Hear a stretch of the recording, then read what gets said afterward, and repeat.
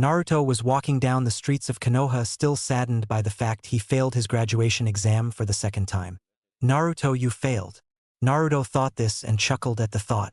What else is new? Naruto didn't pay much attention where he was going or to the villagers who looked at him with hate in their eyes. Suddenly Naruto found himself in front of a story he never saw before. He decided to enter the story and found two men auguring over a tag. Look, I don't think that is a storage seal, the brown-headed man said. It looks more like a chakra seal. And I'm telling you it is a storage seal, the bulky deep-voiced man said. You know what, how about we just activate it and find out what it is?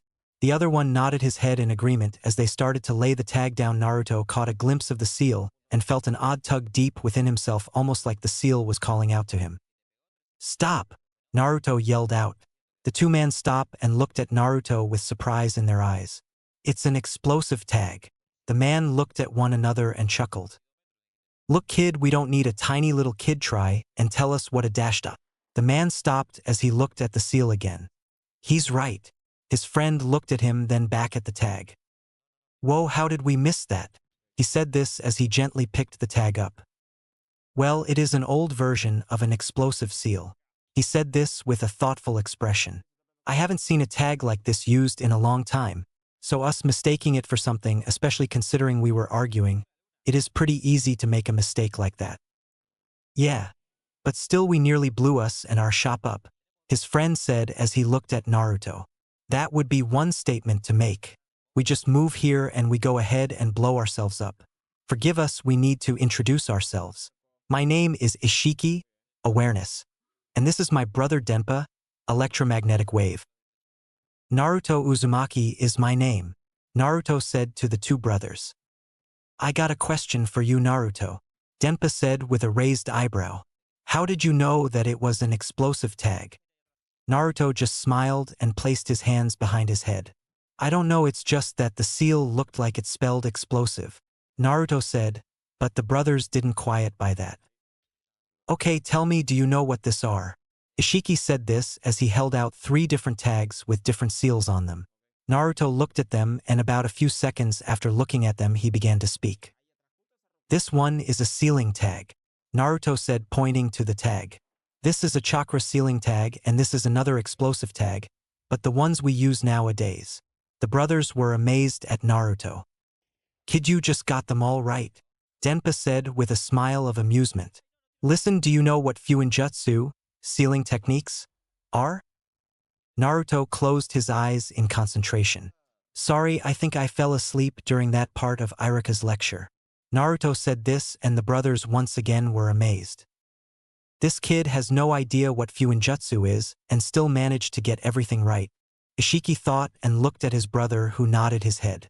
Denpa went into the back and came back carrying a dusty book. Here, we want you to have this, Ishiki said. It is a book over fuinjutsu. Naruto looked at the book and opened it up only to close it back and try to give it back to the owner. Looks boring, Naruto said, much to shock of the story owners. Boring? I'll have you know that fuinjutsu is possible one of the hardest things to ever master, Denpa said. Hell, there is not a lot of people who can be considered seal masters. The reason why is because people don't recognize the importance of fuinjutsu. If someone was to master fuinjutsu completely, devote most of their lives to learning the art, then there is no telling what they could do. After explaining all of this, Ishiki and Denpa noticed a strange look in Naruto's eyes. You mean fuinjutsu could be stronger than ninjutsu? Naruto said, amazed. Yes, Denpa said, only for his brother to cut in. But it all depends on what type of seal you are using, Ishiki said. If someone used the correct seal and placed it on their body, then the answer would be yes. But the problem once again is that hardly anyone wants to learn that forgotten art. I'll master it, Naruto yelled out. I don't know, you look like a weakling to me, Denpa said. I don't think you can handle it. I'm Naruto Uzumaki and I never go back on my word. If I say I'm going to master this, then I am. Naruto said this and before anyone could stop him, Naruto ran out the door. Denpa and Ishiki looked at each other and smiled. Finally, we found that runt, Denpa said as he popped his neck. I thought we would never find him. Okay, fine, so it took longer than planned, but at least we found him. Ishiki said. They thought keeping his name Uzumaki was going to keep him safe. How sad. If anything, they probably made him an even bigger target. At least we are giving the Uzumaki clan a chance to come back. Denpa nodded his head. Now how about we get out of here? Denpa said as he began to pack away some of the merchandise. Sure, Ishiki said. Stay safe, young Uzumaki, for the world outside these walls will be quiet, unforgivable. But that was when he saw his brother putting a batch of seals away. What are you doing, you fool? Ishiki screamed out as he grabbed a metal bowl and started smacking Denpa over his head with it. Those are explosive tags that aren't supposed to near fire embers. Grabbing the bowl away from his brother, Denpa proceeded to beat Ishiki over the head with it. You didn't have to hit me, Denpa shouted out until his brother grabbed him by the throat. Denpa did the same thing and the two began to strangle each other as a customer entered, looked at the scene around him, and slowly walked out. XXX. Naruto made it to his apartment and sat down on his bed with the book in his lap. Techniques stronger than ninjutsu. Naruto shook at the thought. He opened the book and found a message written on the inside. Naruto, we gave you this book for one reason and one reason only, to help your clan to come back. You see, Naruto, you are most likely the last Uzumaki left, a powerful clan that made villages shook in fear and could possibly rival even that of the Senju, 1,000 skills or 1,000 hands, and Uchiha clans, but that time has long since passed. By the time you read this, we will be gone. But rest easy, for we will meet again along your life. Until then, train yourself to master Fuinjutsu like your ancestors before you. Naruto, you will have a long and difficult life ahead. Please use what you learn to help protect yourself, your friends, and allies. Denpa and Ishiki. Naruto reread what the message said and still couldn't believe what he was reading. I was part of a clan, Naruto said, still in shock from what the message said. I need to see about this. Naruto said this as he left and ran towards the Hokage's tower. But when he got there, he found that Sarutobi was in a meeting and was not allowed to disturb it. So Naruto went to the next best thing, the library. When Naruto entered, he snuck past the librarian and headed to the back of the library where they kept books over different clans from or united with Konoha. Naruto looked through the books and found one over the Senju clan. He pulled it out and kept looking for Uzumaki, but when he got to the U's, he found that a book was missing. Damn it, Naruto thought as he cursed himself for not finding the book. He looked at the Senju clan book and began to look through it. The Senju clan was masters of all skill, from ninjutsu, genjutsu, and taijutsu. Naruto whispered to himself. This earned them the name San no Teo Matsu Ikazoku, the clan with 1,000 skills. The only other clan that could rival them as the Uchiha and the Dash. Naruto once again cursed when he found that the other name was torn off. He skipped a page and found himself staying at a section that described Hashirama Senju and all he did for Konoha. Naruto's grip on the book tightened as he felt some tears trying to force themselves up. I was so close to finding more about my family, Naruto thought as he laid the book down and snuck out the library once more. Why would someone go through the trouble of trying to get rid of the information of the Uzumaki clan? Naruto entered his apartment and looked at the book once again. He picked it up and began to read the book, intently studying every inch of the book, every corner, and every word like it was gold. He got so immersed into the book he didn't notice that night had fallen. But still Naruto pressed on reading upon the subject of Fuinjutsu until finally Naruto collapsed upon exhausting. Naruto slept where he fell, but he still kept a grip on that book as if it would suddenly float away and he would die. XXX. Irika was walking down the streets of Konoha. 2 more weeks and then the next academy students come in. Irika though, until he ran into someone he knew by just seeing the tips of his hair. Naruto, what are you up to now? Irika asked, but saw sight that he couldn't believe Naruto was carrying a book that had a marker in the middle of it. Naruto was also carrying a rectangular box. Naruto, where did you get the book? Oh, this some people gave it to me, so I've been reading it, Naruto said, but became confused when he saw Irika's shocked face. Naruto reading. Has the world come to an end? Irika thought as he looked down at Naruto. At any rate, I should be going. I have a lot more reading to do. Naruto said this as he began to walk down the streets once again with his book firmly clasped in his hands. Is that really Naruto? Irika asked himself as he looked at his most hyperactive student. XXX. 2 weeks later. Irika looked at his new class and sighed. I have most of the clan heirs here, not to mention the last Uchiha. Irika just hung his head, but then snapped it up when he noticed that someone wasn't here. Wait a minute, where is Naruto? Irika was about to go and search for the little prankster when suddenly the door was thrown open. Irika turned to see who it was and saw Naruto, but wearing something completely different from his regular clothes. Instead of wearing his regular orange jumpsuit, Naruto was wearing an orange and red shirt that went all the way down to his wrists and hung freely, but right where his hands were they were wrapped in bandages, and right where the collar met Naruto's neck it was opened. Naruto's pants didn't change, except now he wore complete black. On the back of Naruto's shirt was a giant swirl like you would find on any Jonin or Chunin vest, but instead of being small it was as big as Naruto's back, making it look like a maelstrom. Naruto's hair looked like he just got out of bed. I'm sorry, Iruka-sensei, I overslept. Naruto said with a smile. Naruto just looked around at all the stunned faces and just gave a fox-like smile. What, I thought I'd try something new this year.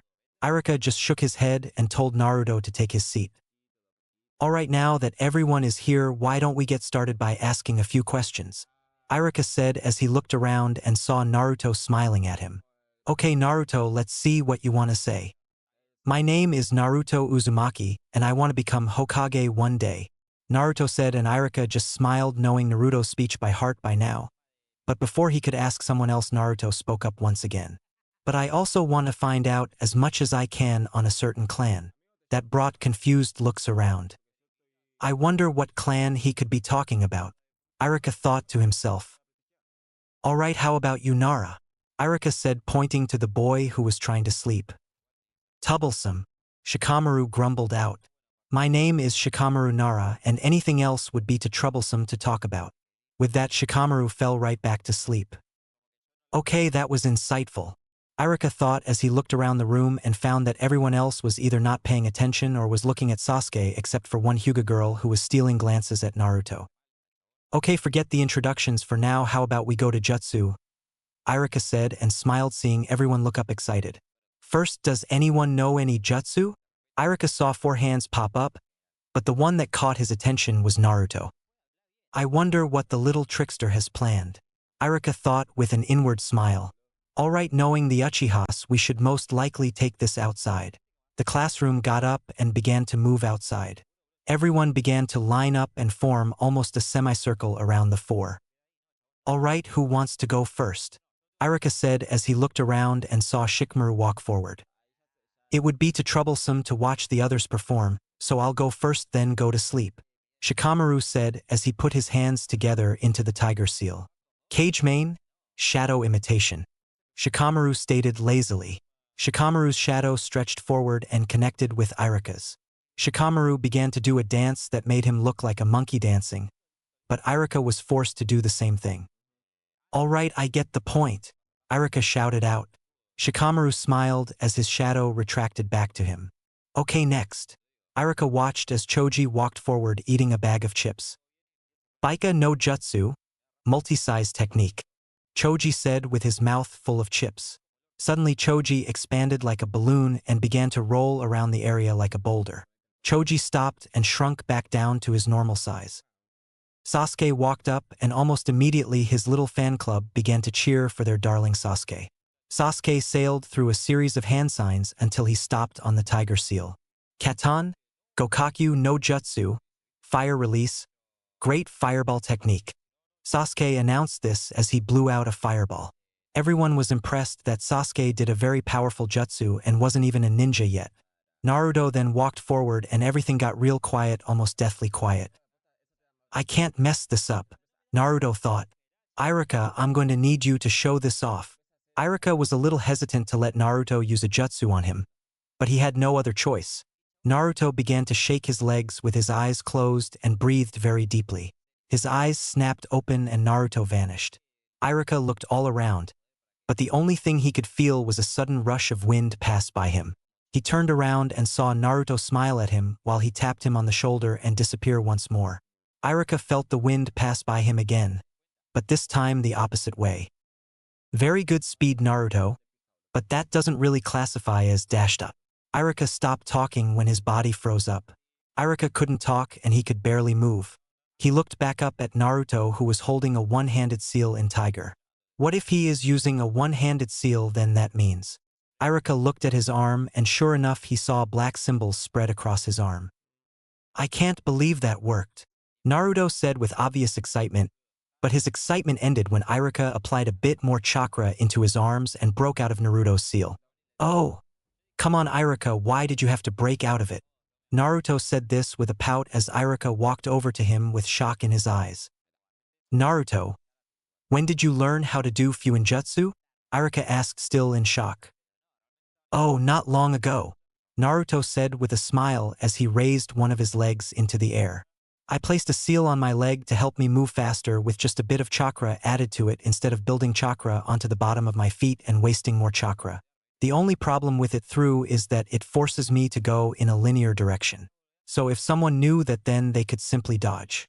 That seal I placed on you was meant to paralyze someone, but if they put enough chakra through their body, they can shatter it. Naruto seemed ecstatic that he finally got to show off his new seals, but Iruka, on the other hand, was stunned beyond belief. The worst kid in the entire class is able to grasp the most complex thing in the world like it was second nature. Iruka thought as he watched Naruto smiling. If Naruto continues like this, then we might just have another seal master.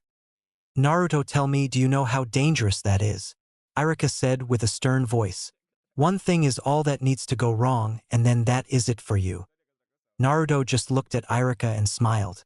That's just it, Iruka, nothing ventured, nothing gained. Naruto said this as he turned around, leaving behind a stunned Iruka.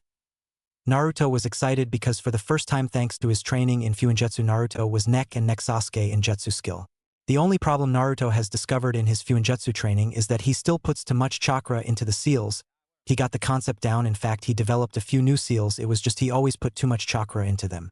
They still work the way they're supposed to, but they consume a large amount of chakra that even drain Naruto's away rather quickly. The other problem was when the seal would blow up and send Naruto to the hospital with burns and missing pieces of flesh. But besides that, everything was going well for Naruto. What still held Naruto back from being at the top was the test over various things like what was chakra or who helped make Konoha what it is today. Naruto couldn't focus much on that, but thanks to his training he was able to focus a little bit better.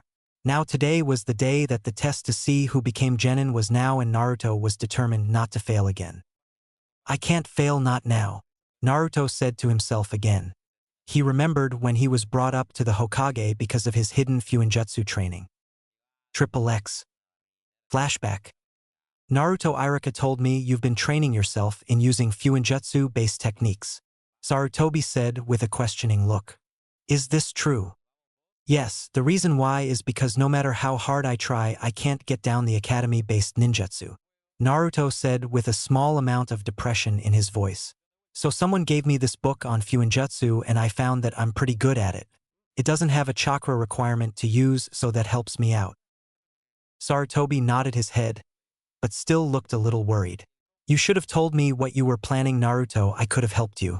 Fuinjutsu is a very dangerous thing to go around and meddle with.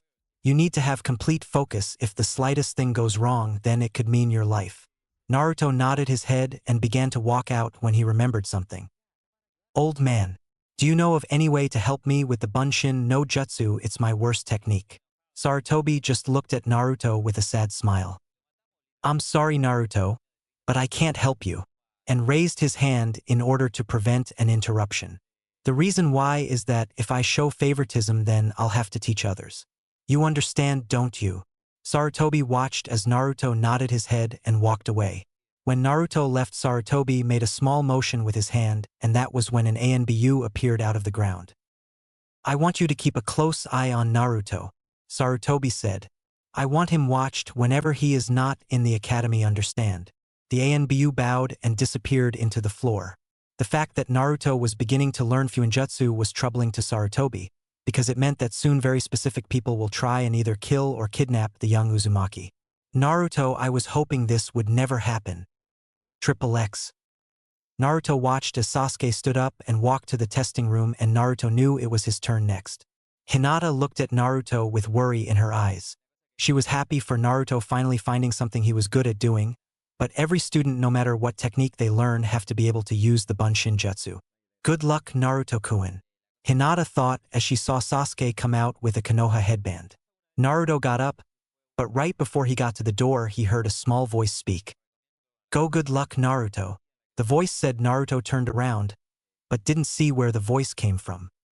"Alright, Naruto, perform a bunshin," Iruka said as he hoped Naruto performed well. Naruto took in a long breath and placed his hands together. In a screen of smoke Naruto had a clone next to him, but it looked sickly and was laying on the floor twitching. Naruto felt his eye twitch as he looked at Iruka, who looked a little disappointed in Naruto's clone. "I don't understand it, Naruto," Iruka said as he folded his hands together and began to think. "You perform Fuinjutsu like you've been doing it all your life, but when it comes down to using the bunshin it always looks like that." Naruto looked at the ground depressed at what he heard, but that wasn't until Naruto heard Mizuki speak up. "Come on, Iruka, let's cut him a break this time." Mizuki said this with a kind smile. "Besides, look at what he's done. He is using Fuinjutsu, something that people can barely use." Naruto at that got a little hopeful, but that changed when Iruka spoke once more. "That doesn't matter," Iruka said, but by his tone what he was about to say made it seem like it was hurting him. "Every student needs to make a bunshin and he could only make one, and it is pathetic. I'm sorry, Naruto, but I can't pass you." Iruka looked at Naruto and saw hurt reflected in those deep blue eyes. Naruto walked away and Iruka felt his heart tear from doing that to Naruto. "Excellent, now I can begin my plan," Mizuki thought with a smile that would chill a person to the core. Triple X. Naruto was sitting on a swing watching as the parents gave their children praises for making it to the ninja ranks. Naruto saw some past looks of disgust and anger his way, but he ignored them. "It doesn't matter," Naruto thought. "I can't pass the test no matter what I try." Suddenly Naruto felt that someone was standing beside of him. When he looked to his right, he saw Mizuki staring at him with a smile. Triple X. Naruto was running from the Hokage Tower with the scroll of sealing on his back, heading for the place Mizuki said to meet him at. Naruto arrived at the meeting place and looked around, but he didn't see a sign of Mizuki. "Well, I guess since I have this thing, I might as well try to learn something," Naruto said as he opened the scroll and saw the first jutsu. "Kage Bunshin, Shadow Clone. Damn it, that is my worst technique. Oh well, I better get started if I want to learn this thing." Naruto then spent what little bit of time to learn the Kage Bunshin technique. An hour later, a very pissed-off Iruka appeared before a tired Naruto. "There you are," Iruka said in a voice filled with anger. "Looks like you found me, sensei," Naruto said as he rubbed the top of his head. "Listen, I'm going to show you this awesome jutsu I learned from this scroll, and you're going to make me a ninja." This confused Iruka as he looked at Naruto. "What are you talking about?" Iruka asked this as he looked at Naruto with a look of sheer confusion.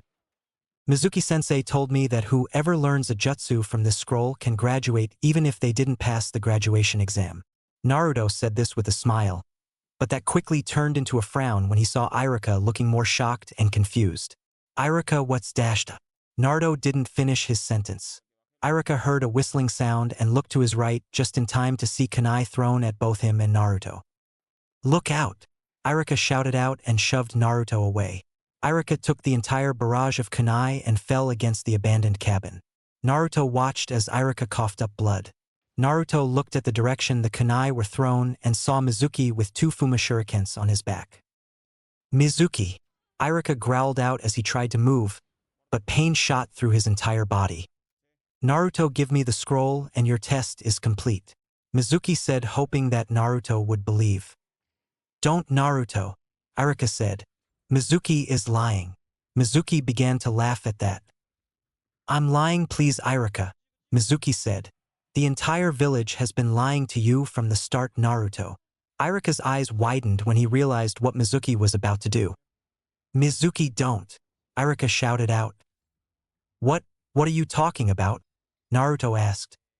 There was a law passed that forbid anyone from talking about the decree," Mizuki said with a smile. "What decree?" Naruto asked, not liking where this was going. "It's forbidden, Mizuki," Iruka yelled out again.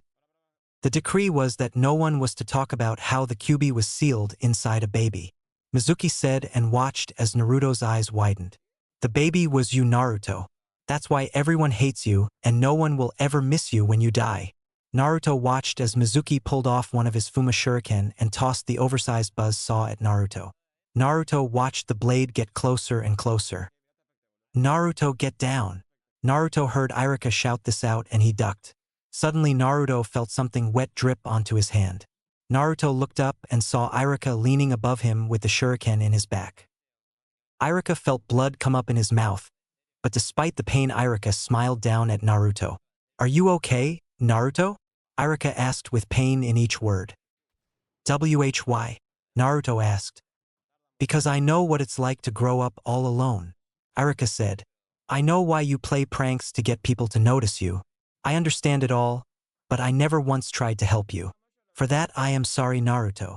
Naruto looked at Iruka with some happiness until Mizuki spoke up again. "That's a laugh," Mizuki said with a chuckle in his voice. "Iruka is just lying to you so you won't go and use the scroll to get your revenge. Who can blame the guy for lying to the one thing that nearly destroyed Konoha?" Naruto then did the one thing Iruka didn't want him to do. Naruto took off full speed away from both Iruka and Mizuki. "Naruto!" Iruka screamed out. "You know that look in his eyes, Iruka," Mizuki said as he walked up behind Iruka. "He's going to take that scroll and destroy the village with it. That is just how beasts are." Mizuki watched as Iruka yanked the shuriken out of his back. "That is not who Naruto is." Iruka shouted this out as he threw the giant weapon at Mizuki, who simply sidestepped out of its way. "I think I'll save you for later," Mizuki said. "But at the moment I have another appointment to keep." With that, Mizuki ran in the direction went. Iruka collapsed onto one knee while glaring at Mizuki. "I won't let you," Iruka said as he stood up and ran in the same direction. Triple X. Mizuki, now transformed into Iruka, saw Naruto running up ahead of him and he smiled. "Naruto, everything Mizuki said was a lie," Mizuki said as he came up from behind Naruto. "He was only saying those things because ... He never finished as Naruto jumped and slammed his head into Mizuki's gut. Mizuki slammed into the ground with a thud. "How did you know that I wasn't Iruka?" Mizuki said as his transformation failed. He then saw Naruto smile. "Because I'm Iruka," Naruto said as he transformed back into Iruka. Mizuki just pulled off his other shuriken and threw it at Iruka, to which it embedded itself into Iruka's stomach. More blood started to pour out of his mouth as Mizuki walked over and ripped the shuriken out of Iruka's stomach. "Why in hell would you be trying to save that animal?" Mizuki asked. "I mean, it was him that killed your parents, so why protect the beast?" "Because my problem is with the Kyuubi, not Naruto," Iruka said as he looked at Mizuki with blood all over his face and vest. "And aside from the pranks, Naruto has done nothing wrong to try and hurt me or the village." Mizuki just began to laugh. "Fine, if you want to die for the demon, then die." Mizuki said this as he swung his shuriken at Mizuki, but before the attack could reach, Naruto delivered a roundhouse kick to Mizuki's head, sending him backwards. "If you touch Iruka-sensei one more time, I won't just kill you," Naruto said. "I'll rip you to pieces." Mizuki was about to comment when Naruto put his fingers together in a cross sign. Kage Bunshin no Jutsu. Sadou Clone Technique. Punto. The entire area was covered in smoke, and when it cleared, Iruka and Mizuki couldn't believe what they saw. The entire forest was surrounded by hundreds of Naruto. Mizuki looked around and then at his single Fuma shuriken, and one thought passed through his mind before the clones jumped. "Fuck me," Mizuki thought as the forest erupted into screams. Naruto watched as the clones disappeared into smoke. Naruto turned around and saw Iruka breathing with difficulty. "Iruka-sensei, I'm sorry if I didn't steal this stupid scroll dash." Naruto was interrupted when Iruka chuckled. "Judging from the amount of blood, I won't make it much longer, but I at least can make it right," Iruka thought. "Naruto, close your eyes." The request confused Naruto, but he did anyway. "Okay, open them." When Naruto opened his eyes, he saw that Iruka wasn't wearing his headband. Naruto touched his forehead and felt the metal. "Congratulations, Naruto, you pass." Naruto watched as Iruka's eyes slowly started to dim. "Iruka-sensei, please don't die." Naruto yelled out as he looked around for some people to help them. "You're one of the only people who treat me like I'm not a disease. Please don't go." Iruka smiled at Naruto and then he thought of something. He pulled out a scroll and opened it up, and in a poof of smoke a vest that's zipper was broken and was black, almost like it had been burned by something. Naruto, this belonged to my father, and seeing how I'm not going to need it anymore. Iruka said this as he gave Naruto the vest. I want you to have it to always remember me by. Naruto didn't know what to say. He looked at the vets, then he looked back at Iruka and started to cry from what he saw and heard from Iruka. Naruto, you were always my favorite student. Almost always acted just like me. With that, Iruka died with a smile on his face. Naruto on the other was crying and gripping Iruka's body, almost like if you squeezed hard enough Iruka would come back. Naruto stayed like that until the Hokage and 3 others appeared and took Mizuki away. Sarutobi approached Naruto cautiously. Naruto, are you alright? Sarutobi asked, already knowing Naruto wasn't alright, but he still needed to ask. He died because of me, Naruto said as he looked at Sarutobi with tears in his eyes. If I didn't ... But Sarutobi quickly grabbed Naruto and pulled him into a hug. It's not your fault, Naruto, Sarutobi said in a very kind tone. Mizuki took advantage of you when he knew you were most vulnerable. The fault lies with him, not you. Naruto cried into the elderly Hokage as Sarutobi took him away from Iruka's body as 2 jonin came in and started to carry his body back to the village. XXX. Sarutobi watched as Naruto put the vest that Iruka gave him over his shirt. Before Sarutobi could speak, Naruto beat him to it. So what's going to happen now? Naruto asked as he held Iruka's headband in his hands. Well, first we need to give Iruka a proper burial, Sarutobi said. Then we need to change the teams around some to place you in. At that, Naruto looked at him with surprise. Why? Naruto asked. Not that I'm complaining or anything, but I thought after tonight. Naruto just trailed off after that. Naruto, Iruka gave you his headband because he believed that you were ready to become a ninja, Sarutobi said with a kind smile.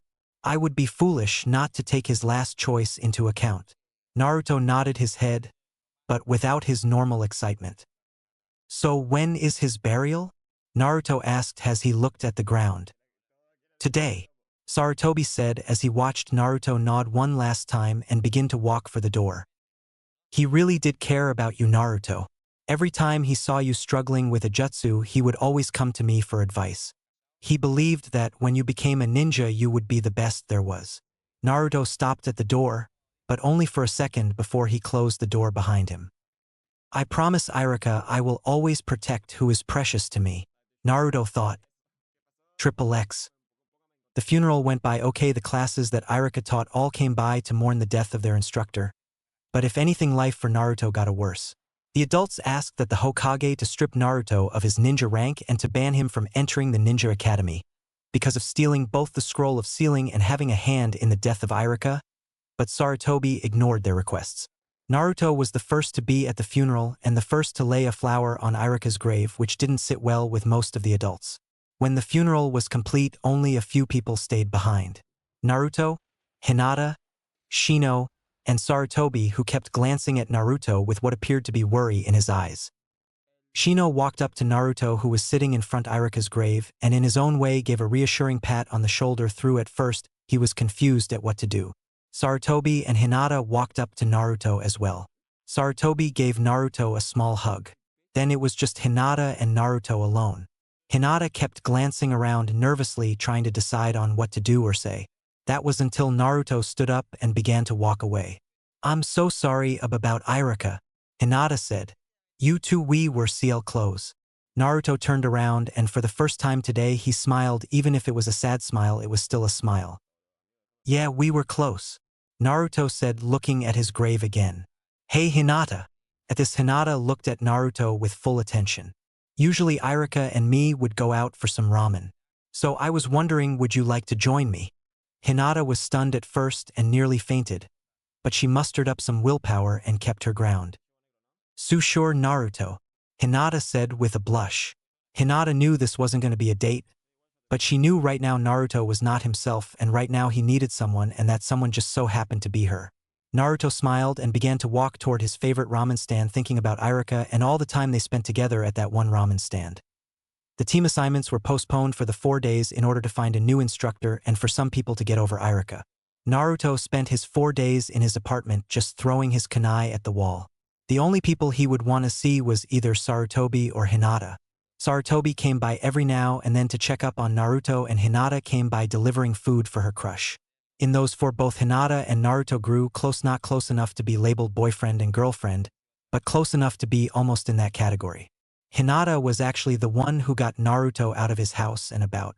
Naruto came in wearing his normal smile, signaling to everyone, telling them that Naruto was back. But Naruto carried something with him. A more serious attitude followed the blonde. He still goofed off whenever he had the chance.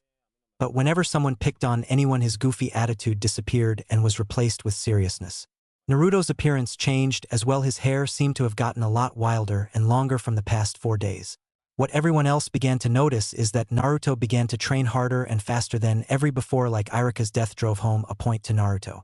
As a result, Naruto's arms, hands, and his neck was wrapped up in bandages, making people try and take a peek at what was underneath the bandages. Some people liked the new change in Naruto. It told them that when it came down to the bottom line, he wasn't going to let anyone get hurt on his squad. Someone walked into the classroom carrying a clipboard that everyone guessed had who they were assigned to be in a squad with. "My name is Genma, and I'm here to tell you who your squad is," Genma said as he looked around the room. "So let's get this started." Everyone listened to Genma tell the students who was in which team. Team 7 will be Naruto Uzumaki, Sasuke Uchiha, and Sakura Haruno. Your Jonin sensei will be Kakashi Hatake. There was several reactions. Sakura began to chant that she was in the same team as Sasuke. Sasuke just shrugged his shoulders, showing indifference. But the strangest reaction of all was the one from Naruto, who showed no reaction except for a small smile that some people missed. Team 8 will be Hinata Hyuga, Shino Aburame, and Kiba Inuzuka. Your Jonin sensei will be Kurenai Yuhi. Genma continued on until all the squads were named. Alright, your Jonin senseis should be here to pick you up in an hour or so. Until then, try and get to know your squad mates. Genma left through the door and students with their squad left as well. Only one squad stayed behind, that being Team 7. Sasuke, would you like to go to eat something while we wait for our teacher?" Sakura said, with the hopes of getting Sasuke alone. Sasuke didn't respond because he was busy watching Naruto begin to draw seals on tags. "Naruto," Sasuke said, getting Naruto's attention. "What are you up to?" Naruto just smiled. That made. "Oh, I'm making a special little seal for a certain someone," Naruto said with amusement. "So how about we go and get something to eat? I'm starved." Naruto got up to leave. "So are you two coming?" Sasuke shrugged and got up and followed Naruto with Sakura right behind him. Unbeknownst to both Sasuke and Sakura, one of Naruto's Kage Bunshin snuck up and placed 2 of the tags into Sasuke and Sakura's pack. XXX. 3 hours later. "Where is he?" Sakura screamed out, walking around. "He is 2 hours late." Naruto, instead of trying to vent his anger, was instead drawing a seal on a bucket of water and a seal right above the door. Sasuke watched what Naruto was doing with confusion. What is he up to now? Sasuke thought as he watched Naruto fill the bucket with water. He then hid the bucket under his desk, propped his feet on his desk, and waited. The door opened and in came a man with his headband covering his left eye and his sliver hair standing straight up, defying gravity. He looked around the room and saw Sakura glaring at the late man. "My first impression is dashed." Kakashi never finished his sentence, because he saw Naruto raise a tiger seal and a poof of smoke. First he was confused until water and a bucket fell on him. "I that you are all wet," Naruto finished for him with a chuckle. Kakashi removed the bucket and looked at it, seeing a seal on the bottom part. Kakashi got a feeling. He looked above the door and saw another seal that was the exact opposite of the one on the bucket. Transference seals. Kakashi thought as he looked at Naruto was walking towards him with his hands in his pockets. So what the Hokage told me was true. He has been studying seals. Naruto walked up to Kakashi and smiled at him. Kakashi chuckled. "Meet me on the roof in 1 minute," Kakashi said as he disappeared in a swirl of leaves. Naruto just smiled even more and began to walk up towards the steps that would take him to the roof with Sasuke and Sakura right behind him. XXX. The roof. Kakashi looked at the team in front of him with a critical eye. Okay, let's see how about we get through introductions. Kakashi said as he looked at Sakura. You Pinky, you're first.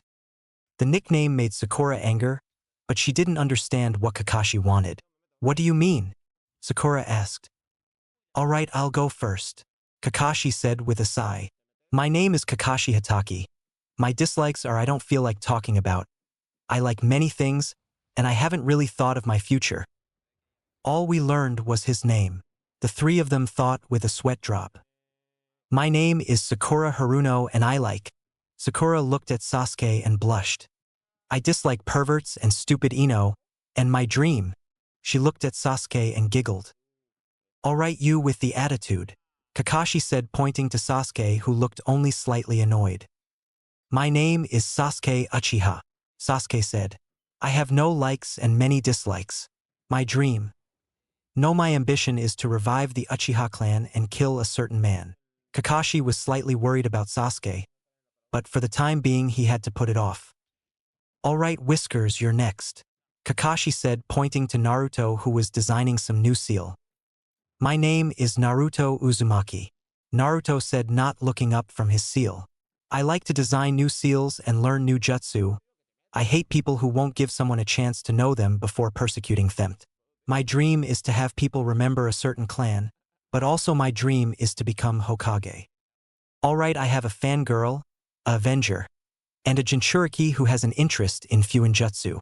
Kakashi thought with interest. All right, everyone meet me at Training Ground 3 for the Genin test, Kakashi said and raised his hand to stop any interruptions. Get there at 8 o'clock a.m. sharp. Oh, and don't eat anything because you will puke. With that, Kakashi vanished in a swirl of leaves, leaving behind his team with their thoughts. Triple X. Tomorrow, Training Ground 7. Team 7 were waiting in the field for Kakashi to show up now that he was an hour late. Sakura kept bouncing around, but Sasuke and Naruto were being patient.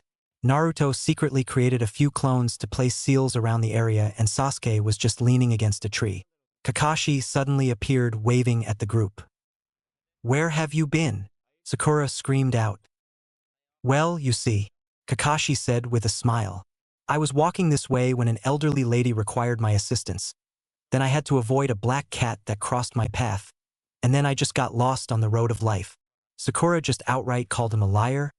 Sasuke didn't do anything but stand up, but Naruto had the most startling reaction. Lost on the road of life, Naruto said with a raised eyebrow, and Kakashi nodded his head. That happens to me sometimes, that road as some great scenery doesn't. That shocked everyone, but Kakashi recovered and smiled at the blonde. Yes, it does, Naruto, Kakashi said. All right, let's get this test started. Kakashi then held up two bells. The ones who get the bells pass and get to eat, while the other one is tied to the pole. But Kakashi, there is only two bells, Sakura stated, getting a smile from her sensei. Exactly, one of you will not pass and will be sent back to the academy. That got shocked looks out of everyone. So you better come at me with the intent to kill. Go! Kakashi shouted this out and watched as the group disappeared. Kakashi was looking around. Pretty good, Kakashi said. I can't find Dashta. Kakashi stopped when Naruto appeared in front of him. You know you're supposed to hide, right? To which Naruto smiled. Yeah. But if I hide, then I can't try out my seals. Naruto said this as he unclipped one of the pockets on his vest. No, either this will work or this will explode and kill me. But hey, live and learn. Naruto pulled out a red tag that had seal on it for fire. I shouldn't let my guard down, no telling what is going to happen, Kakashi thought as he got in a ready stance. Naruto lifted the seal up until it was level with his head. He then let the seal go and held his palm facing the back of the tag. The seal floated in mid-air, confusion Kakashi until he heard Naruto speak. Fuinjutsu, Shukyaku, sealing technique, incinération, point. Naruto stated quite plainly. The tag suddenly burst into flames, leaving behind a fireball. Kakashi looked at it and was about to speak before the fireball shot forward into a stream of fire. Kakashi dodged out of the fire stream's way, but when Naruto moved his arm, the fire followed. Kakashi kept running until the fire died out. He managed to put fire into a seal, Kakashi thought with amazement. When the fire died, Naruto looked at his hand in thought. 3 seconds. Naruto said, confusion Kakashi. That is how long that seal lasts, is 3 seconds. Naruto then reached for another tag. But Kakashi wasn't about to let him. Kakashi disappeared in a burst of speed, surprising Naruto. Kakashi appeared behind Naruto and delivered a chop to the back of his neck to knock him out. But instead of falling to the ground, Naruto disappeared. Kage Bunshin, Kakashi said with a smile. He could be interesting. Kakashi looked around and saw Naruto was nowhere to be seen. So the real one is hiding somewhere, sending his clones in to attack me with Fuinjutsu, trying to scout out a weakness. Looks like all that Fuinjutsu training really paid off for both his intelligence and patience. Kakashi kept looking, but decided to create a few clones to go and find the 3 kids. Triple X. Come on, have you two ever heard of a 2-man squad? Naruto asked both Sasuke and Sakura, who looked skeptical. Maybe this is a special rule, Sakura said, but even she doubted it. Sasuke just looked thoughtful while Naruto looked from one to the other. Alright, let's just work together. I'll create an opening, you guys get in there, and get those bells. I don't care if I lose, alright? Naruto said as he stood up and ran through the forest. What do you think, Sasuke? Sakura asked as she looked at her crush. Sasuke didn't answer back, but watched Naruto's fading form. Triple X. Where in this world are they?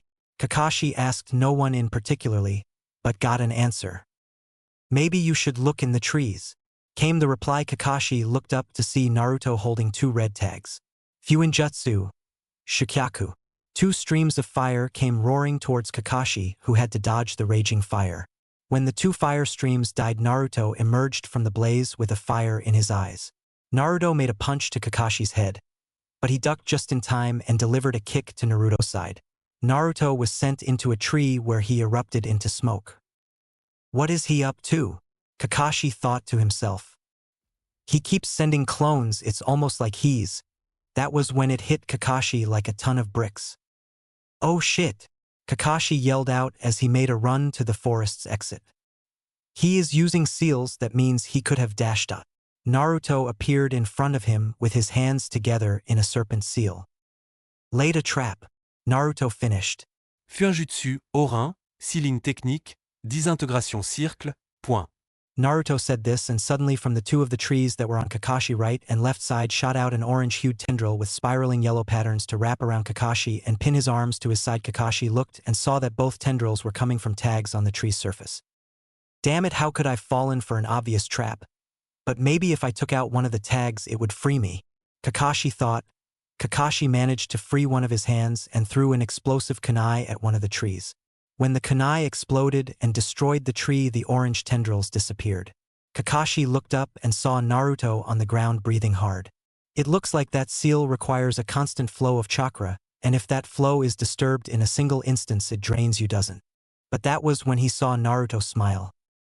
I never planned one keeping you still, Naruto said with amusement in his blue eyes. Kakashi's eye widened as he looked and saw both Sasuke and Sakura reaching for one of the bells. Very good. But I'm a jonin for a reason, Kakashi said, making everyone stop. And now I know not to go into the forest. With that, Kakashi's clone exploded into smoke. Damn it, Akage Bunshin, Naruto cursed. Naruto then reached down and undid the bandages around his right arm, revealing seals that meant many different things. But from what Sakura could see, it meant static. At this rate, I'm going to have to reveal some of my secret Fuinjutsu. Naruto then got up onto unsteady feet and looked towards the forest exit. Let's move. Triple X. Kakashi looked at the clock and saw that they had about 3 minutes left. They already got the concept that they were to work together. But let's see if they can get these bells. Kakashi said this as he saw the 3 emerge from the forest. But what shocked Kakashi was the fact that Naruto's arms was covered in seals. Now what? Naruto stopped a few feet in front of Kakashi. Care to explain what you have planned with those? Naruto smiled. He raised his left hand in a tiger seal while he pointed his right finger arm stretched at Kakashi. Did you know that static electricity is always in the air? Naruto said as he spoke. Sasuke was finishing his hand sign and Sakura was pulling out a kunai. Kakashi had a nervous feeling in his stomach. Okay, so what of it? Kakashi said, which just made Naruto smile. Fuinjutsu, Byakure, Ceiling technique, Pal lighting, point. Naruto stated, and suddenly the seals on his right arm began to glow and crackle like lightning. Kakashi watched until a blue light appeared on Naruto's finger. Kakashi dodged a static bolt that missed him by inches, but when he looked back he saw Sasuke with his hands together in a tiger seal. Katan, Gokakyu no Jutsu, fire release, great fireball technique, Sasuke said with his fingers curled around his lips in a ring. Kakashi was forced to dodge a potently lethal jutsu only to run into Sakura, who swung her kunai at him. When I told them to come at me with the intent to kill, I didn't think they would take it so seriously, Kakashi thought as he grabbed Sakura by the arm and twisted it until she dropped the kunai, at which Kakashi grabbed it and held it to her throat. Now what will you do? Kakashi watched as Naruto's arm began to glow from the static electricity building up. Naruto then did something Kakashi didn't plan out. Naruto turned and blasted the static bolt at Sasuke. Sasuke watched as the bolt came closer and closer, but before it hit him it turned and hit his pack. Sasuke watched as his pack absorbed the bolt and then disappeared. What was that dashed? Kakashi didn't finish when he heard a crackle. He looked down and saw that Sakura's pack was glowing. Fuck! Was all Kakashi had time to say before the static bolt shoot out of Sakura's pack and hit him in the stomach. Kakashi dropped both Sakura and the kunai. Kakashi was charged with electricity, but instead of blasting through him, the bolt of static simply slowed down his movements like it was tensing up his muscles. Think of it as a taser. Kakashi looked up and saw Naruto on his knee breathing hard as his arms seemed to be hurting. But nevertheless Naruto smiled as both Sakura and Sasuke jumped at the bells, but right before they could touch them the bell rang. Kakashi let out a sigh as he felt his muscles relax. Looks like none of you got any bells, Kakashi said as he waved for the group to follow him. Kakashi watched as each of the three sat down at various posts. Even though I wasn't even using my full power, they really came close. Kakashi looked at Naruto with a frown. Naruto was still holding his right arm, but he was moving it a little bit more. Naruto, what did you do when you fired at Sasuke? Naruto didn't answer, but he reached and grabbed Sakura's pack and pulled out a burnt tag. Yesterday when we were assigned a team together, I wanted to make sure that if either Sakura or Sasuke got captured I could get them out, Naruto said as he laid the tag down and watched as it slowly turned into ash and floated away. Sasuke took off his pack and emptied it, but the only thing he got was a pile of ash. So you made sure you could get your teammate out of a tight spot, Kakashi said with a proud tone. Where did you think about that? That was when Naruto's smile turned into a sad frown. I thought of it when Irika died, Naruto stated with sadness. That was when Kakashi realized he hit a very sensitive nerve. Well, I guess I just have to send all three of you back to the academy, Kakashi said as he turned around, giving them one final test. Let's see if them working together was a fluke. No, we don't fail, Sasuke and Sakura said at the same time. Oh, and why not? Kakashi said with an anger voice. Because the test wasn't to get the bells, it was to see if we could work together, Sasuke said with a smirk. And besides, whoever heard of a two-man squad? Sakura said with a note of pride in her voice. Really, then I guess I have no choice, Kakashi said as lightning flashed behind him. You all, pass. This got cheers from everyone. Kakashi walked up to Naruto as he wrapped up his right arm. How is your arm? Naruto looked up and smiled. It's fine, Naruto said as he finished the bandage. It's just if I use it too much I start to feel the static starting to tighten my muscles. But I'm fine. Kakashi nodded his head and looked at the other two. What do you think of this team? Kakashi asked, curious to see what Naruto would say. I'd say we're ready for anything, Naruto said as he looked at Sasuke and Sakura. Now what say you and I travel down that road of life and see the sights? Kakashi gave off a chuckle and patted Naruto on the back. Do you have the target in sight? Kakashi's voice said over the earpiece.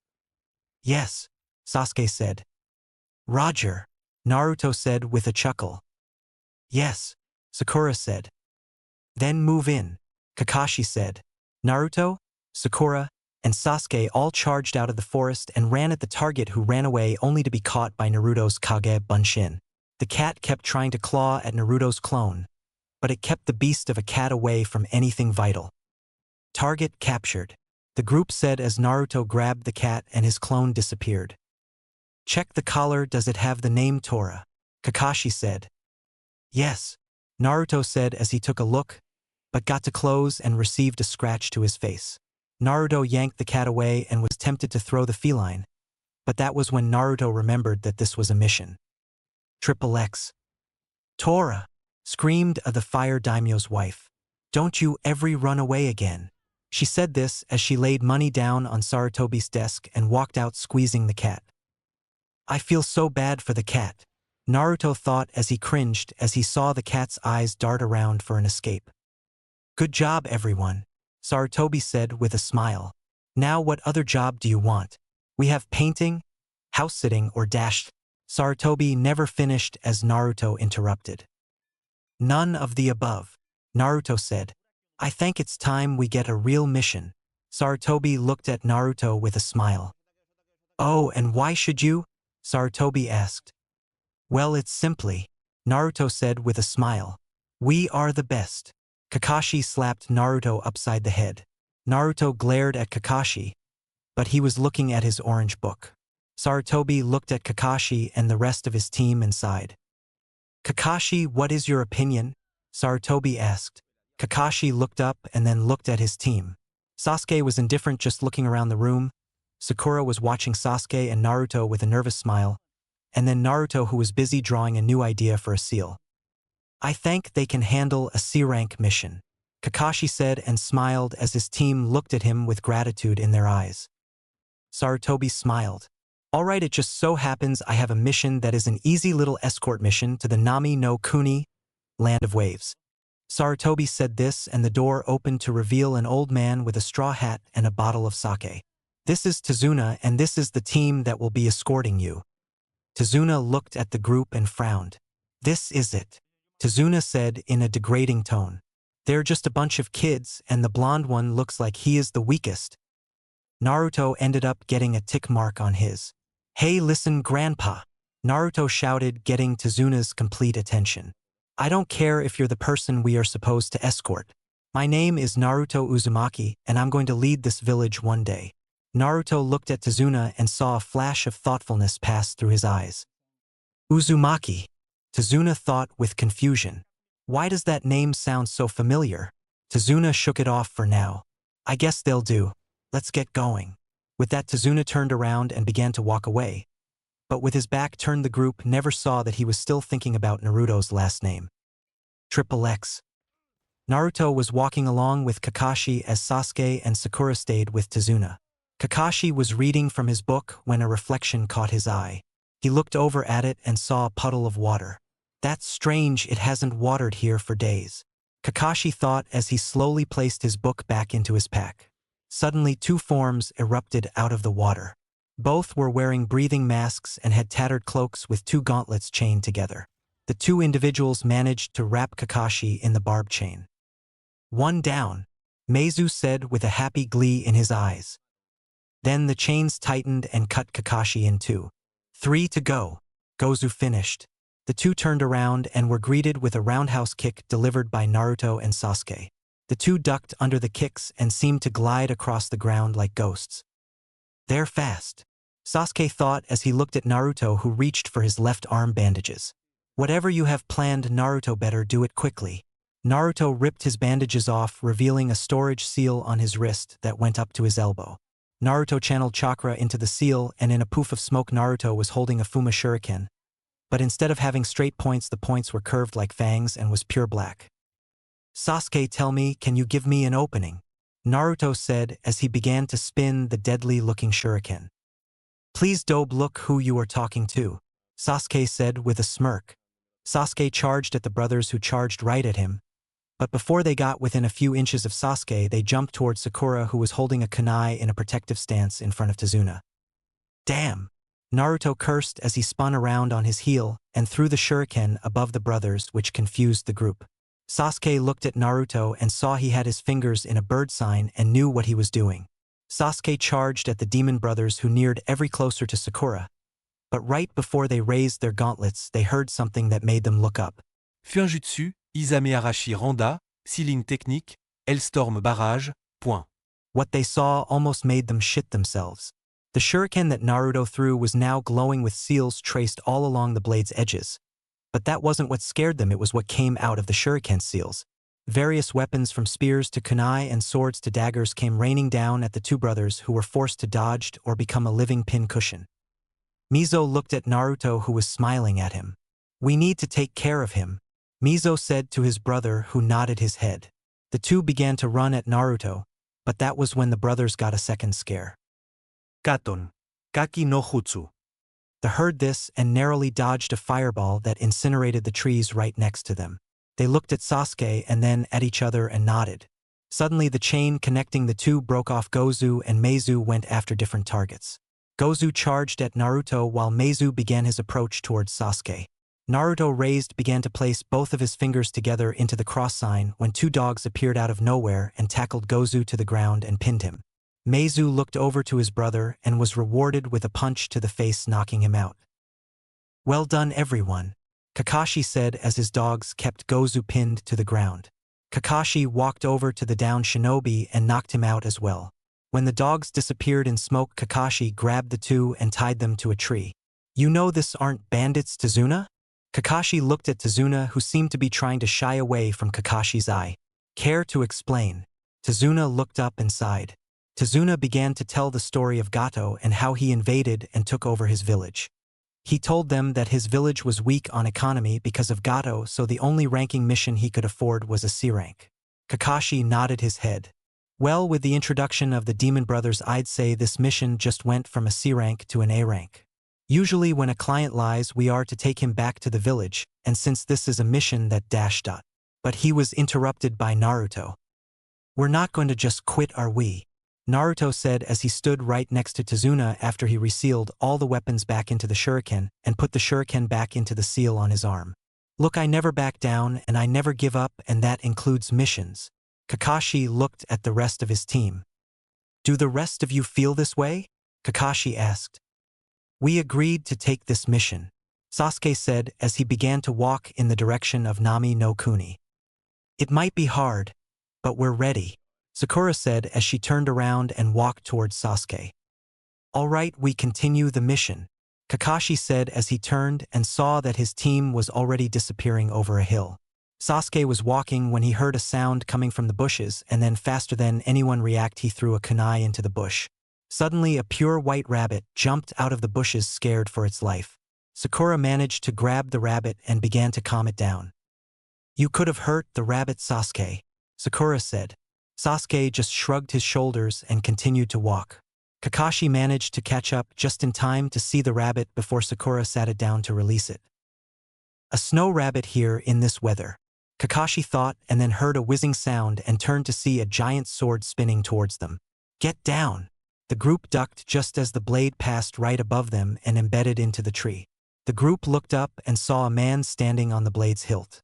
He wore a scarf around the lower half of his face. He had camouflaged pants and wore no shirt. "Zabuza Momochi," Kakashi said with a glare as he stood up slowly. "Kirigakure no Kijin, Demon of the Hidden Mist." "Kakashi Hataki," Zabuza said with a hint of amusement. "Kopi Ninja no Kakashi, Copy Ninja Kakashi.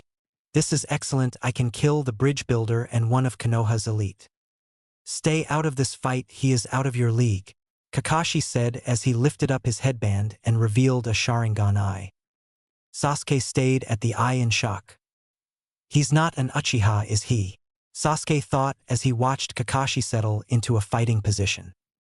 Kakashi looked back at his team and smiled at them. "Don't worry, I won't let him hurt any of you." Kakashi said this as he turned around and saw Zabuza holding his giant sword in his hands. "Are you through with the sappy goodbye?" Zabuza asked in a mocking tone. Kakashi's answer was charging at Zabuza with a kunai already drawn. Kakashi swung his kunai at Zabuza, who jumped above Kakashi and swung his sword at his head. But Kakashi threw his head back just in time to miss having a nasty haircut. Kakashi jumped back and delivered a kick to Zabuza's side, which sent him back to where he was standing. But only this time he was laying on his back. Kakashi stopped himself and was about to charge when Zabuza put his hands together. Kirigakure no jutsu, hidden mist technique. Punto. Zabuza said as a thick mist came rolling in and started to conceal him. Kakashi's eyes narrowed as he found it difficult to see even with his Sharingan. The mist is laced with chakra, Kakashi thought. This is going to get bad. That was when he heard Zabuza's voice. There is so many places to kill you at, Zabuza said. There is just so many I don't know what to hit. That was when Kakashi knew where he was going to strike. The bridge builder, Kakashi thought as he ran towards the location of Naruto and the rest of the team. Naruto, Sasuke, and Sakura were in a semicircle around Tazuna when Zabuza appeared right in the middle of them with his sword already held in a striking position. Zabuza saw Kakashi appear and smiled at him. Sorry, but you dash dot. Zabuza stopped when a bunch of Kage Bunshins landed on him in the form of Naruto. Lose, Naruto said, finishing Zabuza's sentence. Naruto had his right arm up and on his palm he was holding a red tag. Zabuza. Zabuza looked at Tazuna, Sakura, and Sasuke and watched as they disappeared into smoke. Fuinjutsu. Shikyaku. Zabuza's eyes widened when he saw a jet of fire launch at him, incinerating the clones. But when the blaze died, there was nothing but a wet spot on the ground. Naruto gritted his teeth as he saw that it wasn't the real Zabuza. Naruto looked into the woods and saw Sasuke and Sakura coming out of the forest with Tazuna close by. Good work, Naruto, Kakashi said, proud at his student. Now Sasuke, Sakura, and Dash. He never finished his sentence as Naruto was grabbed by a water-like whip and swung into several trees until he landed almost 3 feet away from Zabuza's blade tip. Naruto! Kakashi tried to get over to Naruto, but was stopped when several water clones came out of the woods and water around them. Sorry, but I have some business with the runt, Zabuza said. But I'm sure my clones can keep you company. They may only have 1/10 of my strength, but I'm sure if I have a small army attacking you that it won't make much of a difference. Damn it, Kakashi thought as he pulled out his kunai and looked at Naruto, who gave him a thumbs up. He must have been making clones in order to prepare for us, but if that is the case then he should be almost out of chakra. That was when he noticed a small bag laying on the ground. Soldier pills, I have to get to Naruto and fast. Zabuza chuckled as he watched his clones begin the attack. Now then, where were we, runt? Zabuza said, but Naruto's answer was a mumble. I'm sorry, I didn't quite catch that. Are you so scared that you can't even talk right? That was when Naruto screamed out his answer. My name is not Runt, Naruto screamed. My name is Naruto Uzumaki. Zabuza's eyes widened at the sound of Naruto's last name. No, he can't be an Uzumaki, Zabuza thought. The Uzumakis were all wiped out long ago. Zabuza was so busy with his thoughts he didn't notice as Naruto removed his bandages around both of his arms and neck, revealing seals all over them. Zabuza noticed the seals and gritted his teeth. Damn it, he is an Uzumaki. Zabuza jumped back away from Naruto and brought his sword up, pointing it up at Naruto. Sorry kid, if I let you live you could become a big problem for my mission. That was when Zabuza charged, but noticed as Naruto's right arm began to glow and crackle like electricity. Fuinjutsu, Byakurai. Naruto stated quite plainly and shot out a static bolt that nailed Zabuza on his left arm, numbing it. So the seal on his right arm sucks in static electricity and shoots it out in a bolt, paralyzing anything that it hits. Zabuza thought, analyzing Naruto's seals. His left arm has a storage seal that contains a giant shuriken that has a lot of other different weapons sealed in it. So my first target should be to immobilize that right arm of his. Zabuza looked at his left arm and felt his feeling coming back. Zabuza charged and swung his sword, but Naruto put some chakra into his storage seal, and out popped out his giant shuriken. Zabuza's blade hit the shuriken and forced Naruto tumbling backwards, but Naruto quickly regained his footing and threw the massive blade at Zabuza, who dodged to the left and swung his sword with enough force to snap the spinning blade in two. Zabuza expected to see the shuriken cut in two, but it disappeared and revealed a Kage Bunshin that disappeared in smoke. He turned a Kage Bunshin into a real shuriken. Zabuza thought with amazement. This kid is a goldmine. If he was in Kirigakure, I would have took him with me. Zabuza snapped out of his trance when he saw Naruto place his hands together, palms facing Zabuza. That was when Zabuza noticed the seals on Naruto's palms. So he can only use that seal whenever he puts his palms together. That was when Zabuza noticed that the wind around him was being pulled towards Naruto. Oh, this could be bad. I only have enough chakra for this one, Naruto thought as he felt his body began to give on him. I can't miss. Fuinjutsu, Tenran, Ceiling Technique, Orchid Sky. Naruto shouted this out as a ball of spinning wind appeared in his hands. Zabuza's eyes widened when the ball expanded and became a raging tornado-shaped drill. Zabuza watched as the drill-shaped tornado began to rip chunks of the ground off. Fuck me, Zabuza thought as he ran. He jumped onto the water and kept running. But when he turned around he saw Naruto straining himself, putting more chakra into his jutsu. The kid is going to kill himself. That was when the tornado split into two and flew towards Zabuza. Zabuza watched as the two twister came closer and closer, but just when they were going to slice him apart they disintegrated. Zabuza with wide eyes looked towards Naruto and found him to be on one knee sucking in lung full of air while blood gently dripped from his mouth. I need to end this silly game right now, Zabuza said. He placed his hands together and the mist came rolling back in. Naruto looked around him looking for Zabuza, but he didn't notice Zabuza slowly emerging from the mist just like a demon. Sorry kid, nothing personal. Naruto turned his head just in time to see Zabuza swing his massive sword at him. Triple X. Kakashi finally finished the last clone and saw the mist Zabuza made fade slightly, and he saw a sight that made him panic. Zabuza was swinging his sword at the only blind spot every creature had. The neck. Naruto! Kakashi and the rest of his team screamed out. Cling! Zabuza stared in amazement as a purple-looking hexagon-like barrier appeared right behind Naruto, shielding him from Zabuza's attack. Naruto took this chance and jumped away from Zabuza, but as soon as his feet touched the ground, he collapsed onto one knee. Naruto looked at Zabuza, and that was when Zabuza saw it. The seal around Naruto's throat had expanded and was now reaching his eyes, but the seal began to fall off Naruto's face and the barrier shattered like glass. That is one nifty seal you have there, kid, Zabuza said. But it appears that you can do it only once. Naruto cursed and tried to stand, but fell once again. You're right, Naruto said. That specific seal is a one-time deal. I can use it only once before the seal peels off like paper by itself. Then, I'm forced to draw another one. Zabuza chuckled and began to walk towards Naruto, each step making Naruto feel something he never felt before. Fear for his death. Each step Zabuza took felt as though death was slowly approaching Naruto. Naruto, for the first time in his life, saw his life flash before his eye, and what he saw depressed the young blonde. Maybe this is for the best, Naruto thought. I only had and have a few people who care about me, and because of me, one of them died. Maybe I should just accept it. Then, images of Hinata visiting him day after day came into his mind. She always came by to see if Naruto needed anything, and whenever he told her he was fine, she would stay behind just to make sure. He remembered how Team 7 cared for him, and he felt confused why he was remembering these things. It was as if his brain is trying to contradict itself. All of a sudden, Naruto wasn't quite sure he wanted to die anymore. Before Zabuza could even raise his blade, he was forced backwards by two fireballs and a barrage of kunais with explosive tags on them.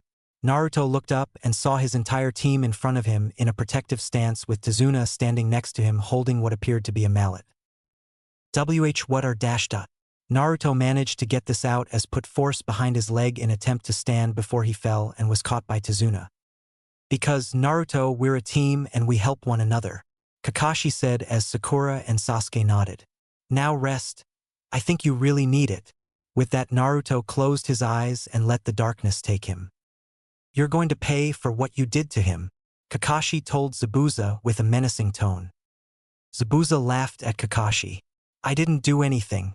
It's just that his clan was always a bunch of reckless people. Zabuza sneered at them. When his eyes took in the confused looks of Team 7, he decided he might just as well taunt them a little as he gave the signal to the unseen figure in the trees. You don't know anything about him, do you? Well, let me fill you in on a little secret.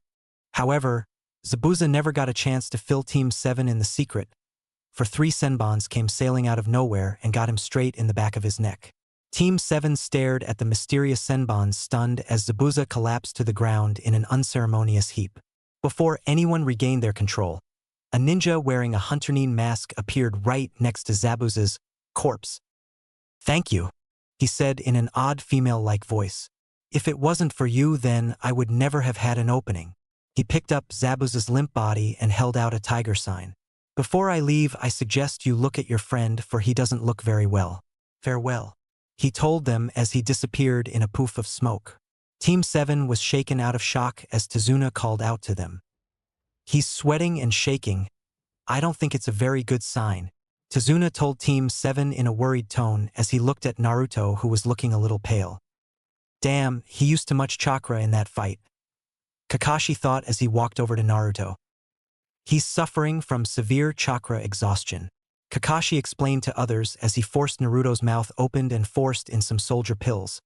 But inside he was thinking of what went wrong. I thought the Kyuubi would prevent something like this, but I guess Naruto was overusing the seals. I think the seals are consuming chakra too fast for it to be balanced by him, or the seal for regulating Kyuubi's chakra. He's going to be fine, right, Kakashi-sensei? Sakura said with frightened voice as she took in the image of Naruto lying helplessly on the ground. Kakashi looked up and gave her an eye smile. Yeah, he should be fine. Naruto is always full of energy. Kakashi said this, but deep down he was thinking something else. But if he keeps this up, I'm afraid he might end up killing himself with these seals. Kakashi muttered to himself in a soft voice that only he could hear. Sasuke looked at Naruto, then back at Kakashi with a confused expression. What did Zabuza mean by the people from Naruto's clan were always reckless? Sasuke asked.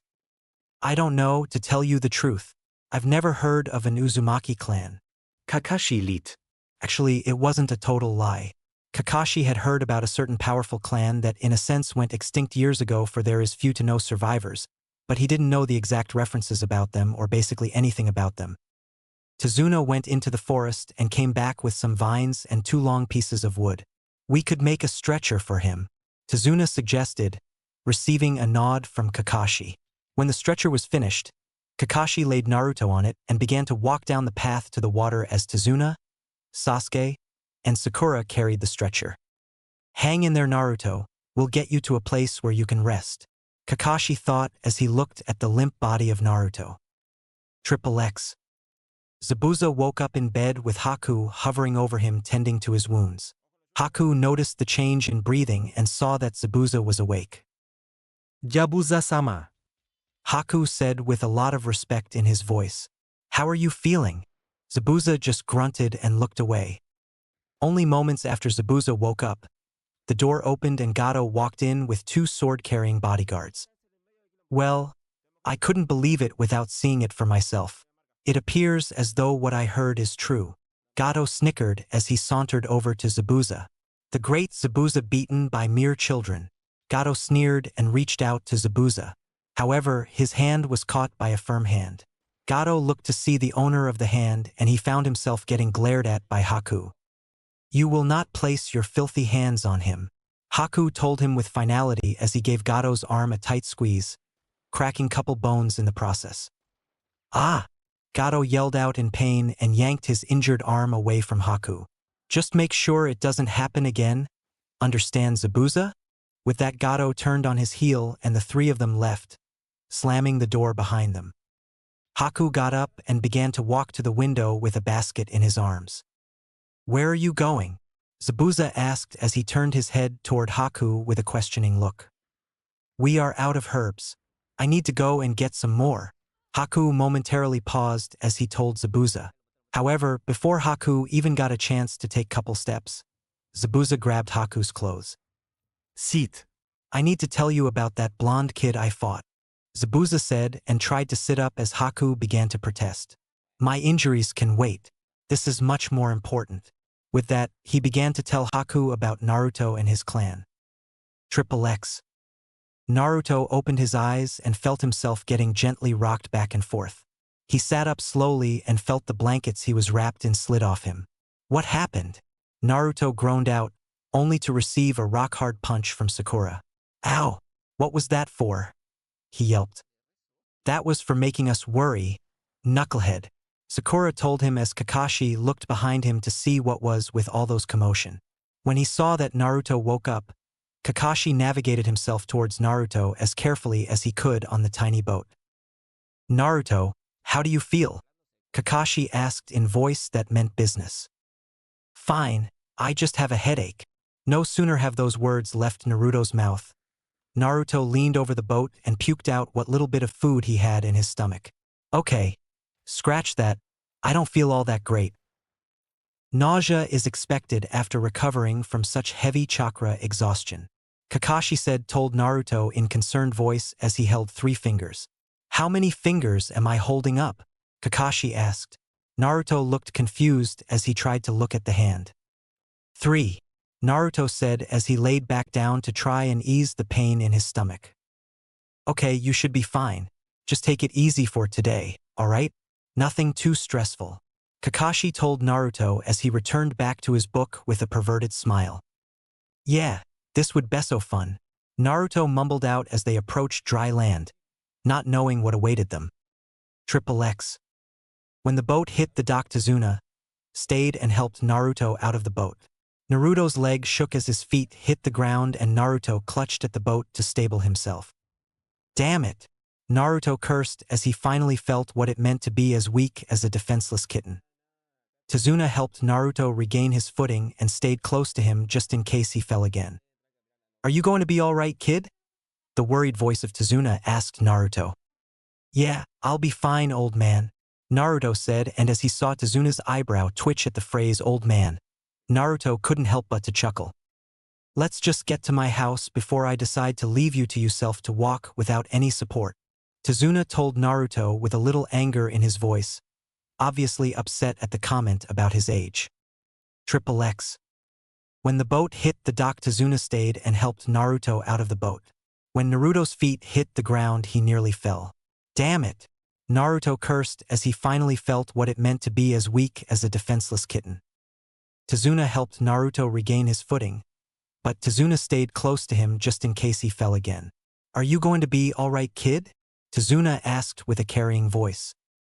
Yeah, I'll be fine, old man, Naruto said and chuckled as he saw Tazuna's eyebrow twitch.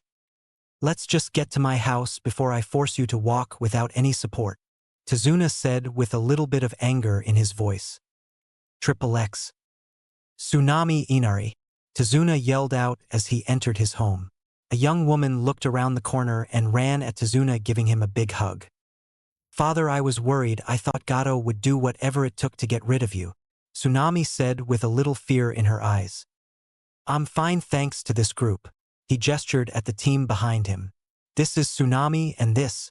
He looked around for Inari when he came down the steps. Is Inari? A pleasure to meet you. I'm Kakashi Hetaki. Kakashi said and pointed to his students as he named them off. Sasuke Uchiha, Sakura Haruno, and Naruto Uzumaki.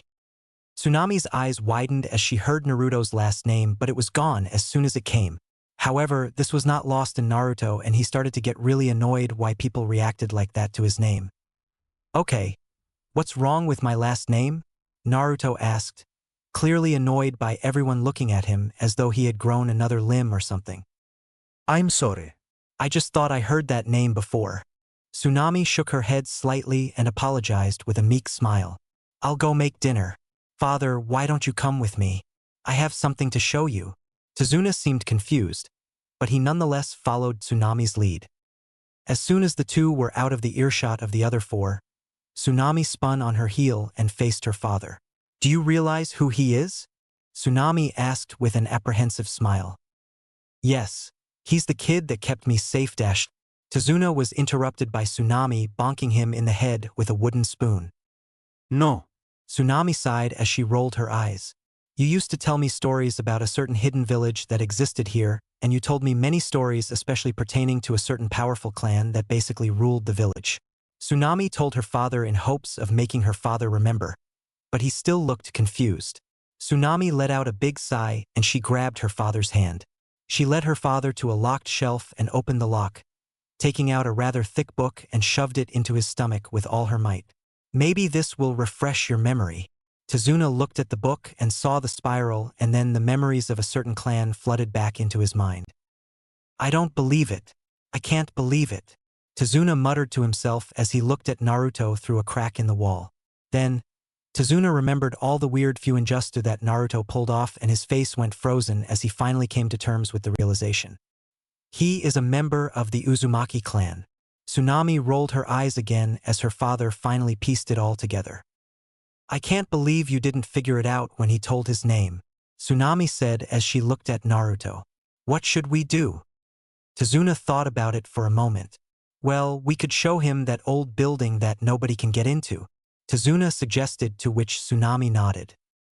Holding the thick book in one hand, Tazuna walked back into the room where everybody else were seated. He walked over to Naruto, who was attacking his food with ferocity, and catching the moment Naruto leaned back from his food to take some breath, he dropped the heavy book on Naruto's lap. What the hell was that for? Naruto screamed out after recovering from the initial shock of having a book dropped on him. We need to take a walk, Tazuna said with sudden seriousness, catching everyone else's attention. And why, may I ask? Kakashi asked with a suspicious voice. Because if my suspicion is correct, then we are looking at the sole survivor of one of the strongest clan here, Tazuna said as he grabbed Naruto by his wrist and gently led him towards the door. Naruto's team, Tsunami, and Inari followed them out as well. Triple X. Outside, everyone was staring as the group walked over to the oldest building that stood in the middle of town. For years, nobody could enter the place. Many have tried and all have failed. The building looked brand new compared to the other buildings. The only thing wrong with it was a few boards missing from certain places, and the color began to fade. What's going on, Tazuna? An old man asked from his chair. I don't know. But something tells me we have the person we've been looking for these past years, Tazuna stated. Everyone encircled Naruto, watching him with curiosity. Naruto found himself staring at the old building and almost felt relaxed despite the fact that half the village was staring at him. Go ahead, try and open the door. Naruto somehow had a feeling that he shouldn't open the door, but at the same time, he felt himself being pulled ever so slowly towards the door until he was standing in front of it. Naruto turned around and saw everyone holding their breaths as they looked at him. Naruto swallowed and reached for the door handle. As soon as Naruto's hand touched the doorknob, black lines raced up his body and Naruto gritted his teeth in pain. Kakashi tried to get to Naruto as Naruto was forced to his knees due to the pain, but found that he could barely move with all the villagers around him. Then, as quickly as it started, it was over. The lines receded and there was a loud click that made everyone's heart stop for a moment. A sudden silence hung over the crowd and Naruto could have sworn he could have heard needle falling on the ground. Naruto stood up and gave the door a slight push. The door swung open with ease, and that was enough for the villagers.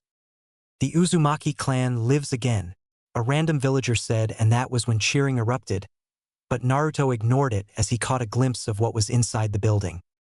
The entire area was covered in dust and grime, but that wasn't what caught Naruto's eyes. It was the spirals that were all over the place. Naruto stepped into the house and the villagers waited outside for Naruto to come out. Looking around the house, Naruto noticed it looked as though it was ransacked years ago. Things were scattered everywhere, and occasionally, Naruto found a slashed piece of cloth or a cracked mirror with rusty red stains. Naruto collapsed on the ground and began to beat the floor with his fists. Every time I get so close to knowing who I am, it's taken away, Naruto thought as tears trailed down his whiskered cheek. He gave the floor one last hit and suddenly the floor opened up, revealing a staircase. Naruto looked down the dark tunnel and decided to take a look. He walked down the stairs and found it to be an underground shrine. On the walls were pictures covered in dust. Naruto brushed the dirt off and found himself staring at a grumpy-looking man wearing samurai armor and two swords with curved hilts staring at him. He had long hair and had a square goatee. Naruto looked at the name tag and saw the name. It read, Erasure Uzumaki Shodai Gufukage, First Hurricane Shadow. Naruto looked down and saw only one more picture unfinished, but from what he could see was a man with hair and a red beard with a heartwarming smile. Naruto looked further down the tunnel and walked down. He ended up in a wide room filled with what appeared to be empty except for two things: a carefully folded note and a scroll. Naruto reached down and carefully grabbed the two objects. They also shot black lines at Naruto just like the doorknob did. Naruto gritted his teeth and waited patiently for the lines receded once again. After the black lines receded, Naruto carefully observed the note and found it to be blood-stained. Naruto carefully unfolded the note and started to read it. Greetings Uzumaki, my name is Yuzushio, Whirling Tides, Uzumaki Naidame, second, Gufukage of Yuzushigakure, village hidden among the whirling tides. In the Yuzu no Kuni, land of whirlpools. I do not have long left, but here it goes, you may be the final Uzumaki. Listen, I know you are most likely scared, but listen. Everything that once belonged to the Uzumaki is left to you, and I want you to know that this is the birthplace of the Uzumaki clan. In the scroll, release the storage seal and you will find a book on our Fuinjutsu. We used to have many books on our Fuinjutsu, but unfortunately, before I could get to it, some of it was burned. I only managed to save just enough to give you one of our Fuinjutsu, so use it wisely. Please take care and never let your guard down even for a second. The enemy of the Uzumaki are many. I'm losing too much blood, I won't be able to keep writing. I just want you to know that your family will always be with you no matter where you are. I've got to go. They are looking for me. But just remember, you are always being watched. Naruto looked at the note one last time before he gently folded it up and placed it in his pocket. He then reached down and picked up the book and scroll as though they were treasure, which they were and are. Naruto exited the room, but not before he gave it one last look before he left. Naruto squinted his eyes against the bright sunlight as he walked out of the old house. As soon as his foot stepped outside, he was surrounded by various villagers who kept trying to have a feel of Naruto and shake his hand. Naruto looked around and found his team standing with Tazuna and his daughter. Naruto approached them while trying his best to avoid the villagers and smiled. "So how do you feel?" Tazuna asked with a returning smile. "I feel at home," Naruto said, and with those little words Naruto was lifted into the air as the people began to cheer for the Uzumaki clan. Triple X. After a while, Naruto managed to get away from the villagers by saying he needed time to adjust to the situation. Naruto looked at the sky and started walking, not paying any attention to where he was going until he tripped over someone. As he got up and looked at who he tripped over, Naruto found himself staring at a beautiful girl. I'm sorry. I should have watched where I was going, Naruto said. My name is Naruto Uzumaki. The girl's eyes widened as she looked at Naruto and a look of surprise flitted across her eyes, but they were gone as fast as it came. My name is Haku, Haku said, chuckling as he knew what Naruto thought he was. And I'm a guy. This shocked Naruto beyond everything. So what are you doing out here? As he chuckled at Naruto's antics. Trying to think, Naruto said as he got over his shock. I just figured out my clan was from somewhere close by. Haku Feignetsok. Really? What clan is that? Haku said. I'm afraid I can't say. Naruto leaned back and laid on the soft grass. Let me guess. Haku looked at Naruto. You are from the Uzumaki clan. Naruto bolted straight to his feet and looked at Haku with a little bit of a glare, remembering what Yuzushio said in his note. Don't trust anyone. Uzumakis have many enemies. Don't worry, I have no qualms with the Uzumaki clan, Haku told him. Naruto cautiously lowered himself back to the ground and looked at Haku, suspicion still visible on his obvious wariness. Haku decided to try and get to know Naruto better. Tell me, what do you want to be when you're older, and do you have anything you want to protect? Haku asked, and he watched as Naruto thought hard to narrow down his answer. After a couple minutes, Naruto finally spoke up. Well, I want to be Hokage, Naruto said with a smile. And I've got several things I want to protect, but the main thing I want to protect is my friends. What about you? Naruto asked. Haku watched as he saw the determination in Naruto's eyes. He decided Naruto would probably do anything to help his friends. Haku stared into the trees as he thought over his answer. Well, I have one person I want to protect, and my dream is to help him make his dream come true, Haku said with a gentle smile, and Naruto nodded his head at Haku's answer. What are you doing out here? Naruto asked with a smile. I'm picking herbs to help my precious person get better, Haku said as he resumed looking around for the herbs he needed. Maybe I can help, Naruto offered as Haku busied himself. Haku turned to him, thought about it, then nodded his head. Haku held out the herb he was looking for, and Naruto created 3 clones to go looking for the herbs. Within few minutes, Haku's basket was filled to the brim. "Thank you, Naruto." Haku told Naruto with a polite bow and turned around and left the area. Naruto turned around and began to walk back to the village. As he walked into the village, he couldn't help smiling. Naruto looked around at the sight around at all the people smiling at him. The people here barely had anything, and yet they were happy to try and give Naruto what little bit they had. Naruto politely refused, having noticed that they needed it more. Sakura and Kakashi were truly happy that Naruto had found his clan's old home. Sasuke, on the other hand, kept up his emotionless face, but every now and then his eyes would harden when he heard someone praising Naruto. Sasuke just didn't understand why Naruto was so popular when he didn't do a thing. Ever since the villagers found out that Naruto is actually the sole survivor of once powerful clan, people constantly swarmed around him.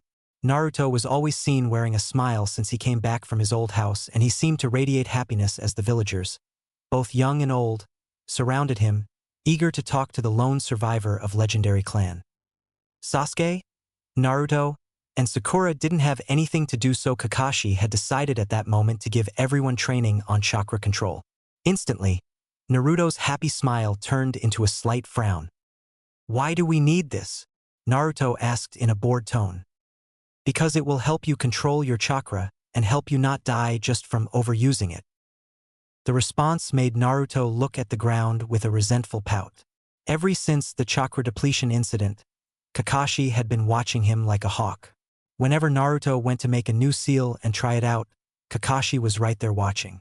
Once Naruto got annoyed, so he asked Kakashi why he was watching him, and the answer he got was simple. "I don't want you to get hurt," came the monotone response. "Now, what I want you guys to do is to climb a tree." Everyone looked at Kakashi as though they thought he was out of his mind or something. Naruto and Sasuke snorted at the obvious easiness of the task. "But without using your hands." This wiped the smirk off both their faces. "What? That's not possible," Naruto complained loudly. With a sigh, Kakashi began to channel chakra into his feet. Kakashi walked towards a nearby tree, and when his face was only a foot away from the bark, he put one foot on the tree and proceeded to walk up the bark. "What were you saying, Naruto?" Kakashi raised his eyebrow at Naruto. "Now what you need to do is put chakra onto the soles of your feet and begin to walk up the tree. You must keep your chakra leveled, for if you put too much, you'll break through the tree and fall, too little and you won't grip to the tree and fall. Also, if you feel as though you are about to fall while walking up the tree, mark where you were with a kunai." Kakashi watched as the group looked at each other and back at the tree.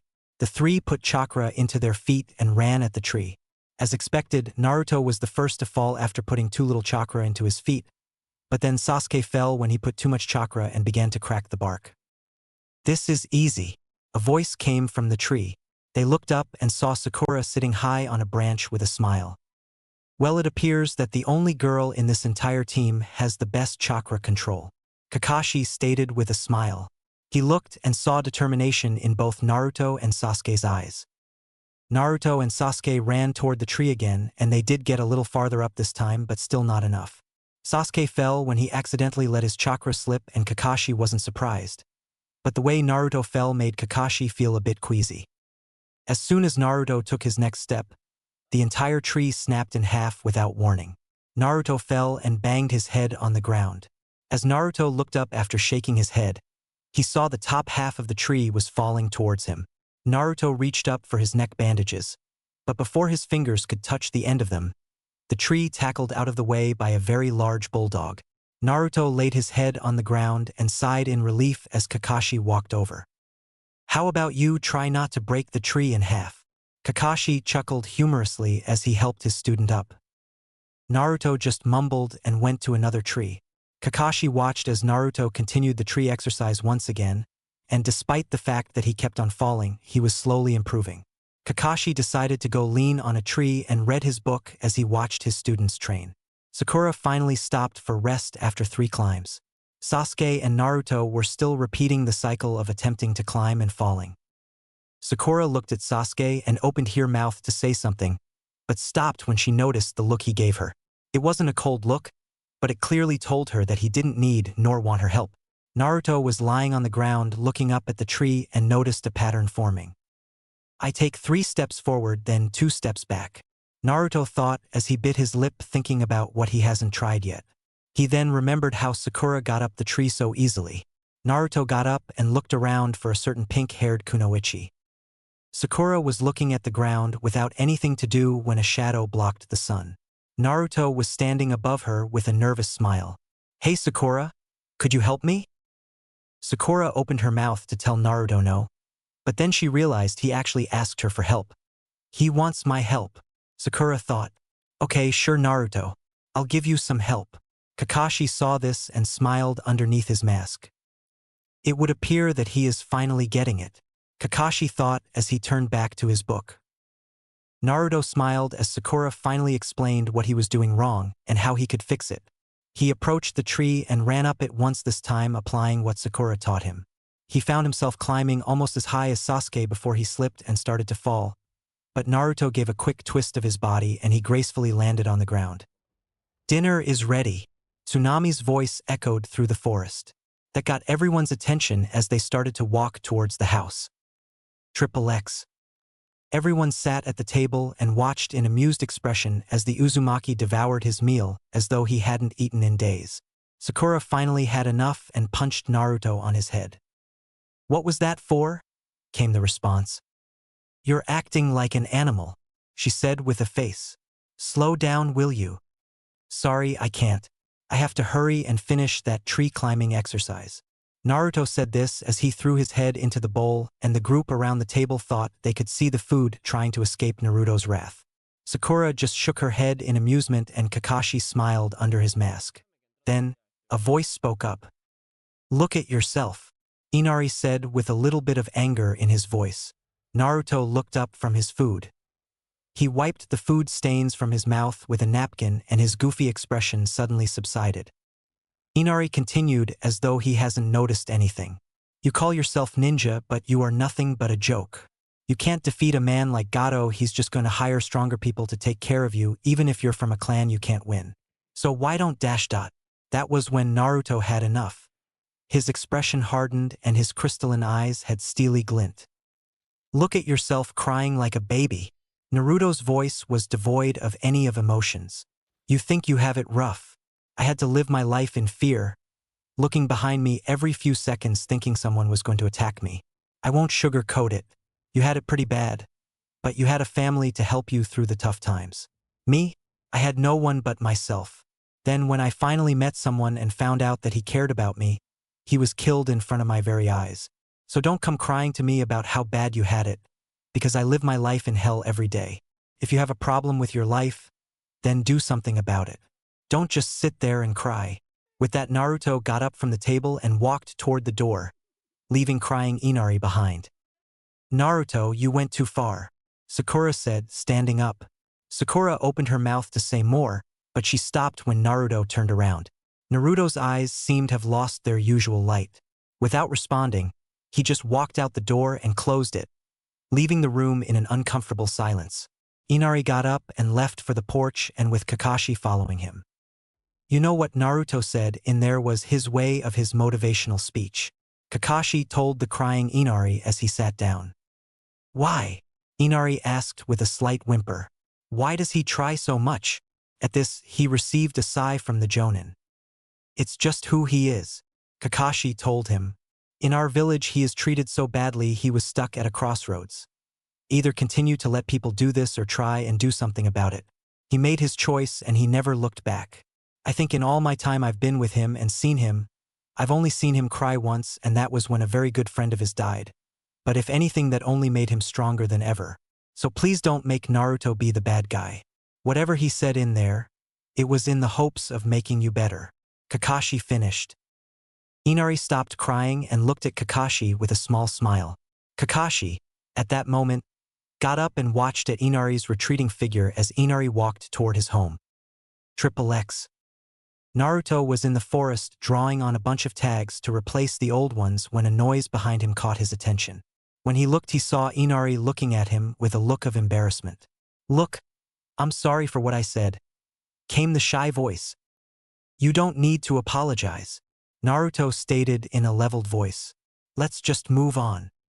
Inari nodded and looked over Naruto's shoulder to see what he was up to.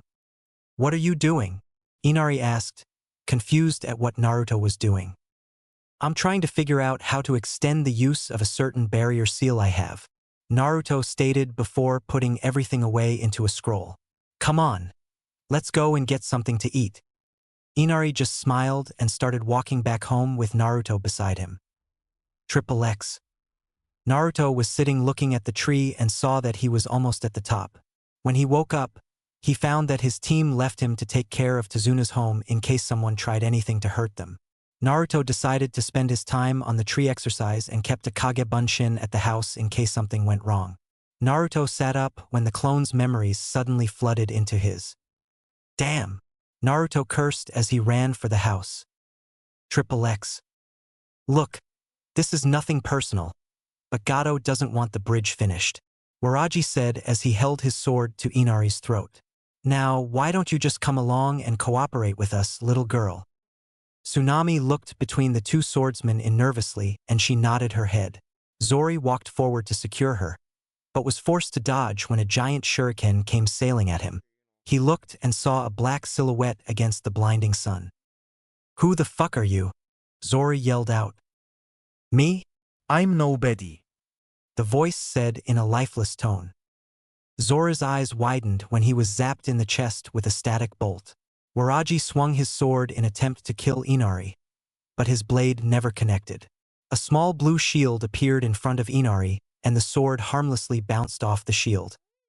Did you really think I was going to leave these two undefended? Before I left, I put 2 of my barrier seals on them. A deadened voice quietly told them. Waraji turned around just in time to receive a roundhouse kick hitting him directly in the face. Tsunami smiled as she looked at Naruto, but her smile was gone when she noticed that the goofy expression usually found on Naruto's face was gone and seriousness instead took its place. Naruto put his hands together and created 2 Kage Bunshins. Get the swordsmen out of here and tie them down. The clones nodded and followed his instructions. When the 4 were out of Naruto's sight, Naruto broke his hard expression with a smile and looked at both Inari and Tsunami. Are you both all right? Inari and Tsunami nodded in response. Good. Listen, I'm gonna go to the bridge. I think the others are going to need some help. I'm leaving 4 clones here for your protection. Okay? Naruto created 2 more clones and ran towards the bridge. Triple X. On the bridge, work was busily progressing until a thick mist began to roll in. The workers realized something wasn't quite right and ran for some kind of cover. This isn't normal mist, Kakashi told the Sakura and Sasuke. He gave the 2 the instruction to circle Tazuna and provide him protection. That was when 2 figures emerged from the heavy mist. We meet again, Kakashi, Zabuza said as he looked at the group in front of him. But where is the blonde runt? Zabuza asked in a taunting voice. Kakashi didn't answer and only lifted up his headband, revealing his Sharingan. Fine, I guess I'll just have to settle for you then. Zabuza pulled off his giant sword and plunged the blade into the bridge. Haku, take care of the others. Haku gave a short nod. Zabuza then noticed that Sasuke was shaking ever so slightly. Look at him, he's scared out of his pants. No, I'm just excited. I've been bored all day. Sasuke sneered as he charged Haku, who charged right back. They both threw a punch that connected with each other. Sasuke smiled, but frowned when Haku gripped his arm. Haku then began to perform a series of one-handed seals which made Kakashi worried. Sorry for this, but Zabuza-sama wishes you gone, Haku calmly stated as he stomped on the ground sending water into the air. Suetun. Sensatsu Susho. Water release. 1,000 flying water needles of death. The water around soon transformed into senbons and started to fly towards Sasuke. An explosion of water followed as Haku jumped out of his own jutsu's range. Haku watched the water as it slowly fell back to the ground, but before he could react, Sasuke delivered a kick to the side of his face. He's fast, Zabuza thought as he watched Sasuke in the corner of his eyes while fighting Kakashi. He swung his sword down to try and cleave Sasuke in half, but his blade was stopped when Kakashi used his kunai to block. I thought you were going to go after me, Kakashi coolly told Zabuza, receiving a rock-hard glare. Fine, if you want to die quite so badly, I'll more than happy to send you to hell, Zabuza stated as he pushed on his blade, forcing Kakashi backwards. Sasuke watched as Haku got up and saw Haku coldly staring at him through his mask. You're pretty fast, Uchiha, Haku stated, making Sasuke smile a little wider. So you know of the Uchiha clan? Sasuke asked in more of a statement than a question. Yes, Zabuza-sama told me to study on different clan symbols and what they look like, Haku calmly told him. The Uchiha clan always has that red paper fan on the back of their shirt, and they always have black eyes with black hair. Haku brought his hands up into a tiger seal. But even your power cannot stop mine. Hayatan, Makio Hyosho, Ice Release, Demonic Ice Crystal Mirrors. The area was then transformed into a dome containing 21 mirrors. Sasuke watched as Haku stepped backwards and sank into one of the mirrors, and his image appeared on every mirror. This is my ultimate technique, you cannot escape, a voice called out from all directions, echoing all over the place. Sasuke began to form hand signs and blew out a giant fireball that hit one of the mirrors square on. But when the steam stopped coming from the mirror, Sasuke noticed that the mirror didn't even melt it a little bit. Was that your best shot? The hundreds of images of Haku asked as they all pulled out a bunch of sunbon. Now let me show you mine. The entire dome erupted into light that blinded Sasuke, and a barrage of senbon came out of nowhere, turned him into a pincushion. Sasuke fell to one knee as the light faded. I can't see him, Sasuke muttered to himself. He looked up and saw all the images of Haku prepare for another assault. Are you ready to surrender? Haku asked in an omnipresent tone, making Sasuke even angrier. I'm an Uchiha. I refuse to give up quite so easily, Sasuke snarled as he ripped out a bunch of senbon from his body. Haku just shook his head, not liking where this would eventually lead to. Please forgive me, Uchiha. Haku ready for another assault when a kunai flew into the mirror he was in. The kunai surprisingly stuck in the mirror, and Haku saw the explosive tag tied to it. When the tag exploded, Haku and Sasuke noticed that the tag seemed to have a lot more force behind it than other regular tags. And please forgive me for interrupting your little fight. A sneering voice came, and Haku saw the hardened expression of Naruto, who was now standing next to Sasuke. Dobe, what are you doing here? You should be watching the house, Sasuke told Naruto in an annoyed voice. Well, I believe I'm going to help you keep this guy from killing you, Naruto stated. And besides, I left them with more than enough to protect them. Zabuza wondered what was taking Haku so long and decided at that moment to look at how Haku was faring. His eyes widened in unmasked joy as he spotted Naruto. Well, Zabuza said, deflecting Kakashi's kunai. I think I just found my next prey. Kakashi was confused at the sudden diversion of Zabuza's attention. He followed Zabuza's gaze, and his expression went into those of a shock as he realized what Zabuza was hinting at. What is he doing here? Kakashi thought with shock. Maybe now I can have that rematch, Zabuza tauntingly shouted loud enough for Naruto to hear, but Naruto kept looking at Haku. Oh, this day just keeps getting better and better. Don't you agree, Kakashi? Kakashi glared at smirking Zabuza and attacked. Why did you jump in? Haku asked from the mirror next to Naruto. Because, even if he acts like an asshole, this received a deadly glare from Sasuke. He is still my teammate and friend.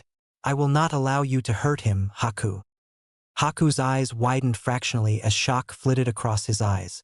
Haku was surprised that Naruto knew it was him and wondered what else did Naruto know. How did you know it was me? Haku asked. Because both your voice and hair color are exactly the same, Naruto said with a smile as he dropped into a taijutsu stance. His legs were spread apart, one behind him and the other in front. His arms were held in front of him with his hands semi-opened and closed. Now where were we? Oh yeah, yes, fighting. Naruto's voice was cold and devoid of all emotions. Sasuke was shocked at the sudden change in Naruto and just stared at the sadistic face of Naruto. Haku brought up his senbons, and Sasuke forced his eyes away from Naruto. Sasuke put his hands together in a tiger seal as Haku prepared to throw his senbons, and Naruto's smile widened even more. Kakashi was forced to duck Zabuza's sword, which tried to remove his head. Zabuza used his sword's momentum to spin him around and delivered a hard kick to Kakashi's chest, sending Kakashi flying backwards. "Your skill is dropping, Kakashi," Zabuza said. "Is it because you are worried about your little students? Don't worry, for when I'm done with you, I'll be sure to send them your way as well. That way, you won't have to worry about them getting lost in hell." Zabuza sneered sadistically. Kakashi stood up, ignoring the pain in his chest, and ran at Zabuza. Zabuza finished making a series of hand signs, and Kakashi had no choice but to watch as the mist consumed Zabuza's final tiger seal disappearing last. "I have to win," Kakashi thought determinedly as he thought of the students. Naruto was thrown to ground after another failed attempt at destroying another one of Haku's mirror. He managed to get to one, and after placing about 2 of his special explosive tags on the stupid thing, he finally managed to get it down. However, no sooner was it destroyed, Haku made another one to replace it. "Damn it!" Naruto cursed in his mind. "This is getting us nowhere. The seals I have with me are useless against this crap. My Tenran can't penetrate it, and my Byakurai is just bouncing off. The only thing I have that does any real damage is my explosive tags and using my Kagebunshin to distract him." He looked at Sasuke and noticed that he was starting to breathing hard as well. "We can't keep going like this. We'll either run out of chakra or he'll take us out," Naruto thought. "So what's the plan, Dobe?" Sasuke asked as he stood up, breaking Naruto's train of thoughts. "Okay, so you are asking the kid you call Dope for a plan?" Naruto said in a sarcastic voice. "That's not very smart of you, don't you think? Well, why don't you use some hidden fuinjutsu of yours?" Sasuke's voice darkened a shade with irritation. "The fuinjutsu I have with me at the moment are completely useless. Also, I'm almost out of explosive seals," Naruto told him nonchalantly in a voice that implied Sasuke should have known, and Sasuke glared at him. Sasuke began to fume at the fact that the one thing that was giving them any sort of hope was about gone when Naruto spoke again. "But have you noticed?" "Noticed what?" "The time of his rebuilding his mirrors is dropping," Naruto stated in a calm voice as he pointed toward one of the mirrors he had just destroyed. "Your point is," Sasuke said, obviously confused about how this could help them. "Well, if I'm right, then it means his chakra level must be getting lower and lower," Naruto said. "So all we have to do is to survive until his chakra is completely depleted." Sasuke looked at the mirror and then back at Naruto. A wide grin began to appear on Sasuke's face, and his expression was those of a person who was about to have a great deal of fun. "All right, what do you need?" Sasuke asked. "First, I need to force him to spend a lot more chakra." Naruto placed his fingers together into his cross seal. When 4 Kagebunshins appeared, Naruto handed them the last 4 explosive tags he had left. "What I need is for you to help me defend them," Naruto instructed Sasuke. Sasuke nodded his head, bringing up a kunai. Haku watched as Naruto and Sasuke quickly exchanged their plan, and he frowned after hearing what they were about to do. "So they figured out the weakness to my jutsu," Haku thought. "It still won't help them. I still have plenty of chakra left, and I have some more surprises waiting for them." Haku watched as the 4 clones scattered towards different sides of the area, trying to get close enough to plant the tags. Haku zoomed out of the mirror towards one of the clones when he was forced to dodge when a fireball missed him by inches. Haku threw 4 senbons all aimed at the clones. However, much to Haku's surprise, the clones activated the barrier seal on their necks to defend as the senbons came within a couple of inches. As they consumed all of their chakra with the seal, the clones slowed down and disappeared, but they placed the seal before they vanished. "All right, it's show time," Naruto yelled out, sadistic grin wide on his face. Naruto put his hands together in the tiger seal and detonated the seals. The explosion rocked the ground, and everyone, including Kakashi and Sakura, looked in the direction trying to figure out what just happened. Much to their worries, all they saw was a giant fireball where the ice dome used to be. "Naruto, Sasuke," Kakashi called out, worried about the safety of his students. He saw 3 silhouettes jump out of the fire and saw that 2 of them were Sasuke and Naruto. Both of their cloths were burned, but other than that they were fine. Haku was unscathed other than his slightly cracked mask. "Fuck!" Naruto cursed. He cancelled his jutsu before I could detonate the bombs. Naruto fumed as he glared daggers at Haku, who was standing calmly with his cracked mask. Sasuke just grunted and fell into a stance. Naruto stood not far off him and fell into his stance as well. They both glared at Haku and their eyes had an identical steely glint to it. "Why do you continue to fight when you know that you can't win?" Haku said in a mildly surprised voice. "Why? Because if we give up, a lot of people are going to suffer and die," Naruto said in a voice devoid of all emotions. "We don't have the luxury to give up." As he created 4 Kage Bunshins, Naruto charged at Haku. Haku lifted his hands and slapped them together. Hyuton, Hyoga Siren, Ice Release, Glacier Vapor Storm. The water around Haku made a circle right behind him, but instead of looking like water it looked something like frost, but blue. The frosty wave roared forward and before anyone could react, all of Naruto's clones were consumed. When the wave died, everyone saw that Naruto and his clones were frozen inside a giant block of ice. "That is the dash dot." Haku let a small smile on his mouth as he spoke, but before he could finish, he was sent skyward by a kick to his face by Naruto. "How?" Haku asked himself as he looked at the giant block. He saw that the clones and Naruto were all gone. So what I froze were only his clones. He sends clones into the battle first to test his opponent out. Haku concluded. Haku then noticed something shadowing the sun and looked up to see Sasuke right above him. Sasuke had his fingers in a tiger seal and smirked at him. "Katan, Gokakyu no Jutsu, Fire Release, Great Fireball Technique." Sasuke yelled out as he blew out a giant fireball that consumed Haku. But instead of screams, all that Sasuke and Naruto saw was steam. Sasuke stopped breathing fire and saw that the Haku he was shooting his fire at was nothing but ice. "How did you like Isu Bunshin, Ice Clone?" a soft voice asked from behind. Sasuke turned around with wide eyes, but was punched hard in the face by Haku. Naruto caught Sasuke before he could hit the bridge and get hurt even more. "Please just stand down. I don't want to kill you," Haku told them in soft, respectful tone. The tone infuriated Sasuke and Naruto. Sasuke pushed himself off of Naruto and stood up to charge at Haku once again. Haku simply stared as Sasuke charged, then tossed 10 senbon at Naruto. Naruto saw the speed the senbons were coming and knew he wouldn't be able to dodge all of them. "Shit," Sasuke thought as he changed his direction. Naruto brought his hands up to protect any vital areas, but he never received the attack. When he looked up, he saw Sasuke in front of him with the senbons protruding out of his back. "Why?"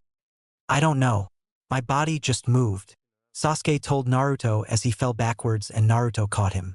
"I can't, not here. I still need to kill him." Sasuke closed his eyes as he breathed out the words with difficulty. As Naruto watched Sasuke slowly dying, his memory of Iruka's death flashed through his mind, Iruka's face replacing Sasuke's. "Not again," Naruto screamed in his mind as he laid Sasuke's body down. "I'm going to crush you," Naruto screamed as he turned to Haku, and Haku saw that Naruto's clear blue eyes had turned into blood-red silted eyes. Haku suddenly felt a massive surge of demonic energy cascading through Naruto. "What is this?" Haku thought as Naruto charged at him in a burst of speed. Triple X. Zabuza took a swing and missed Kakashi by mere centimeters, but then he felt the massive chakra surge. "What in hell is that?" Zabuza asked, astonished at the sheer raw power that was radiating off. "Fuck, did the seal break?" Kakashi thought as he frowned, and after a moment of observing the red chakra, he breathed a sigh of relief. "No, but some of the Kyuubi's chakra spilled out. I would repress the chakra now, but I've got to finish this fight now." Kakashi took out a scroll and turned to Zabuza. "Zabuza, how about we end this little fight of ours? I mean, we are both busy men," Kakashi calmly told him. "Tough talk coming from someone who can't see," Zabuza's voice sneered from the mist. "Oh, but I don't have to find you." Kakashi sliced his hand and smeared some blood onto the scroll. Kakashi slammed it onto the ground. "They do." Suddenly the ground broke and there was a muffled yelp of pain. The mist started to disappear, revealing Zabuza, who was pinned down by multiple dogs. Now we end this. Zabuza watched as Kakashi's right hand erupted into lightning. Triple X. Why did you do it? Naruto screamed out as he punched Haku in the face.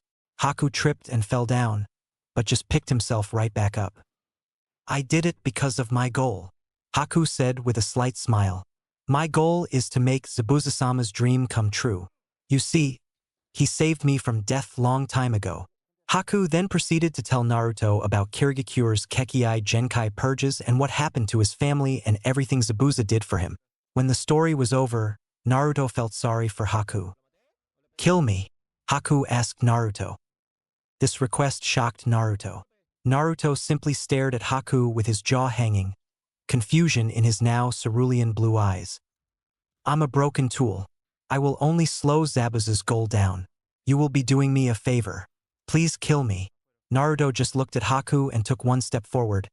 But before he could reach him, both Naruto and Haku felt the surge of electric chakra. Zabuza-sama. Haku yelled out as he disappeared in a burst of smoke. Shit! Naruto cursed as he turned and ran towards the direction Haku disappeared into, but found that he was dizzy and disorientated. I won't make it. Triple X. Goodbye, Zabuza. Kakashi smirked as he threw his arm forward. Zabuza closed his eyes, knowing that there was no way out, but the attack never connected with him. Zabuza opened his eyes to see Haku right in front of him and saw that Kakashi's hand wasn't piercing through neither Haku's or Zabuza's chest. It instead went through the purple barrier which shattered upon impact. The only thing that saved Haku from the electric chakra was that Kakashi's electric chakra, Chidori, suddenly fizzed out.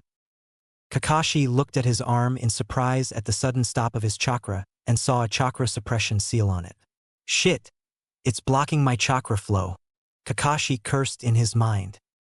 Zabuza smiled as he realized he could kill Kakashi, but a giant shuriken sailed through the air and landed in front of him as he swung his sword.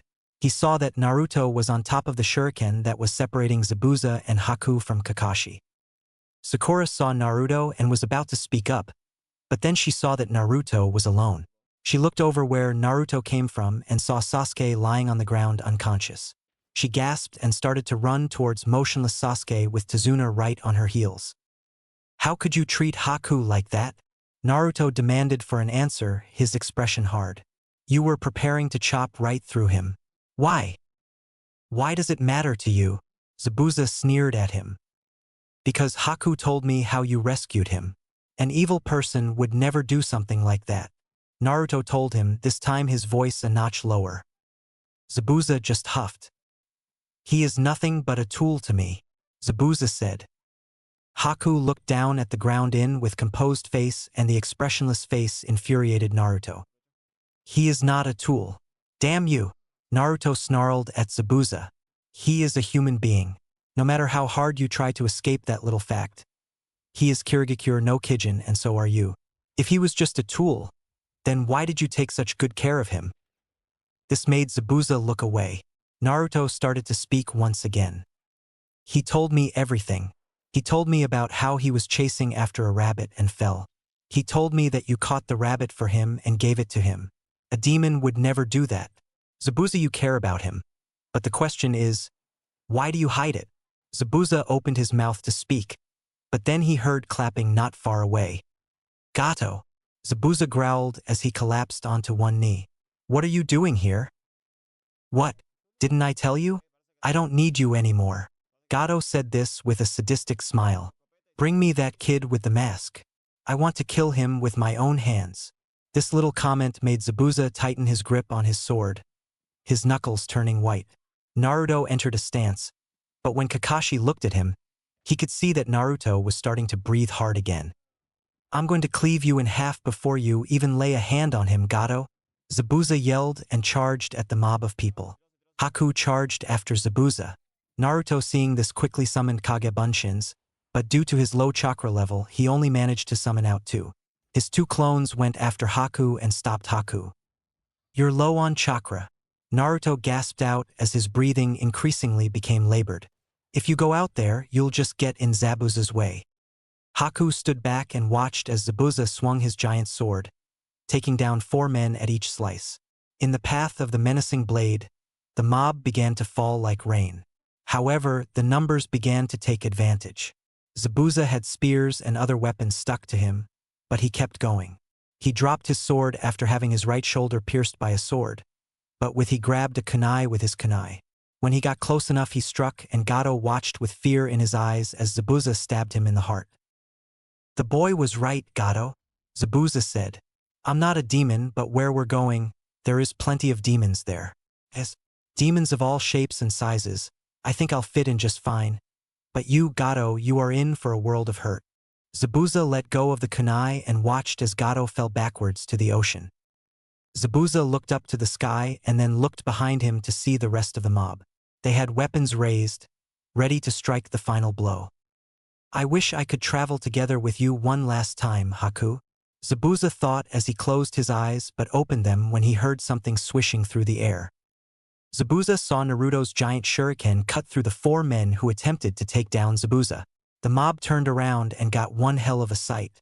There was over 20 Kakashi, 2 Naruto, a wave of ice started to form, and the entire village was there up and armed with various weapons ranging from scythes to rakes. "If you guys are smart, then I suggest you run," Kakashi snarled, and before he barely finished, the mob began to jump off the bridge. Zabuza soon collapsed, landing on his side. Haku ran towards his mentor. When Haku reached Zabuza, Haku just looked at Zabuza's mutilated body in shock as Zabuza just laughed. "I never thought it would feel like this," Zabuza said. Yabuza-sama. Tears started to roll down Haku's cheek and Zabuza scolded him. "I thought I told you. Ninja don't cry," Zabuza told Haku in a soft tone. "We're trained not to feel anything." I'm sorry. Haku apologized, tears still streaming down his cheek. Zabuza just watched until he spoke with what little bit of strength he had left in his body. "Live, Haku," Zabuza told him. "I don't care how, but I don't want you anywhere near me. I have no use for a tool like you. I don't want you to cry over me, you pathetic weakling. Do you understand me?" Haku watched as Zabuza closed his eyes and didn't open them again. XXX. Sakura was crying, not because Sasuke was dead. The reason she was crying was because Sasuke was alive. "What happened?" Sasuke croaked. Sakura squeezed Sasuke's semi-cold hand as hard she could. "That Haku person put you into some kind of death-like state," Sakura said, still crying. "As long as the needles were in you, you could not move and would appear dead." Sasuke just thought back to the last thing he remembered, and what he remembered scared him. He remembered seeing Naruto covered in some strange red aura that chilled him to the bone. XXX. Outside on a hill facing the sunshine was a small grave with some flowers on it and a giant sword sticking out of the head. Haku stood in front of the grave and cried. Naruto walked up and put a comforting hand on Haku's shoulder. "You know, he didn't mean what he said," Naruto told Haku, causing Haku to look at him in surprise. "He said what he said in order to push you forward and not stay in the past. I know what it's like to lose someone you thought as a father, Haku." Haku looked at him with confused eyes. Naruto preceded him to tell what happened to him. "You see, my father figure was Irika-sensei, my sensei from long time ago, but when I was tricked into this plot against me, he died to protect me. After that day, I promised myself that I would train to perfect everything about me. I told myself that I would never let anyone have to suffer or get killed trying to protect me or any of my friends. So it doesn't help to dwell on the past, Haku. Move on and don't let Zabuza's death go in vain." Naruto turned to Haku and held his hand out. "It was nice to meet you, Haku, and maybe we could meet again sometime in the future." Haku looked at the offered hand and shook it. The two never noticed Kakashi watching them only a bit away with a smile. XXX.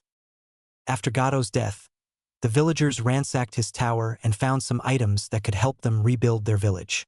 After 3 days of construction, the bridge was finally complete and Team 7 was saying their goodbyes when 3 people ran at them. One of them was Haku, the other was Tsunami, and then Inari. "Naruto, wait!" Inari screamed. Naruto turned and saw that the Tsunami had something in her hands. "Are you really leaving?" Inari and Tsunami asked. Inari burst into tears as Naruto nodded solemnly. I promised to come back. Naruto told Inari in a desperate attempt to calm Inari down. Besides, someone's got to keep an eye on Haku, Naruto said, and Haku just gave a sly smile. Tsunami then handed Naruto the box that she was holding. Then Naruto, please accept this as a token of our gratitude and a constant reminder of your old home here. Naruto received the box with a confused expression. He opened the box and found a beautiful cloak. The bottom had what appeared to be waves crashing against some invisible force. It was designed in blue and orange, and on the back it had a design that appeared to be wind at the top combining with the water, making a giant maelstrom. It had sleeves, but where the sleeve ended, the sleeve looked like it was tattered. The clock also sported a hood that was completely orange, but what touched Naruto the most was the message on the back. Naruto Uzumaki, the maelstrom of wave. Naruto smiled at Tsunami and she returned the smile. Naruto then, without warning, gave her a very tight hug. Thank you. This means a lot to me. Naruto turned to leave, but Haku stopped him. I found these in Gato's personal storeroom, Haku told him in his usual calm voice. Haku presented Naruto with some dusty arm and leg guards. Naruto just stared at them with a confused expression. He looked at Haku with questioning face. I think you might be surprised by who owned them. Haku smiled as he told Naruto. Naruto took the guards and brushed away the dust, founding the Uzumaki clan seal on the very top, and there was a name at the very bottom right below the symbol. Uzushio Uzumaki. Naruto was shocked. But I thought ... that they would have been destroyed. Haku said. I don't know how they fell in Gato's hands nor how they wounded up in Gato's tower. The last time I went up there, I didn't see those items. Naruto's grip tightened on the guards and gave Haku a smile of gratitude. Thanks, Haku. Haku simply smiled back at Naruto. Naruto happily smiled and his team waved goodbye to the villagers. Hey father, we still need to name the bridge, Tsunami said, which made Tazuna smile. You are right, and I think I have the perfect name, Tazuna said. The Great Naruto Bridge. That brought a round of cheers from everyone. Triple X. Why did you let him go? Naruto asked Kakashi, curiosity evident on his face.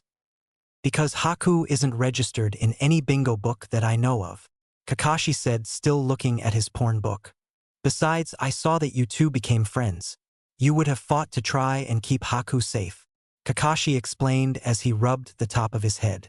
That is what a true friend is, Naruto. Triple X. Unknown location. Master, we have some bad news. A voice called out from the shadows. What is the problem? A giant man with a deep voice asked in an irritated voice. We've received word from our spy in Yuzu no Kuni. The first voice started to speak more, but he was then grabbed by his throat by the giant man. We destroyed Yuzu no Kuni. The man growled as he dropped his messenger. I apologize, the messenger said with a bow.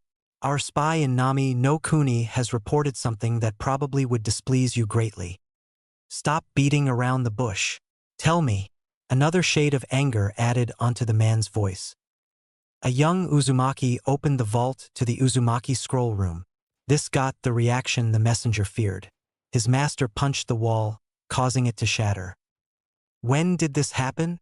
He screamed in a burst of rage. Not long ago, maybe 2 days. The messenger informed his master, ready to run should his master's anger get out of control. Damn Uzumaki. You kill one and 2 more appear. He muttered to himself and turned to his messenger. We must do whatever we can to find and eliminate this one. The messenger nodded his head and vanished.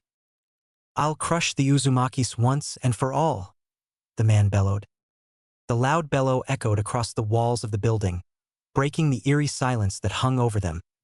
Having decided to wear the garments Tsunami and Haku gave, Naruto proudly wore his Uzumaki clothing. Much to everyone's surprise, even more glares, and every once in a while some stares, were headed toward his direction.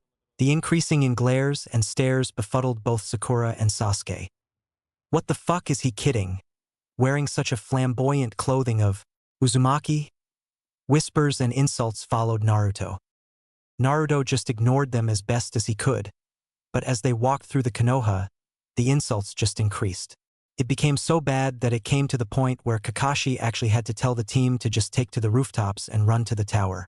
Kakashi looked back and saw that Naruto had his hood up, keeping his entire face hidden. "Naruto, how are you holding up?" Kakashi asked, concerned. "I'm fine," Naruto said as he looked up, and Kakashi saw his smile with its accompanying happy tone. How does he take it? Kakashi thought, frowning to himself. The team arrived at the tower and walked up to the Hokage's room. Looking up at the sound, Sarutobi saw Team 7 walk in. He immediately noticed the change in Naruto's outfit as Naruto lowered his hood. Hey, Hokage-sama. Naruto said with a friendly wave. Sarutobi looked at the clothes Naruto had on. He was surprised at the hand and shin guards, but what shocked Sarutobi the most was the symbols that were on the guards. This is bad, Sarutobi thought. After listening to Kakashi's mission report, he handed Kakashi a scroll and told him to go read it in private. Naruto, I need to talk to you, Sarutobi told Naruto. Naruto was confused as though why the Hokage wished to speak to him, but turned around anyways and waited for the Hokage to speak as the rest of his team exited the room. Naruto, where did you get those items? Sarutobi asked with a slight frown on his face. Oh, the people from Nami no Kuni made the cloak for me, Naruto said, gesturing to the flowing fabric. And the guards came from an old ancestor of mine by the name of Dashta. Uzushio Uzumaki, Sarutobi finished. Naruto, I don't think it's safe to wear those out in public. Why? Also, how did you know who used to have these guards? Naruto asked, obviously shocked at Sarutobi's knowledge. Sarutobi just rubbed the top of his head, unsure of what he should say. After a small debate in his head, he decided to tell Naruto some part of the truth. Well, the Uzushiogakure and Kanehagakure used to be in an alliance, Sarutobi said. The Uzumaki clan and Senju clan were a tight-knit family. How do you know this? Naruto asked, a small crease of a frown forming on his face. Sarutobi just stood up and looked out the window. His eyes had a distant look in them as he recalled the old memories from well over 1.5 decades ago. That's because I was the one who gave the order to erase all information of the Uzumaki clan and Uzushiogakure and seal it all away. Sarutobi turned around and looked at Naruto with a sad face, and Naruto just stared at the old Hokage with an obvious shock on his face. Why? Naruto asked, unable to think of any reasons that would have caused the Hokage to seal all the information on his clan. His mother's now endangered clan. It was for the best. Sarutobi sat down as he quietly told Naruto. If you were found out to be from the Uzumaki clan, you would have been hunted down. People feared your clan, Naruto, especially Uzushio, who was the clan head and Kage of the village. The man was known for making Fuinjutsu more battle-potent to the degree that no one could get within 12 miles of him without being spotted. Because of this, other villages began to fear Uzushiogakure, and 2 of the villages decided to take action and destroyed them.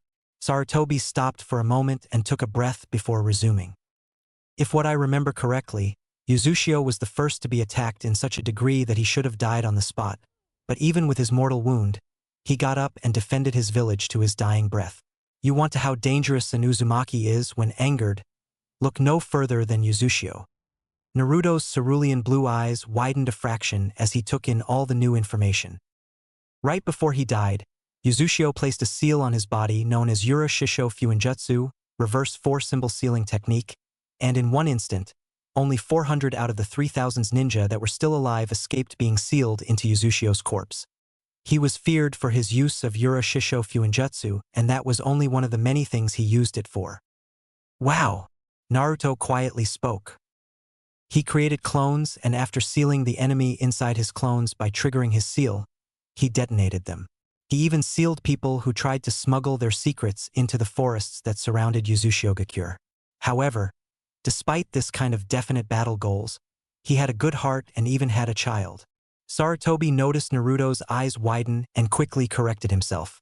But it wasn't you, Naruto. His child was born years ago before you. If I remember correctly, I believe it was during the reign of the Naidame Hokage. So you kept this information secret to protect me, Naruto said. Yes, Naruto. But it appears that all my measure didn't go as far as Nami no Kuni. Sarutobi looked down at his desk. I was planning on telling you about your clan when you were older, but it seems as though you can't wait. Naruto looked down at his feet guiltily. Wait! Sarutobi looked up as Naruto began to speak and saw Naruto looking rather uncomfortable. Who were my parents? Sarutobi bit his lip, for he knew that the more Naruto knew, the more danger he would be in. I don't know, Naruto. Sarutobi litt. But I can tell you this. Both of your parents loved you so much that they willingly gave their lives to keep you safe. This made Naruto smile. Now, Naruto, I need to ask. Do you want to keep wearing those items? Naruto looked thoughtful for a second or two and then smiled. I want to make my clan proud, so yes. Naruto said with his famous fox smile. I'll make sure Uzushio's sacrifice is not forgotten. I'll make sure everyone remembers the name Uzumaki. This rather proud statement made Sarutobi nervous, but he smiled at Naruto all the same. Okay, it's your choice, Naruto. That was when Sarutobi remembered something. Oh, and be careful with those guards you are wearing. Uzushio was also known for placing seals on armor, weapons, and clothes. Since those things once belonged to him, I'm quite sure he put some seals that I can only imagine. Naruto nodded his head and got up and left without a further word. After Naruto closed the door, Sarutobi frowned. Best be careful. I have feeling that things are about to get a whole lot harder, Naruto. Sarutobi softly spoke. XXX. In a large room, the only source of light came from candles that were stretched along the walls. Master, we have an update. A dark-cloaked man wearing what looked like a bird's mask spoke. An elderly man turned around as he leaned heavily on his cane. His body was covered in bandages, making him look like a weak old man, but that would be one mistake that one should not make around this man. Speak, Danzo said as he looked at his subordinate, and the man gave a deeper bow. It appears that the target is getting more and more grasp on his family. The man looked up at Danzo. He seems to be accelerating through his training. Danzo nodded his head and looked at the candle. We need to make sure he is secure. Danzo looked at the root member who kept his head low. We need be sure that he is kept under watch without anyone noticing. If we can save from them, then we gain a strong weapon once more. The ANBU root member nodded his head obediently and vanished. Uzumaki Naruto, you will be the perfect weapon, but I first must keep you in check.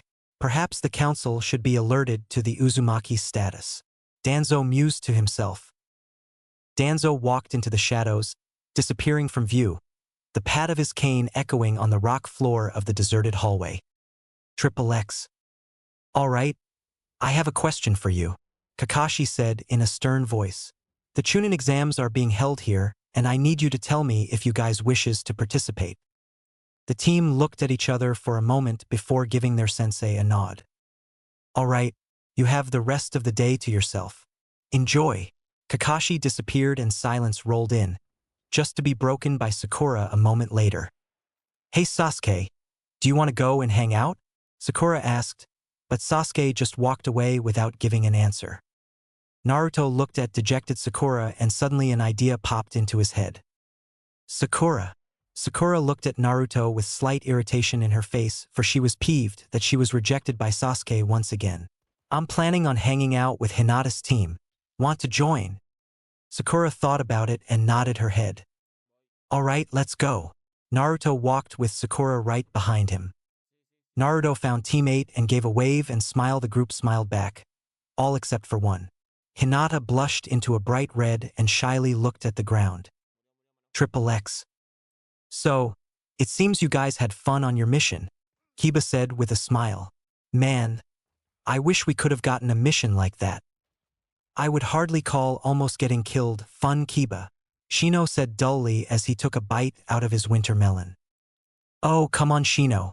Don't you want to be in a battle? It sounds super fun to me.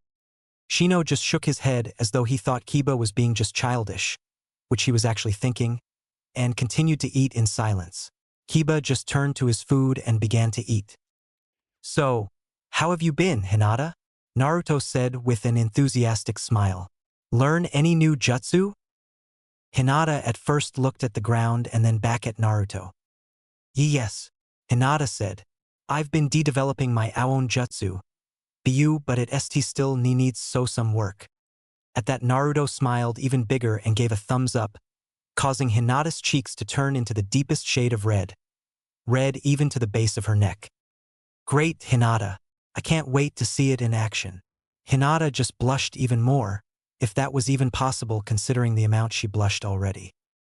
Suddenly, a scream echoed through the small dirtway, causing Naruto and his friends to immediately snap their neck at the place where the scream had come from. Triple X. Look, I'm sorry, alright? I didn't mean to bump into you, Konohamaru said as he was roughly lifted off the ground by his shirt by a kid wearing makeup. Yeah, you're sorry, alright? But you're about to be even more dashed up. He never had time to finish for he felt someone place a kunai to his throat. I would seriously suggest you let him go. A cold voice suggested him, actually more like demanding or ordering. He looked and saw that a blond boy had the kunai to his throat and there were other people nearby, some of the posed to attack should it be necessary. Now, the blonde pressed. He dropped Konohamaru and Konohamaru ran to hide behind a rather irritated Sakura. Are you alright, Konohamaru? The blond boy asked, his eyes still trained on the kid wearing purple makeup. At this, the little boy nodded his head fervently. Judging from your headband, you're here for the Chunin exams, Naruto stated, his eyes narrowing ever so slightly. I told you not to stir up trouble, Kankuro. A cold voice came from behind Naruto. A blonde kunoichi that seemed to be with the makeup-wearing boy gasped and grasped an oversized fan she had with her. But Naruto wasn't worried about her. Naruto was busy looking into a tree that held a red-headed boy with black rings around his eyes. Tamari, Kankuro, what are you doing? The red-haired boy said coldly in a flat voice. Gaara, we were just dashed up. The makeup-wearing boy that was called Kankuro started to speak but trailed off as the red-haired boy started glaring at him. Kankuro, shut up before I kill you. The cold statement shut Kankuro up and made him look at the ground. And you get that kunai away from his throat. The red-haired boy that was called Gaara instructed Naruto with a glare. Naruto smiled, though the smile didn't quite reach his eyes, and released Kankuro in a not quite so gentle way, placing his kunai back to its place's pouch. Well, it seems we have an interesting cast of contestants for the Chunin exams. Gaara disappeared and then reappeared right beside Naruto in a swirl of sand as he spoke in an emotionless voice. Gaara stared quite bluntly at Naruto and Naruto, feeling rather defiant, returned the stare with the same intensity. The two then broke off the staring and separated without a word. Naruto, what was that about? Sasuke asked, seeing the final bits of Naruto's conversation with Gaara. Naruto looked back and saw Gaara give him one last look before leaving. I don't know, but I think he is someone we need to watch out for. Naruto frowned a bit as he thought about what just happened and how the two obviously older kids listened to the red-headed Gaara as though they were afraid of him. With that, the group left without another word to go and continue their day off. Triple X. Okay, tell me, which teams are competing in the Chunin exam? Sarutobi said with his fingers interlocked, resting them lightly on his desk that was piled with paperwork. I recommend Team 8 for the Chunin exams, Kurenai said confidently. They work well together. The only problem they should encounter is Kiba's need to prove himself in fights. Sarutobi nodded his head and moved on to the others. I recommend Team 10 for the Chunin exams, Suma announced. Their teamwork is almost as good as their parents. I recommend Team 9 for the Chunin exams, Guy said with vigor in his voice. Their flames of youth are finally bright enough to blind their opponents and lead them to victory. Team 7 is ready for the Chunin exams. The other Jonins just stared at Kakashi as he spoke. Sasuke is an excellent combatant. Naruto is good at finding openings in his opponent and then exploiting them, and Sakura is the smartest of them all. So with those elements combined, they'll make it through the exam. Sarutobi nodded his head and then dismissed the Jonins. Now, the stage is set for the Chunin exams. Sarutobi said this as he looked out his window with a slight frown creasing his already wrinkled face. But for some reason, I can't shake the feeling that something bad is going to happen. Triple X. One day later. What was with that genjutsu? Naruto asked, annoyed, as they approached the room they were supposed to enter. I believe it is a test to eliminate people early on, Sasuke said nonchalantly as he grabbed the door and opened it up. As the door opened, it revealed a room filled with ninja from various countries. Moreover, they were all looking at the newcomers, meaning the three with fierce glares.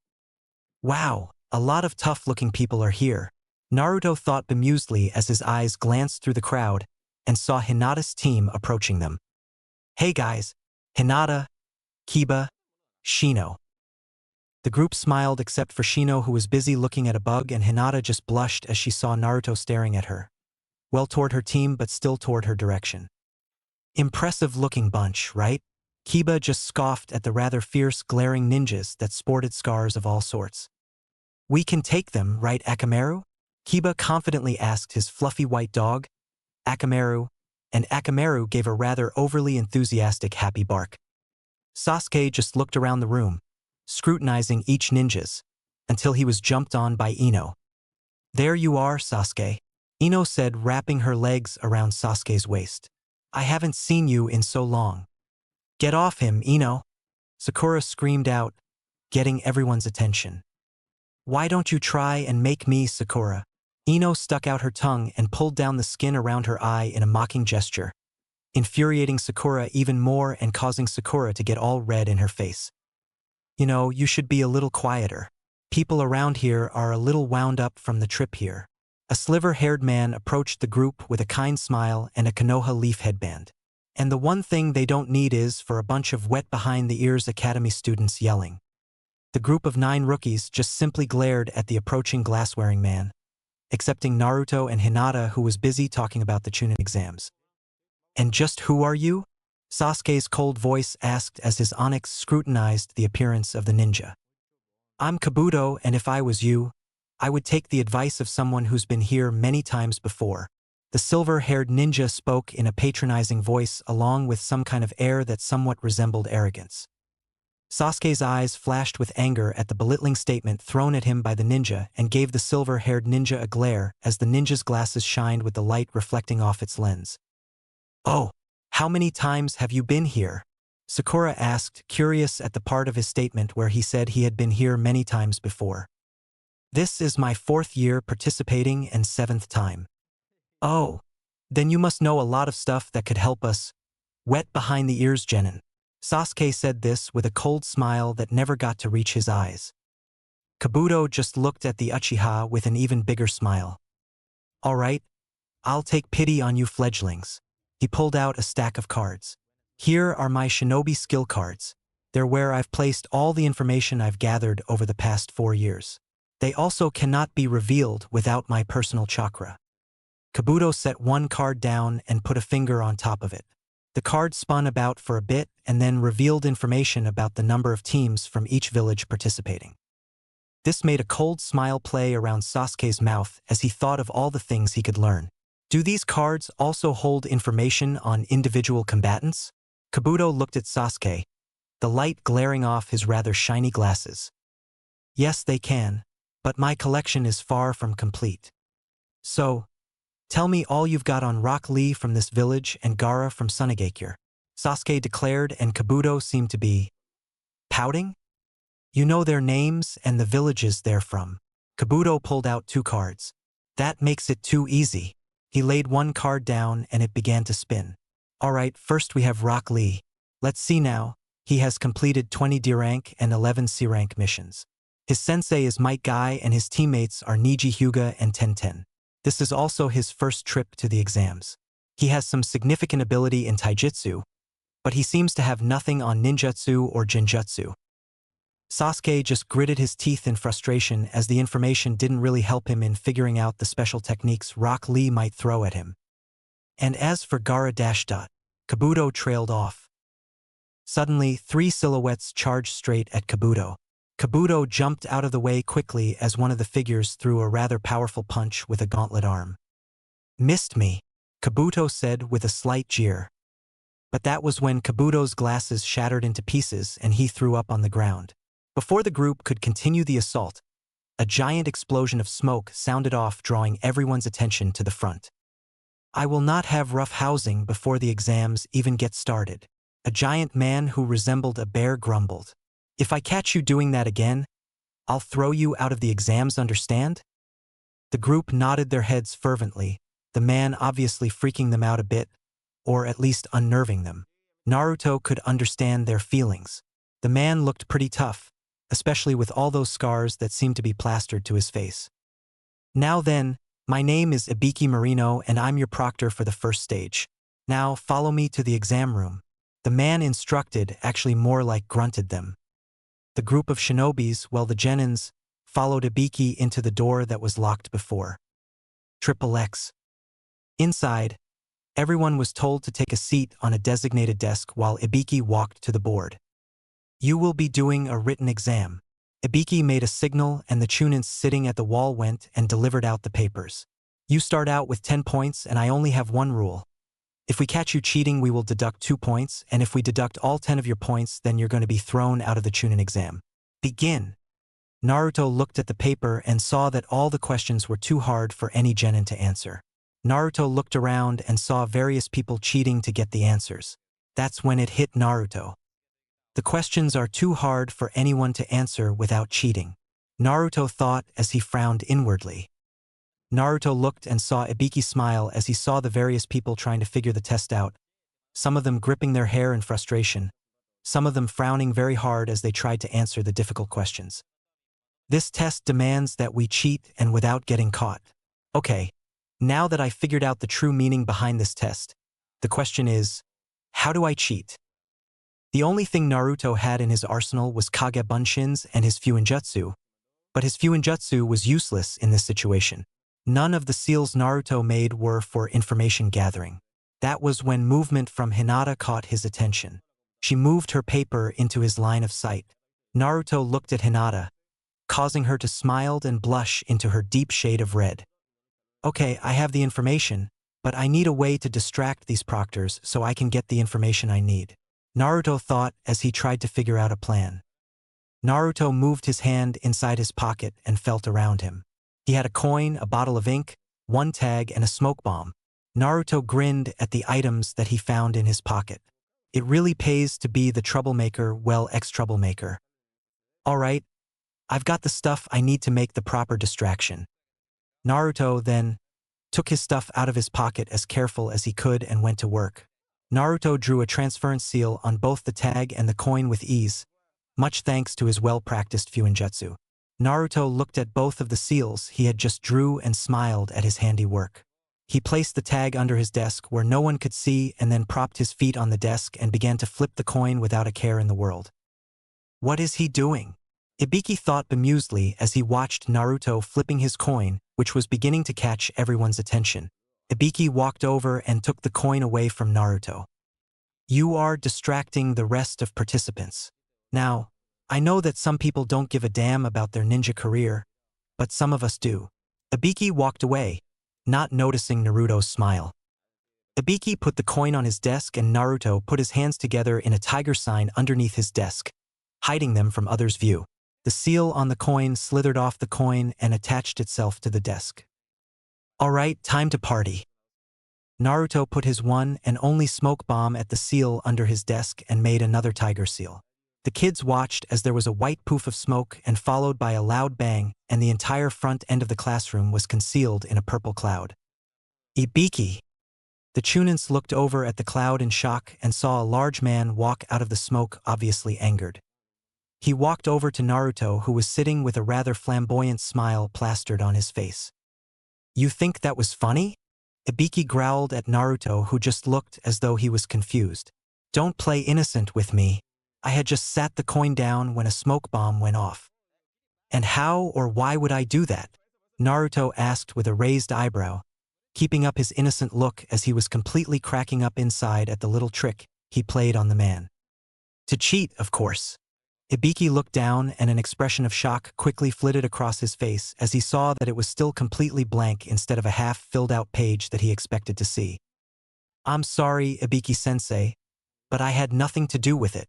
Naruto told the angry Ibiki in the most innocent voice he could muster. Naruto stood up and let Ibiki search him and his desk. Ibiki growled in frustration as he didn't find even a shred of evidence that could have pointed Naruto as the culprit. "May I sit down? I really need to fill out my answer sheet," Naruto asked with the same innocent voice. Ibiki glared at Naruto, but as he had no evidence to accuse Naruto of cheating, allowed Naruto to sit and continue the test. Naruto glanced at Hinata, who just smiled as she had her paper out of Naruto's line of sight once again. Naruto filled out the answer, recalling Hinata's answer sheet that he got a peek at during the disruption. Just as Ibiki called time, Naruto filled out the last answer, the 9th answer. Now, on to the 10th and final question. Ibiki announced loudly, and few groans echoed here and there around the room. "Now, I have another rule. You can choose to leave and try again next year, but if you stay and get the answer wrong, then you will never be able to take the Chunin exams again." Ibiki finished with a cruel grin on his scarred face. Everyone just stared at still grinning Ibiki with obvious shock plastered on their face. "Now what do you choose?" Ibiki smirked sadistically as his eyes took in the frightened and shocked expression that were on the genins' faces, some of them having jaw hanging down low. That final question was weird, Naruto told others as he scratched the top of his head. "Yeah, but I still can't believe you set off a smoke bomb in the exam room," Sakura said, a small crease forming on her forehead. "It worked, at least." Naruto put his hands behind his head and smiled as they walked with their new proctor Anko. "Besides, it was awesome. Other than the fact that when he put my coin on the desk a smoke bomb exploded. He had nothing else to support his suspicion that I caused the smoke bomb."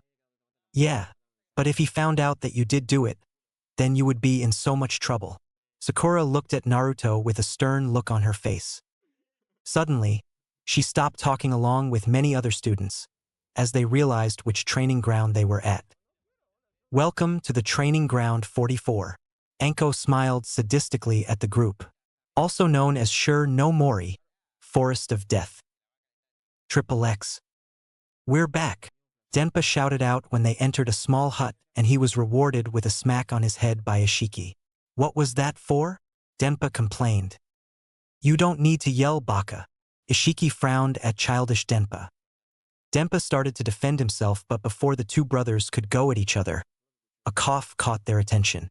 They turned on a dime and gave a formal bow to an elderly man. "How did it go?" the elderly man asked as he sat down carefully. "It went okay," Denpa answered as he leaned against a tree. "The items were delivered to the Uzumaki as you wished." "Excellent." He looked at the two with a gleeful smile. "And how is the Uzumaki?" Denpa and Ishiki looked at each other and smiled naughtily. "Don't worry about him," Ishiki told the old man with a mischievous grin. "We're keeping an eye on him." Denpa chimed in with Ishiki, an equally mischievous grin on his face. "Then perhaps the Uzumaki clan does have a chance to return." The old man was then sent into a fit of cough which subsided after a while. "Perhaps you should go inside and wait." Ishiki walked over and picked up the old man. "There is no reason for you to stress yourself out." Denpa walked over and helped his brother pick the man up. The two escorted the elderly man inside the building and sighed. "He doesn't have long left." Ishiki spoke and received another smack from his brother. "You think I don't know that?" Ishiki just looked at the ground. "We just have to hope that we can get the chance to talk to Naruto and bring him here." Denpa nodded his head and walked with his brother to the woods once more. XXX. Naruto and his team entered the woods and felt a strange sensation of being watched. "This is just creepy." Sakura shivered as a strange cold feeling nipped at her. "Don't worry, we'll be fine," Naruto told her in attempt to reassure her as he walked forward and looked into the dark forest. "What's wrong, Dobe? Scared?" Sasuke teased Naruto, who just glared back at his teammate. Suddenly, the entire team heard a loud howl like a ghost coming from the forest. Naruto looked behind him and saw Sasuke give an involuntary shiver. "What's wrong, team? Scared?" Naruto laughed as he walked into the forest with Sasuke glaring at him. But unbeknownst to the three genins, three mysterious figures were watching their every move. XXX. Naruto was separated from his because of a little issue that came up. After relieving himself on the ground hidden by bushes, he turned around and came face to face with a giant snake. Naruto's eye narrowed as he saw the snake look at him. Just as the snake lunged, Naruto created a Kage Bunshin and had it throw him into the trees nearby. The snake swallowed up the Kage Bunshin, making Naruto smile despite the fact that the snake turned towards his direction. The snake opened his mouth and gave a very low hiss as smoke came out of his mouth. Good thing I packed some Shikaku Fuinjutsu, Naruto thought just as the snake began to thrash around until it erupted into a cloud of smoke. Summoning, Naruto realized just then, and that was when Naruto started to get a bad feeling in his stomach. Triple X. What's wrong, Sasuke-kun? The snake-like man that stood before Sasuke and Sakura jeered at Sasuke. Is this the extent of the Uchiha clan's power? Sasuke gritted his teeth in anger, and a giant jet of flame came roaring towards the snake man, who easily jumped out of the way. Orochimaru, for that was the name of the snake man, looked up and frowned for a second for a reason unbeknownst to Sasuke, but quickly smiled. Well, I thought you would be in my snake's stomach by now. Orochimaru spoke, and Sasuke was confused as to who he was talking to. So that oversized reptile was yours. Naruto appeared out of nowhere and stood before Orochimaru and his team.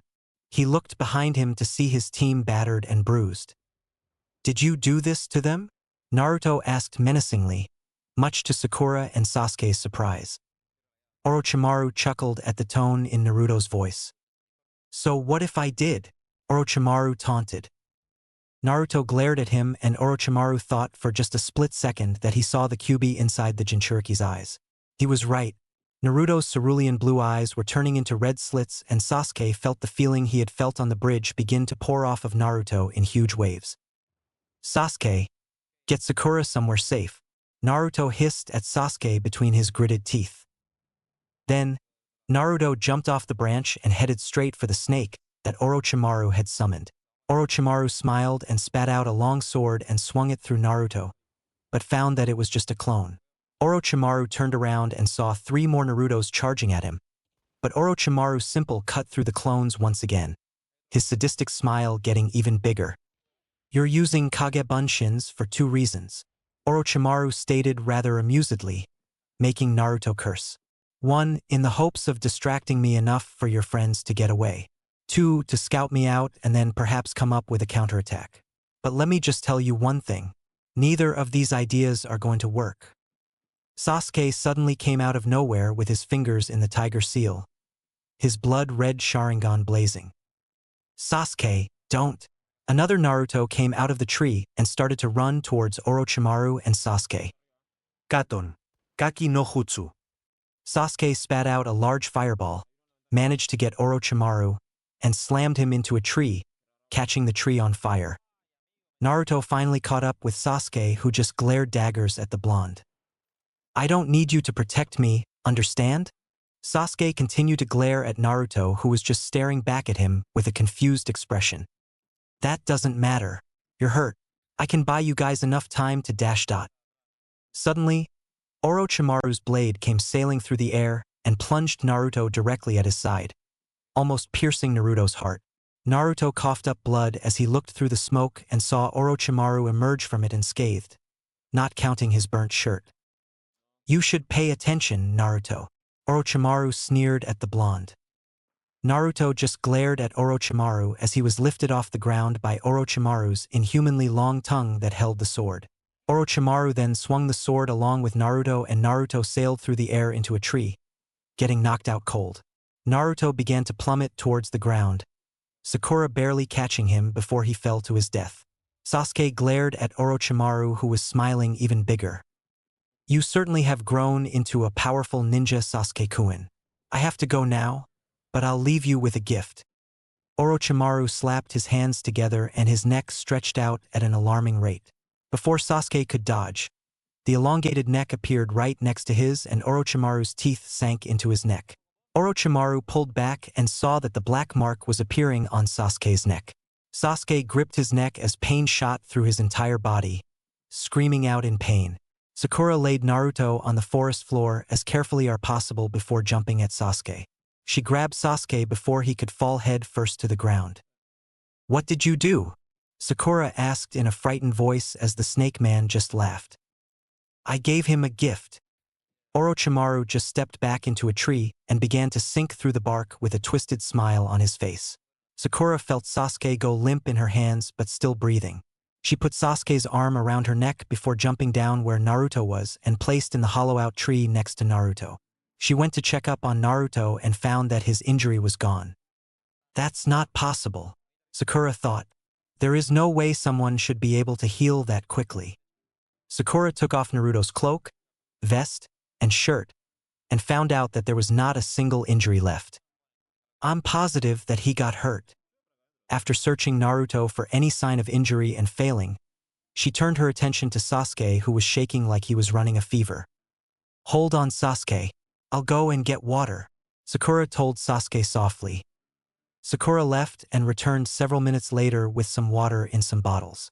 She poured the water onto a rag and draped it over Sasuke's head to keep him cool. I guess I'm taking first watch. Sakura looked out the hollow tree, not seeing the eyes that were watching her every move. Triple X. Team 8 had the best luck of all. When they started, they made a trap. Luckily, the first team they caught had the very scroll they needed. Hinata was looking at picture and was smiling at it when she heard someone approaching her. She quickly put the picture away and looked to see Shino walking towards her. What are you thinking about? Shino asked with his usual stoic face. I'm just wondering how Naruto and his team are doing. Hinata blushed as she looked at the water and saw her reflection. Don't worry about them. Shino sat down next to Hinata while he looked at the ground for some bugs. If I know Naruto and Sasuke, they're not going to give up easily. Hinata smiled at her friend, who just got up after seeing no bugs and went to go look for some. Hinata looked and saw that Kiba was lying down against a tree with a smile as Akamaru ran around him. Please be safe, Naruto-kun. Hinata prayed in her mind. Triple X. Sakura was thrown to the ground by the Oto, meaning sound, nin named Zaku. Not minutes after Sakura came back with some water, she and her unconscious teammates were attacked. At first, she was captured by her hair by the female of the attacking, but Sakura quickly took out a kunai and cut it off. After that, she managed to hold her own against the team with some bunshins, but after she managed to land on Zaku, he quickly punched her off his arm.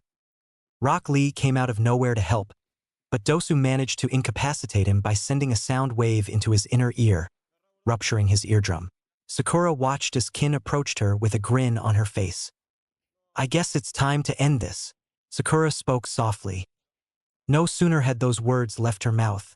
The entire area was shrouded in dense and evil chakra.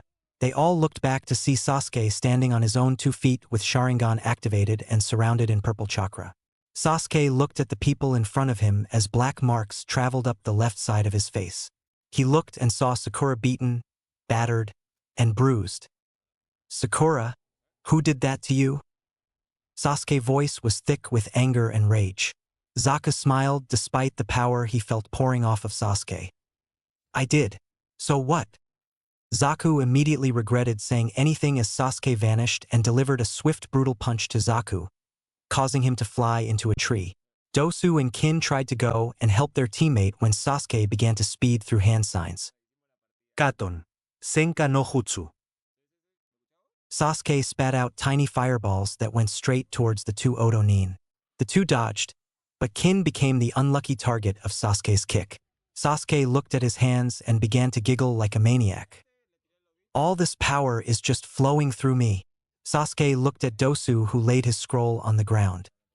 Spare me and my team and you can have the scroll, Dosu begged. Dosu watched as Sasuke just shook his head. Sorry, too late. Sasuke began to approach the 3 Nins, but was stopped when Sakura hugged him from behind. Please stop, Sasuke.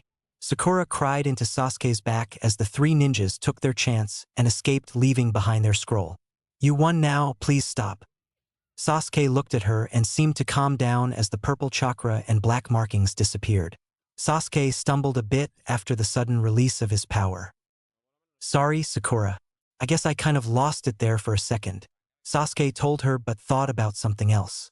All that power coursing through me. It was amazing. Whatever that snake did, it made me stronger. The two of them heard a groan and looked to see Naruto sitting up rubbing the top of his head. Naruto looked around and saw that he didn't have his vest, shirt, or cloak on. What happened? Naruto looked between Sasuke and Sakura, and right before Sakura could speak, Sasuke shook his head and mouthed the words, "Don't tell." "We had to check your injury, Naruto. That's why your top clothing is off." Sakura looked at Naruto with a smile. Naruto looked around and saw Sasuke pick up the scroll that the Otonins dropped. "What's that?" Naruto asked as he stood up and put his clothing on him. "It's our ticket inside that tower," Sasuke told him with a smirk. Sasuke proudly showed his team the other scroll they needed to complete the test. Naruto jumped with excitement, Sakura smiled, and Sasuke just shrugged his shoulders. "One step closer to my revenge," Sasuke thought. XXX. Unknown location. "So have you located the Uzumaki?" a mysterious figure asked in a deep voice. "Yes, apparently he is in Kanahagakure," a man answered respectfully. The name of that village seemed to bring anger into the mysterious figure. "We can't just approach the village. We would have to be careful." The figure stood up and started to pace. "We have to wait until he is completely alone. Then he will be ours." The figure punched a nearby wall, and the entire wall crumbled away, revealing an Uzumaki symbol on a flag with blood and burns all over it. "I'll make sure that this time when I kill you, Uzumaki, you will stay dead." He grabbed the flag and ripped it off the wall and set it on fire. He watched it with cold eyes as the flag slowly burned into ash. XXX. Naruto and his team were running through the forest, watching every step they took. After Naruto managed to get dressed, the group turned to Rock Lee, who was still out of it. They stayed with him until he finally woke up. They asked him if he could stand, to which he jumped into the air screaming about the flames of youth. Before they could ask if he could make it back to his team, he ran off. When three figures ran across their path, the three tensed, but after taking a closer look, Naruto saw that it was Hinata's team. Sasuke and Sakura tried to stop Naruto, but he continued to run towards the three with a smile. "Hey guys!" The entire team turned on a dime and entered different stances. "Whoa, you guys sure are jumpy." Naruto slowly backed up with a nervous smile. "Sorry, but this is a test where it's every man for themselves," Shino told the blonde as bugs came out of his clothes. Even Hinata kept her distance, but still gave Naruto a slight smile, blushing profusely. "So you guys don't trust me?" The group simply tightened up their stances. "Judging from how you're not attacking, I would go as far as to say that you have all your scrolls." Kiba's facial expression was all Naruto needed to confirm his suspicion. "Don't worry, our secret is safe with me. My team was just going to the tower as well. How about we join together? You know, safety in numbers." "Oh, and how do we know you don't plan on stealing our scrolls?" Shino asked. Naruto reached into his pocket and produced both scrolls. "Why would we?" Naruto asked. Sasuke and Sakura suddenly came down from the tree, and Sakura sent a punch to Naruto in the head. "What are you doing?" Sakura screamed at Naruto, who was slightly off from the punch. "You don't let the enemy see what you have." Team 8 just watched in amusement as Sakura continued to shake Naruto like a rag doll. Hinata then did the same thing, revealing that they had both scrolls. "Hinata, why did you do that?" Kiba said in a horrified voice. Because Naruto has a point." Hinata stuttered as she looked down at the ground while pushing her fingers together. "It would be safer to travel to together." Kiba was going to speak once more when Shino spoke up. "It is a logical idea to band together." Shino looked at his two teammates and watched as Naruto picked himself off the ground. "Cool. So it's decided we'll go to the tower together." Naruto began to walk towards the direction of the tower with a smile on his face. The group walked towards the tall building, but each one was watching the other except for two. Naruto was looking at the tower and Hinata was watching Naruto with a bright red blush. XXX. After reaching the tower, the teams opened the scrolls to find a different person popping out of the scroll in front of them. For Team 8, it was Kurenai, but for Team 7, it was Gunma. They told the Genins what the meaning of this test. After waiting for a little longer, some more teams began to file in. Then Sarutobi appeared and looked at the group who were all battered and covered in dust. Now before we move on to the next part of the Chunin exam, if there is anyone who doesn't want to continue, please speak now. Sarutobi watched as several people raised their hands and left the tower. Now, we may begin, but since we have such a large group this year, we will be splitting the last test of the Chunin exams into 2 parts. This got many groans. But after Sarutobi raised his hand, he continued. Now, this test is to see what you've learned and how well you can beat your opponent. I will leave the rest of the explanation up to Hayate. Hayate did just that and explained the rules to the participants. Does everyone understand the rules? Hayate looked around and saw various people nod their heads. All right, we will now see who's going up first. Everyone looked up at the screen and saw different names run through it until it finally stopped at 2 names. Zaku Abumi versus Naruto Uzumaki. Hayate stated loudly. The teams began to leave the area when Naruto looked over and smiled at Zaku, who just glared at him. Is the participants ready? Hayate looked from Zaku to Naruto, who both nodded their heads. All right, begin. Hayate jumped back, and good thing, because no sooner had he said those words, Zaku raised his arms up, showing Naruto his palms. Zankaha, decapitating air wave.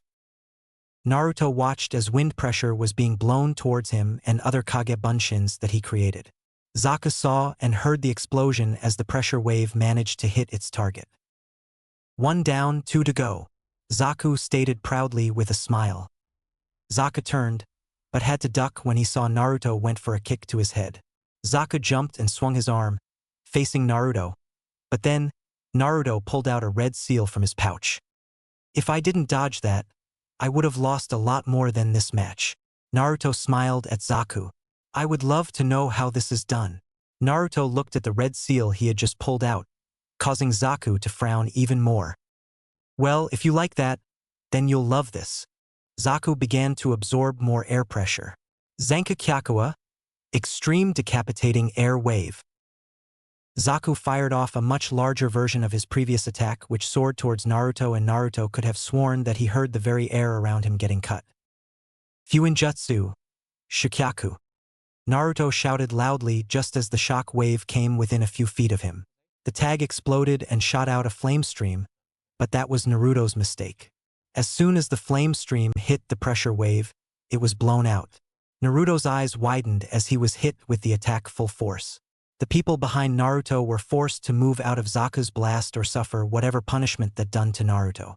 Zaku began to laugh mirthfully as the smoke began to filter out and everyone saw Naruto lying in a crater, blooded and hurt. I win, you weakling. Zaku walked over, but was stopped when he heard a noise. He looked up and saw another Naruto falling towards him. Zaku raised one of his arms and fired his pressurized air blast, but Naruto created a shadow clone that pulled him out of the way just in time. Naruto landed on the platform where the other participants awaited their turn. Naruto pulled of his cloak and threw to Kakashi, who caught it. Keep it safe, sensei. I don't want to trash it. Naruto told his sensei as he jumped down to the floor below. Now where were we? Zaku gritted his teeth and raised his arms once again. Oh yes, now I remember you losing. Naruto smirked at rather angry Zaku. Naruto charged just as Zaku launched another attack. Naruto moved out of the way from the air blast, but still received a cut to the side of his face. It would appear that he controls air pressure with those pipes on his hands. Naruto created for Kage Bunshin. I need to find a way to plug those holes up. Naruto sent the clones in to try and get close to Zaku to allow Naruto to make his long-range abilities ineffective. Zaku saw this and jumped backwards, blasting Naruto's clones away. You can't beat me like that. Zaku smiled as he took aim at Naruto, who smiled. What does he have to smile about?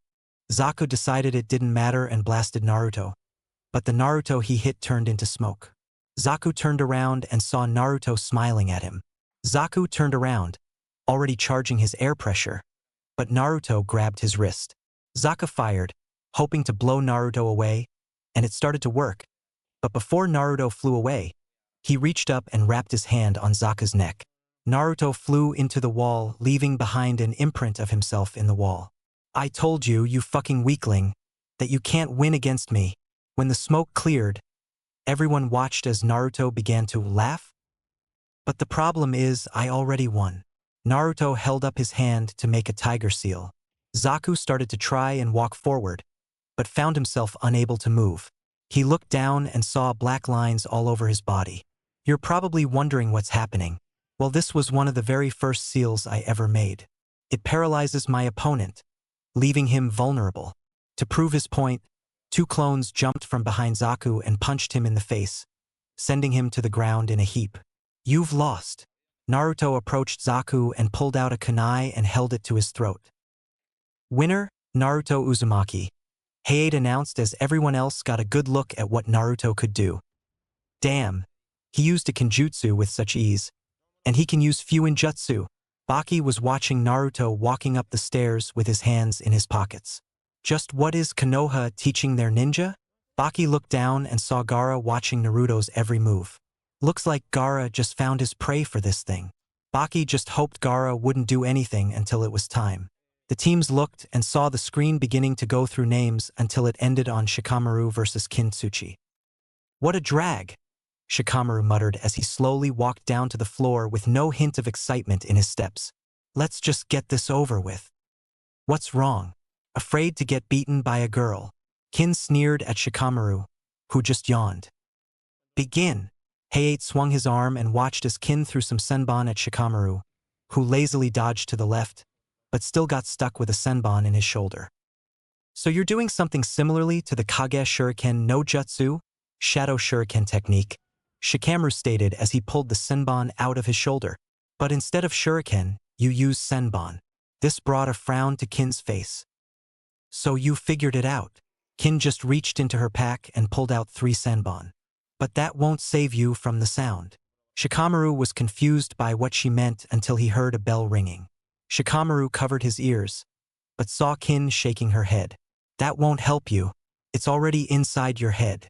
Shikamaru watched as Kin split into 3. Now you can't beat me. Kin went to throw her senbon, but stopped. Kagemain no Jutsu, Shadow Imitation Technique, success. Shikamaru looked up with a smile. He got up and moved his right arm and watched as Kin did the exact same thing. Good. Now time to end this troublesome game. Shikamaru reached into his pack and grabbed a shuriken. But Kin did the exact same thing. Game set. Shikamaru threw his shuriken and Kin did the same thing. Shikamaru leaned his head back as hard as he could, and Kin followed, but instead of hitting nothing, she hit a wall. Shikamaru let his shadow slide back to him as Kin slid off the wall, out cold. Match. Shikamaru began to walk up the stairs as Hayate called him as the winner. Naruto patted Shikamaru on the back as he walked by. Good job, Shikamaru. Shikamaru just yawned. Naruto turned back and saw the names of Sasuke and Yoroi on the board. Naruto turned and gave Sasuke a smile. Good luck, Sasuke. Sasuke turned and looked at Naruto for the briefest of seconds, then began his descent to the arena. Naruto was a little shook up from the look Sasuke gave him. What was that about? Naruto looked and saw Sasuke take up a fighting stance. Triple X. Denpa and Ishiki were looking at the old man who seemed to be shivering from some unseen cold. The old man gave a wave to the 2 of them, and they politely walked forward. We need to find them, he said in an uneven voice. Find who? Denpa leaned in close with sad look on his face. The old man leaned forward and whispered into Denpa's ear. Ishiki looked and saw his brother's eyes widen in shock. When Denpa looked at the old man, he had a look of hesitation. Are you sure about that? Denpa watched as the old man nodded his head before closing his eyes and falling asleep. What did he want? Ishiki called out, only for his brother to look at him with a small smile. We need to go to Nami no Kuni. This was all Ishiki needed to know. Well, if that's the case then, we'd better get a move on. Ishiki threw his brother a cloak while he put his on. Let's go. With that, the 2 of them left the cabin and headed towards their destination. Triple X. Kakashi decided to take Sasuke away to the hospital after his match to tend to him. The next match after that was Sakura versus Ino, which ended with neither of them winning. Then came Kiba versus Shino, and right off the bat, Kiba charged, which only got him trapped amongst Shino's bugs. After a while of the bugs draining his and Akamaru's chakra, they gave up. Temari and Tenten were up next, and it ended in one of the most twisted things Naruto has seen. After blasting away Tenten's weapons and slicing her up, Temari placed her fan right underneath Tenten and let her fall on her fan. The result was Tenten bending over Temari's fan backwards. Then, to add insult to injury, Temari threw the incapacitated girl towards the wall, only for Tenten to be caught by Rock Lee. That was most unyouthful. Rock Lee, for the first time, looked severely pissed off. But before he could do anything, Guy stepped in and restrained his student. Temari walked up the steps with a smile on her face, but as she was walking past Team 7, she turned to look at Naruto, who stared back at her. And for just a split second, Temari thought she saw his eyes turn red, and a giant fox towered behind him with a hungry look in its eyes. Kankuro looked at his sister, who suddenly looked white as a sheet. What happened? Kankuro watched as Temari turned to him. I get the feeling that he's just like Gaara, Temari said as she looked back at the arena screen to see that Kankuro was fighting a man by the name of Misumi. The fight didn't last very long. Misumi wrapped himself around Kankuro and snapped his neck, only for Kankuro to be revealed as a puppet. The real Kankuro was hiding in the bandages. Kankuro made a fist as his chakra strings were attached to the puppet. The puppet wrapped around Misumi and broke every bone in his body except for his neck. The next match made Hinata nervous, because she was up against her cousin, Neji. Naruto walked up and patted Hinata on the shoulder, giving her an encouraging smile. Hinata walked down to the arena with Neji scowling at her. What are you doing? Hinata looked at Neji, who shook his head. You can't be serious about fighting me. Hinata looked up and saw Naruto give her the thumbs up, and she nodded at him. She took a fighting stance while activating her Byakugan. Her eyes. She's not the same as before. Neji looked at Naruto, who smiled at him. Did he do something to help her? Neji didn't worry about it, and took up his own stance. All right, begin. Neji and Hinata charged at each other. Neji threw a palm forward, but Hinata swiped it away with her own. Hinata did the exact same, but Neji deflected her attack. This went on for a good couple of minutes before Neji, instead of deflecting Hinata's attack, grabbed her arm and swung her to the ground. I told you, I'm destined to win this fight. Neji looked into Hinata's eyes, but dodged her chakra-laced hand. Neji's grip on Hinata's arm loosened, and she was able to get back to her feet. I don't care. I'll still fight. Hinata charged, but Neji jumped over her and landed on his feet. Hinata didn't need to turn her head to see Neji already throwing his hand forward. Hinata spun around on her heel and grabbed Neji's arm. She palm thrust at him, but he caught her as well. The two of them pushed with added chakra and were thrown backwards. Neji stopped and ran at Hinata, but instead of charging Hinata stood her ground. As Neji neared her, Hinata threw her hand forward, but when Neji went to catch it, he felt his hand get sliced open. He jumped back and looked at his hand to see something that looked like a chain-link fence sliced into his palm. Neji took a closer look at Hinata's arm and found that her entire right arm was dancing with sharpened chakra. She's coating her arm in sharpened chakra to cut into me, Neji muttered to himself. That could be a problem if she hits me with it. Neji ran at her, but this time, zigzagged towards her. Hinata followed Neji as he came closer and closer, but just as she threw her arm, Neji jumped. Hinata turned to face him, but Neji slammed his chakra-infused hand into Hinata's back, forcing her forward into a wall. Neji walked towards her until he noticed two pictures on the ground. Neji picked them up and looked at the first one to see Hinata standing with Hayashi, her mother, and Hanabi. He looked at the other and slightly glared and smiled at the sight. So this is why you're so brave, Neji said, showing Hinata the picture of Naruto and her at Ichiraku's at night. But the one difference is Naruto giving Hinata a kiss on the cheek, making her blush. Hinata's eyes widened as Naruto cursed. Hinata felt around her jacket and found nothing. Give that back. Hinata looked at Neji with a slight glare.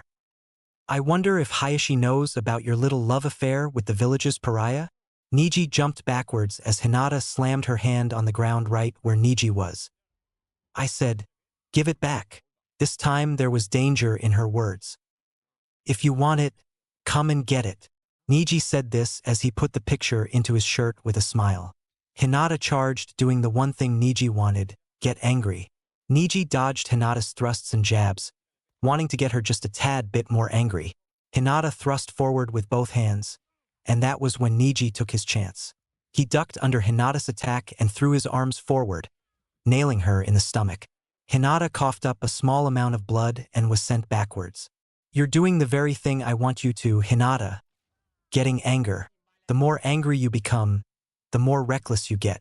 I just took my time and waited for you to make a mistake too bad. Hinata just looked at Niji and smiled. What do you have to be happy about? I may have lost and you may have hurt me, but I still love you, Nizan, Hinata said with a smile. But this seemed to only make Niji angry. I don't know what I've done to anger you, but I still care about you. That's why I pity you, because you live your life full of anger. Niji saw red and charged, even with Hayate telling him the match was over. Niji came closer and threw his arm, but it never connected, as a purple hexagonal barrier appeared between him and Hinata. Niji looked up and saw Naruto already jumping down with his hands together in a tiger seal. I think that's enough, Naruto stated as he walked towards Hinata. Niji charged at Naruto, who turned and ducked Niji's thrust, and he continued towards Hinata. Niji turned and went to attack, but found himself unable to move. He looked down and saw the same black lines as before. Naruto turned around and with some labored breathing, he walked over to Niji and took back the picture and gave it back to Hinata, who was picking up her family picture. I'm sorry, Hinata said with some tears. I was supposed to keep the picture safe and not let anyone see it. Naruto just patted her shoulder and picked her up as some medics came by to take a look at her. It's not your fault. I knew someone was bound to find out. Naruto smiled at Hinata. But I guess we'll just deal with the problem when it comes. Hinata nodded her head and walked out with Kurenai right behind her. You know, you two were made for each other, Niji said as he applied some chakra and broke out of Naruto's seal. You're both weaklings. I mean, look at you. You can barely use a Fuinjutsu without it consuming a great deal of your chakra. Naruto just chuckled and looked at Niji. It's funny how you're calling us weak, when Hinata nearly beat you, Naruto said as he watched Niji prickle up in anger. And how I managed to dodge and then place a seal on you to paralyze you. Niji was about to charge, but calmed himself down and looked at Naruto with his calm and calculated eyes. Sorry, but you're going to have to do a lot better than that to lure me in. Niji watched as Naruto shrugged and began to walk up the steps, but gave Hinata one last smile before she disappeared. Naruto, Kakashi yelled out with a wave. I just made it to see the last few seconds of Hinata's fight. I didn't know you two were going out. That was the point. Naruto looked up at Kakashi. What do you believe would happen if the village found out about Hinata and me? Kakashi just nodded his head. Not that it's any of my business, but how long have you two been together? Kakashi watched as Naruto began to think back. About 1 day before the team placements, Naruto said, leaning against the wall. She was the only one besides Sarutobi and a few others who actually tried to help me through Irika's death. She managed to keep me from just curling up and dying. So I guess that's what got us together. Naruto watched as Choji and Dosu's names came up, and after Asuma bribed Choji with barbecue pork, Choji jumped down to the arena ready to fight. All right, mummy man. I'm going to beat you and eat all the pork I can fit in my stomach, Choji yelled with fire in his eyes. We'll see about that. Dosu lifted up his gauntlet arm and smiled under his bandages. Hayate gave the go-ahead, and that was when Choji put his hands together. Baika no Jutsu, Expansion Jutsu, Choji called out as he inflated like a balloon. Choji then sucked his head, arms, and legs into his inflated body and shouted, Nikuden Sansha! He quickly began to roll at Dosu at a high speed. Dosu jumped out of Choji's way and watched as he smashed into a wall, making a hole, but Choji turned and came rolling back at Dosu. Dosu jumped out of the way again and watched Choji jam himself into the wall. Dosu jumped right next to him and punched his inflated body, but with no effect. This is sad, Dosu said as he brought his hand up with a tiger seal. Goodbye. Suddenly, the entire arena was filled with a high-pitched screech. Everyone looked and saw Choji laying on the ground, completely disorientated. Hayate named Dosu the winner as the mummified man walked up the steps. Rock Lee, at this point, was bouncing off of his feet in excitement as he knew his turn had come. His name and Gaara's appeared on the monitor. Gaara vanished in a swirl of sand and reappeared on the arena floor, looking at Rock Lee. "Come on, let's get this over with," Gaara said with no emotion. "Yes, I can now show my springtime of youth." Rock Lee jumped into the air with excitement. Gaara kept an emotionless face as he watched the excitable ninja jump and land in front of him. Gaara looked from Lee to Naruto with a murderous glint in his eyes. Hayate looked at both of the participants and raised his arm upwards. "Begin," he said, and watched as Lee went right at Gaara. Lee threw a punch at Gaara's face, but a wall of sand erupted in between them. Lee turned on his feet and tried to deliver a swift kick to Gaara, but that was also blocked by the sand. Gaara looked at Lee and the sand lurched at him, trying to ensnare him. Lee began to jump backwards, trying to avoid the sand, but the sand was faster. It slithered underneath Lee and made him slip. When Lee looked up, he saw a wave of sand falling towards him. The sand hit the ground and exploded, but when the sand moved, Lee was nowhere to be seen. Gaara looked around until he saw his sand rise behind him to protect him. Gaara turned and saw that Lee had tried to punch him.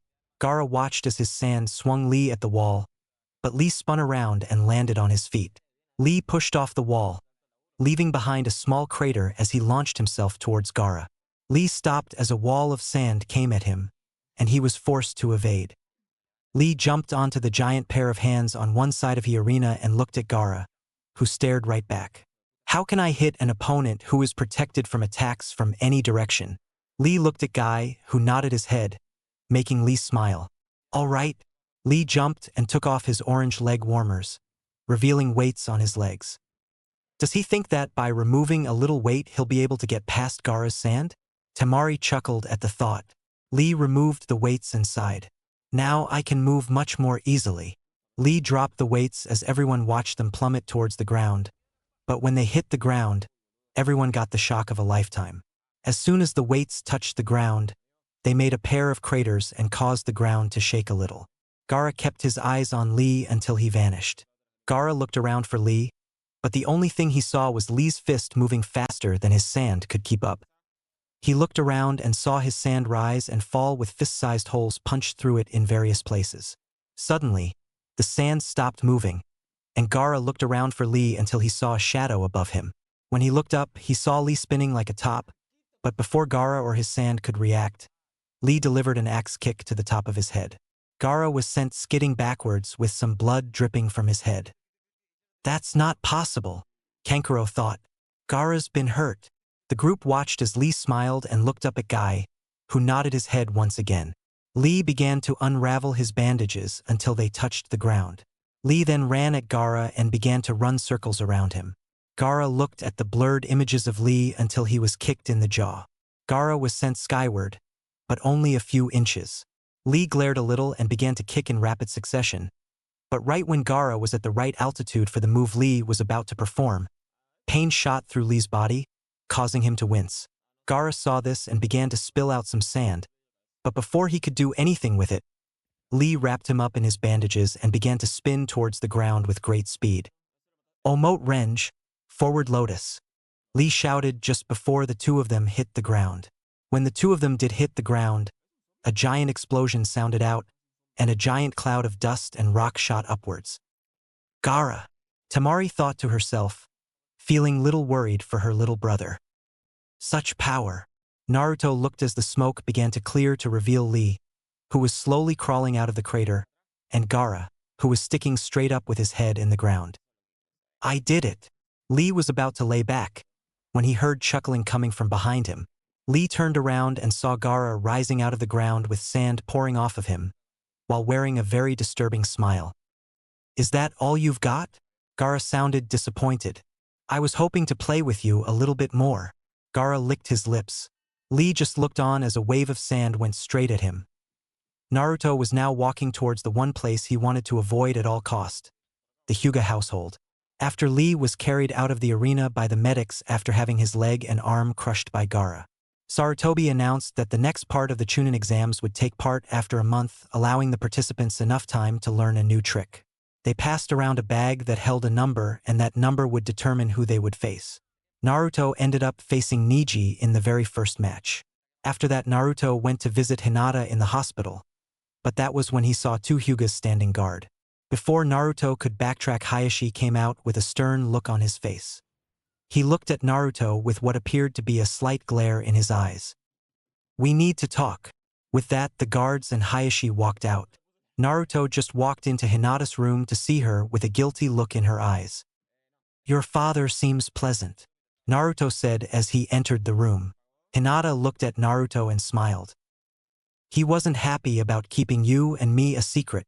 Hinata watched as Naruto just sat down next to her. "He wanted me to tell him what happened between us." Hinata looked away from Naruto for a little, but looked back. "I'm sorry, I should have kept the picture hidden. I told you that it was all right." Naruto just leaned back in the chair with a smile. "Besides, I wanted you to keep the picture with you. That way, if you are in trouble, you could always look back and remember that day." Hinata blushed a little and smiled. "Look, I need to get going. Your father wants to talk to me." Hinata looked at Naruto with worried eyes. "Don't worry, I promise I'll be careful." Naruto reached forward and gave her a kiss before leaving the blushing Hyuga alone. Naruto made it to the front entrance of the house and saw two Hyuga guards standing in front of the gate. Before Naruto could speak, one of the Hyuga guards beat him to it. "Hayashi is already waiting for you." The guard made a motion for Naruto to follow.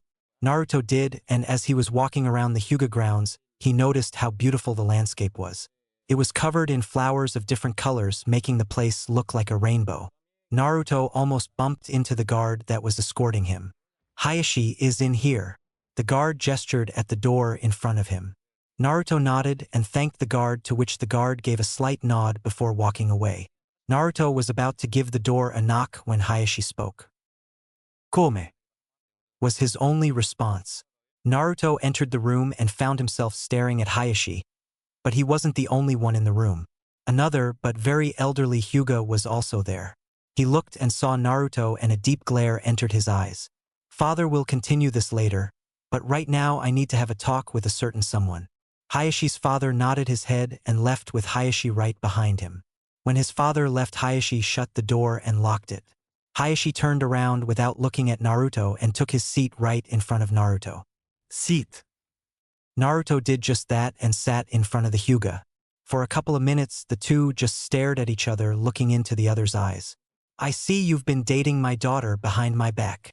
Hayashi looked a little angry and disappointment. "Could you explain why you didn't inform me?" "Hayashi-sama, we planned on telling you." Naruto said this with a careful tone in his voice. "But between the missions and the Chunin exams, we didn't have time." "I see. But why didn't you ask me for permission to date her?" Hayashi watched as Naruto just looked at the ground. "I want to know when you started to date her." Naruto looked up. "One day before team placements."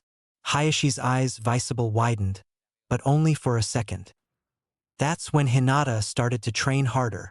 Hayashi thought. "Again I ask, why did you not ask me for permission?" "I guess it just slipped my mind." Hayashi activated his Byakugan.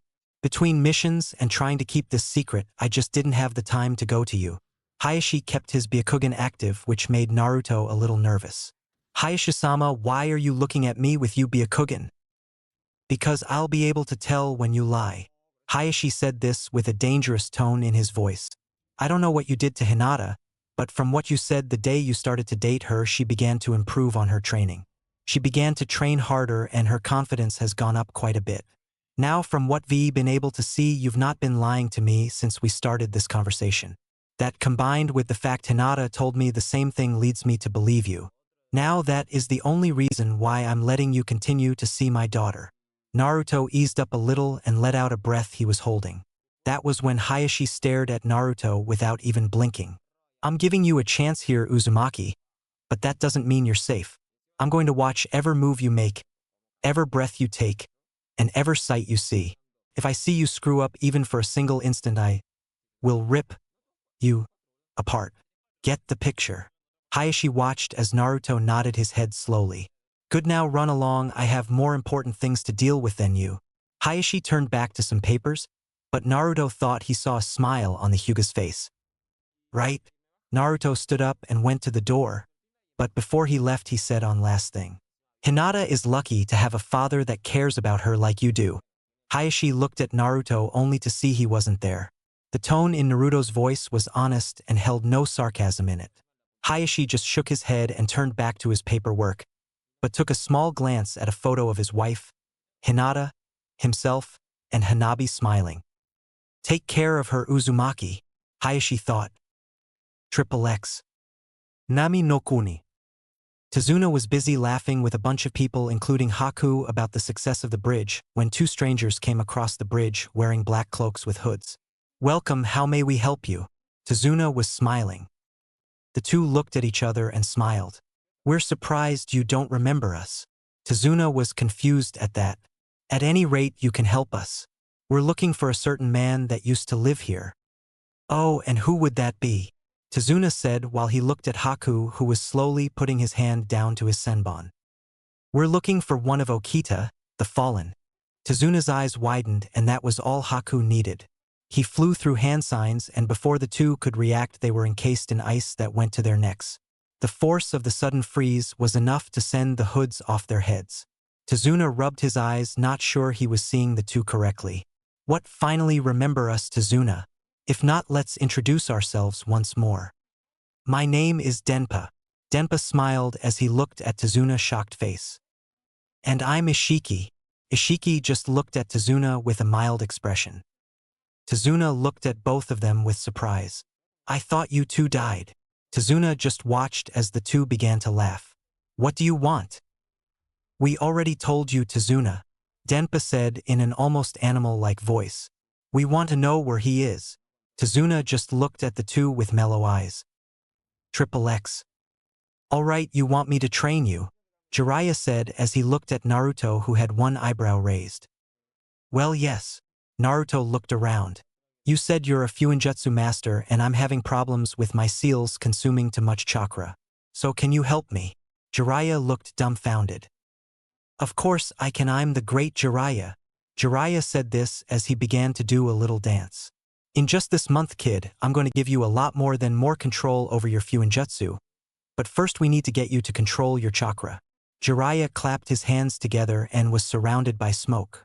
When the smoke cleared, Jiraiya was sitting on a toad with a scroll in its mouth. First I need you to sign this summoning contract. As Jiraiya said this, the toad gently laid the contract on the ground in front of Naruto. Now first you need to sign your name in blood. Naruto bit his finger and wrote his name next to Jiraiya's. Alright, now put some blood on the hand you signed the contract with. Do the correct hand signs, and then slam your hand on the ground. Naruto nodded his head and went through the hand signs and then slammed his hand on the ground. Naruto and Jiraiya's vision was obscured by smoke, but when it cleared, Naruto and Jiraiya looked at the creature in shock. A tadpole! Jiraiya yelled out. You really don't have any sort control over your chakra, do you?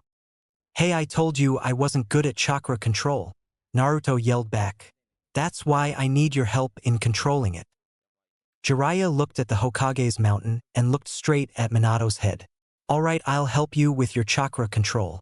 Jiraiya had his back turned to Naruto. But first, have you ever felt another form of chakra inside of you? Jiraiya looked at Naruto, who visibly flinched as if he remembered something he wished he could forget. Once. Naruto mumbled. Okay, I want you to try and tap into that power. Jiraiya watched as Naruto looked at him with a clueless expression. You don't know how to tap into it, do you? Sorry, the only time I used it was when I was during a mission and I thought Sasuke died. Naruto said with a shrug of his shoulder. What did you feel? Jiraiya asked in an attempt to figure out how Naruto used the Kyuubi's chakra. I felt scared for my life a little, but mostly I felt angry. Naruto looked at Jiraiya with a kind smile. So he can only access the Kyuubi's chakra in a stressful situation. Jiraiya rubbed his chin in thought before coming up with an idea. If Minato ever found out what I was about to do, he would kill me. But I have no choice. If I can get Naruto to tap into Kyuubi's chakra by himself, then he will be that much safer. Jiraiya made a motion for Naruto to follow him and Naruto did. After walking for a few minutes, Jiraiya stopped in the middle of the forest. Why did we stop? Naruto asked. I'm going to force you to draw on that other power. Jiraiya turned around and looked Naruto in the eyes. Only then can I help you further. Before Naruto could respond, Jiraiya put a finger on his forehead and flicked. Naruto was sent flying through the woods and leaves until he was above a chasm lined with sharp rocks. Shit! Naruto thought as he fell backwards towards the unknown chasm bottom. Naruto unraveled his right hand to reveal his wind seal, but when he went to activate it, nothing happened. I placed a seal on you to stop you from using your seals, came Jiraiya's voice. The only way out for you is to use the other chakra, and then the Kuchios no Jutsu, summoning technique. Jiraiya watched as Naruto focused some of his chakra into his hand and grabbed one of the rocks, but his hand slid right off. It's no use with your chakra control, you can't grip the slippery rocks. Naruto gritted his teeth as he knew he was in trouble. Naruto closed his eyes and braced himself for the impact that was sure to come. But instead Naruto opened his eyes to see a large hallway with water up to his ankles. He heard something coming from the darkness and decided to investigate. When Naruto finally got out of the hallway, he found himself in front of a giant cage with a tag that had kanji on it for seal. Soon Naruto saw two red eyes appear in front of him. Come closer. And despite every instinct that told him not to, Naruto approached the cage. But as soon as he was close enough to touch the bars, a giant clone was thrust at him. Naruto fell backwards to avoid being hit with the massive claw.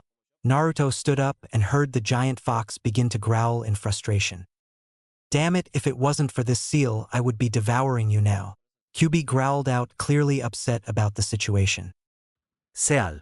Naruto thought as he looked at the gate. I get it now, that little piece of paper is like the padlock while the main seal is the gate. Kyuubi lowered himself to the ground and looked Naruto in the eye. What do you want, pathetic bearer? Naruto just raised his eyebrow and frowned. So you're the Kyuubi. Naruto watched as Kyuubi leaned back as if it was smacked. But before the great Bijou could speak. Look, I know we could stay here and argue for a while, but the truth of the matter is that we don't have the time. Now give me your chakra before we both die at the end of this chasm, or I could just walk into that cage and beat it out of you.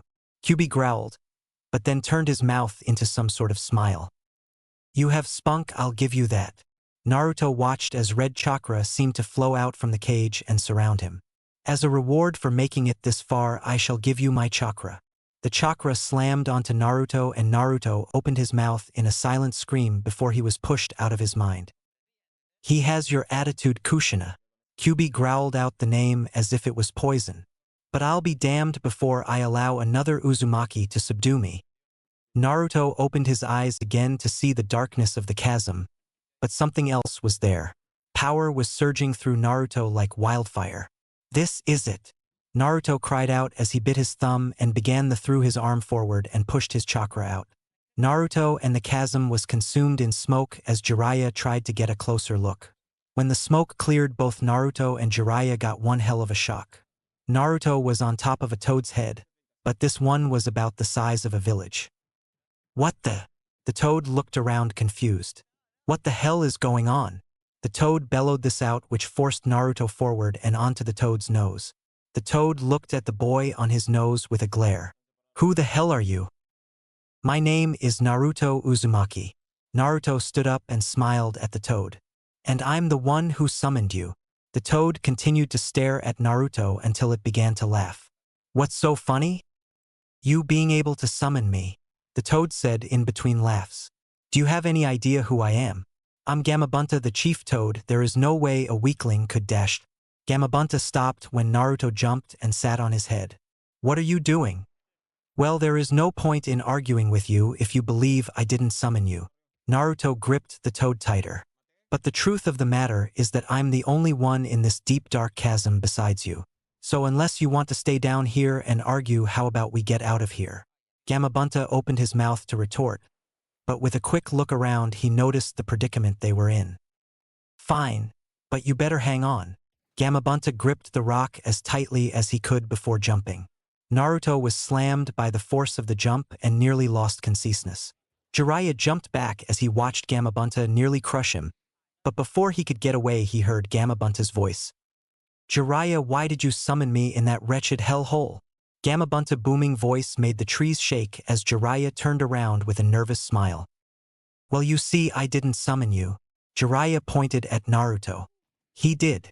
Instead of getting laughter, Gamabunta glared at Jiraiya, who jumped out of the Chief Toad's hand. There is no way a punk-ass brat summoned me. Gamabunta yelled this out, but realized Naruto was still on his head. Gamabunta turned his eyes upwards to see what he was doing and found Naruto relaxing on top of his head. What are you doing? Naruto looked at Gamabunta and pretended to rub sleep from his eyes. What are you two done arguing? Naruto stretched his arms and jumped down. Well, I guess I'll see you later, big man. You truly expect me to believe that you summoned me? Gamabunta watched as Naruto smiled. You know what, prove it. Gamabunta jumped faster than Jiraiya could react and caught the Toad Hermit with his tongue. I'll be taking Jiraiya here with me, and then, and only then, if you summon me again, I'll believe it. And before Naruto could speak, Gamabunta vanished, taking Jiraiya with him in a cloud of smoke. Naruto raised an eyebrow and looked around at the empty space. Why is it so hard for people to believe me? Naruto bit his thumb again and began to try and pull on Kyuubi's power. After getting some of the Bijuu's chakra, Naruto slammed his hand on the ground. Naruto vanished in a puff of smoke, and when it cleared, Gamabunta was back looking around, confused with Jiraiya still wrapped up. Now do you believe me? Gamabunta looked up and saw Naruto standing on his head once again. You see, Gamabunta, he did summon you. Jiraiya gently pried himself out of Gamabunta's tongue. So, if you want to hurt anyone, hurt him. Gamabunta looked at Jiraiya once again and wrapped his tongue around his leg. Jiraiya looked down as Gamabunta slammed Jiraiya towards the ground. But it's still your fault for giving him the summoning scroll. Gamabunta looked down at Jiraiya, who was seeing stars at the moment. Okay, brat, you summon me, big deal. If you summon me again in such a position again, I will hurt you. With that, Gamabunta vanished in a puff of smoke, leaving Naruto to land on his feet. Naruto walked over and smiled at Jiraiya, who glared at the blonde. So what's next? Naruto jumped just as Jiraiya threw a punch at him. Hey, don't get angry with me, you're the one who gave me the summoning contract. Yes. But you're the one who summoned Gamabunta. Jiraiya ran at Naruto in an attempt to hurt the blonde, but was stopped when an ANBU appeared in between the two.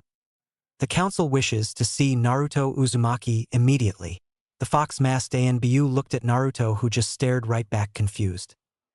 Triple X. Naruto and Jiraiya entered the council room and everything went quiet. Jiraiya looked at Sarutobi with a confused face, and Sarutobi just shrugged, equally as confused. Okay, council, you called this meeting for what reason? Sarutobi looked around until he saw one of the civilian council members stand. We're here to discuss the special situation of Naruto Uzumaki, he said, but when he looked at Naruto he had a smile, but Naruto could tell he was angry at him. Yes, the situation is he is the Jinchuriki of Dashta. Sarutobi was cut off by his old friend and rival. That's not it. Danzo stood up and looked at Naruto with his one eye before quickly looking away. We're here to discuss his position as the last of the Uzumaki clan. Sarutobi gritted his teeth as Jiraiya glared at Danzo. What did you really think you could keep this from the council, Sarutobi? Okay, what is it that the council wants to do with Naruto? Sarutobi looked around, but no one else stood up except for Danzo. I suggest that the boy be taken and kept under watch 24/7 to better protect him. Danzo once again looked at Naruto, who glared at the war hawk. I also think it is about time that he is trained properly in his specialty until comes a time when he can better protect himself. His movements outside the village should also be limited as well. Some of the council members nodded their heads. He is still after Naruto. Sarutobi clenched his teeth until a voice spoke up. I'm afraid I can't allow that. Sarutobi said this, and almost immediately an uproar came from the council. You clearly don't understand the situation here, Sarutobi, Danzo said, refocusing his attention back on his rival. There is a lot of people out there that would love to get their hands on the last Uzumaki, and to make it even more tempting to kidnap him, he is the Jinchuriki to the Kyuubi. If we let him wander around without proper training, then he will be easily captured or killed. I could take him and give him all the training he would need in order to survive outside these walls. Before Sarutobi could respond, however, someone beat him to it. No, thank you. Everyone looked at Naruto, who was leaning against a wall with a scowl on his face. For years I have been on my own, having to survive without anyone's help. So what makes you think I need your help now? Naruto looked at each council members who just watched him. You don't care about me as a person. The only reason you give a damn about me is because of what I am. I'm Naruto Uzumaki, last surviving member of the Uzumaki clan and Jinchuriki of Kyubi no Kitsune, but I would bet if I wasn't any of those things you wouldn't give a shit about me. So I'll say this again, I don't need your protection. Naruto turned to leave, but was stopped by Danzo. I don't think the meeting has been dismissed, boy. Danzo watched as Naruto turned around with a smile. I think I just dismissed it. Naruto opened the door and slammed it shut behind him. Hayashi stood up at that precise moment and went to leave. With the object of this meeting gone, I think it is over. Hayashi left and the council meeting was over in an instant. Everything said in this meeting is to be kept secret. If I find out you said something. Sarutobi just left the threat in the air. XXX. Naruto was walking around until he saw Hayashi looking at him. Hello again, Hayashi-sama. Hayashi just gave a tiny blink to say he heard Naruto. What do you want this time, if I may ask? Hinata is being released from the hospital in a little bit. Hayashi spoke in a calm voice. She knows to come to the Hyuga Manor first. The direction you were going suggests you were going to the hospital, am I correct? Naruto nodded his head with a slight smile. May I ask why? Well, I wanted to see how she was doing. Hayashi's eyes narrowed a little bit. And I wanted to walk her back to the Hyuga Manor and then ask you something. Well, I just saved you the walk, now ask your question. Hayashi watched Naruto rub his hands together in a slight nervous manner. Hayashi-sama, I wish to ask permission to take your daughter Hinata out on a date. Naruto finished this while looking at Hayashi in the eyes. Hayashi looked Naruto up and down. Asking permission this time, I see. Hayashi watched as Naruto nodded his head. She is going to rest and speak with me at the manor until 6. You can pick her up then. But she is to return at 7:30 and not a minute later, understand me, boy. Naruto remembered the conversation he and Hayashi had before and nodded his head. Very good, now once again run along, I have other matters to attend to. Naruto gave a bow and ran off with a smile on his face while thinking where to take Hinata. Naruto was walking towards the Hyuga Manor before the guards stepped in front of him. I have permission to take Hinata Hyuga out on a date. Naruto looked between the two. If you don't believe me, ask Hayashi-sama. Naruto gestured behind the two, who turned to see Hayashi looking at them. The two gave Hayashi a deep bow and Hayashi only motioned for Naruto to follow him. Naruto did just that, but not before giving the two guards a kind smile. Hinata is in her room getting ready. Hayashi walked with his back to Naruto, but Naruto had a feeling he had his Byakugan active. She is to return by 7:30, remember this. Hayashi once again adopted a dangerous tone in his voice. I understand, Hayashi-sama, Naruto said with a bow of his head. Hayashi stopped dead in his tracks and looked at Naruto with a slight glare. No, I don't think you understand. This confused Naruto. Hinata is the heir to the Hyuga clan, and as such she is to be treated with respect. I'll go ahead and say this. I don't rather enjoy having her date you. Is it because of ... Naruto was cut off by Hayashi raising his hand. It has nothing to do with that. Hayashi turned fully around and looked directly at Naruto. It has to do with you attitude. You only get one chance to make an impression, Uzumaki, and yours was a clown who played pranks on everyone.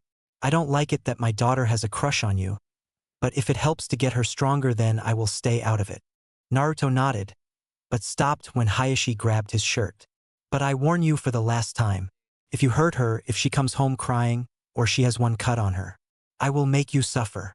Naruto gulped, but footsteps coming down the stairs made Hayashi let go of Naruto. He turned to see Hinata in a nice little kimono that had flowers all along the bottom edges of it. Naruto just smiled at Hinata and mouthed the word beautiful to her, making her blush. Father, Hinata said, looking at her father, who looked back at her. Remember what I told you, Hinata. Hayashi turned his body sideways and let Hinata through. Naruto offered Hinata his arm and Hinata took it with a smile. Hayashi watched as the two left and he couldn't help but smile a little. She is growing up into beautiful and strong young lady. Hayashi looked up at the sky and smiled. XXX. Unknown location. Ishiki leaned backwards and popped his back and arms as he groaned. He looked at his arm and saw that he was bleeding rather fast from a huge gash. That guy got me good, bro. Ishiki turned around to see Denpa setting the bodies of 20 ninja ablaze. Denpa turned around and in his hand he held a dagger. The hilt to the dagger was blue and the guard was in the shape of a vortex. Well, stitch it up, we need to get going. Denpa sheathed his blade and walked to the giant fortress-like structure. I wonder if he'll be happy to see us again. Ishiki just shook his head while wrapping up his arm. Denpa pushed on the door and it swung open, revealing a barely lit hallway. Denpa and Ishiki walked down the hallway until they got to the door that they promptly blew open. The pair entered the room and saw what appeared to be a cage hanging above the floor wrapped in steel chains with seals all over it. Whoa, they really don't want him out, do they? Ishiki just grunted and ducked as a giant sword came swinging at his neck. The brothers looked up to see a mountain of a man swinging a sword that easily dwarfed both Ishiki and Denpa together. You have killed my comrades and have attempted to free a prisoner, the man said as he lifted his sword with ease. The punishment is death. The man charged, but before he got within a few feet, a very long blade shot out of Denpa's clothes and nailed the man in his chest. You should speak less and attack more, was the only response Denpa gave before the man collapsed. Denpa looked at his brother and motioned for him to continue. Ishiki approached the center of the room and threw a kunai with a tag tied to it at the cage. When the kunai hit, the tag began to glow and spread down the kunai and around the cage. Suddenly, without warning, the chains broke and the cage fell. Ishiki stepped back and watched as the cage hit the ground and left a crater. The seals around the cage began to disappear until they were no longer there. Ishiki leaned forward and opened the door to reveal a man with black hair and blue eyes chained to the wall of the cage with chakra suppression seals written all over him. Well, how have you been? Ishiki stated as he walked towards the man, who smiled weakly. Tazuna told us you got captured, but didn't exactly know where you were taken. Good thing I'm good at persuading people to give me information. I thought you died, was all he said before his head slumped. Yeah, me and my brother get that a lot. Ishiki said this as he cut the chains holding him to the wall. The man fell to the ground and tried to stand, but fell down again. It would seem these seals are draining your stamina as well. Ishiki picked the man up with a smile on his face. So how was your vacation? The man looked at Ishiki with a glare in his deep gray eyes which made Ishiki laugh. Suddenly the prison began to rock and shake, making the three look around in surprise. Shit, they all said at the same time. The explosion could be seen 3 miles away as a pillar of light. XXX. Naruto and Hinata was having a great time except for the few people who glared and muttered hate-filled words at Naruto. Hinata looked at Naruto, who just kept on smiling even though everyone was looking at him in disgust. What did Naruto do that was so bad? Hinata thought as they approached their destination. Ichiraku Ramen. Tucci turned around and smiled at his best customer. Naruto, how have you been? Tucci didn't notice Hinata for a few seconds. Oh, hello, I'm Tucci and you're R. Hinata bowed her head slightly with a smile. Hinata Hyuga. Tucci smiled at the couple and called to Ayam. What's wrong, father? Ayam looked and saw Naruto with his arm around a blushing Hinata. Oh, you two look so cute together. This made the two blush harder. So what can we get you two? Well, I would like 4 bowls of miso ramen to go. This surprised the two, making Naruto explain himself. Hinata and me are having a picnic with our favorite foods. We already got hers, we just need to get mine and then we're off. The two nodded their heads with broad smiles and went to prepare the order. When they came back, the food was all wrapped up in a bag that trapped the heat inside to keep the food warm. Naruto grabbed the bag and sealed it into his storage seal on his left arm. Bye guys, you have a nice day. Naruto and Hinata waved at the two, who smiled and waved back. XXX. Naruto and Hinata kept walking until they were in a forest surrounded by flowers, trees, and a beautiful waterfall could be seen in front of them. Naruto unsealed the food that he and Hinata got from the stories and unfolded a picnic blanket for them to eat on. This is just so beautiful, Naruto. Hinata grabbed a can of red bean soup with a smile. I know, but it's still not as beautiful as you. Naruto looked at Hinata and saw her blush as red as fire. Naruto ate his ramen with a smile as birds began to chirp all around the two. Naruto laid his bowl of ramen down and laid back. This is so peaceful. Naruto looked at Hinata, who seemed to be distracted by something. What's wrong, Hinata? Hinata looked at Naruto, then back at the ground. Naruto, why do they do it? Naruto looked at Hinata with a confused expression. What do you mean? Naruto watched as Hinata turned around and looked at him in the eyes. Why does the villagers look and say things with such hate in their voice when they look at you? Hinata watched as Naruto seemed to have adopted a depressed expression in his eyes. I'm sorry if it's personal, Naruto dash. Naruto suddenly smiled, even through it was a sad smile. It's okay, Hinata. Naruto sat up and looked at her. But at the moment I can't tell you. Why not? Hinata asked, confused. Because I don't know how to say it yet. Naruto looked at the ground and looking at the food he and Hinata ate. The only thing left was 2 bowls of ramen and some wrapped-up cinnamon buns. Naruto looked up at the sky and noticed that it was getting late. Come on, it's time to go. Naruto looked at Hinata and saw that she had a sad look in her eyes. I promise we'll go out again, but at the moment I think I need to earn your father's trust. Hinata nodded her head and got up. Naruto sealed everything back into his arm and took hold of Hinata's hand while she leaned her head into his shoulder. XXX. Naruto arrived at the Hyuga Manor with Hinata with 1 minute to spare. Good night, Hinata. Naruto gave Hinata a kiss while pressing something into her hands.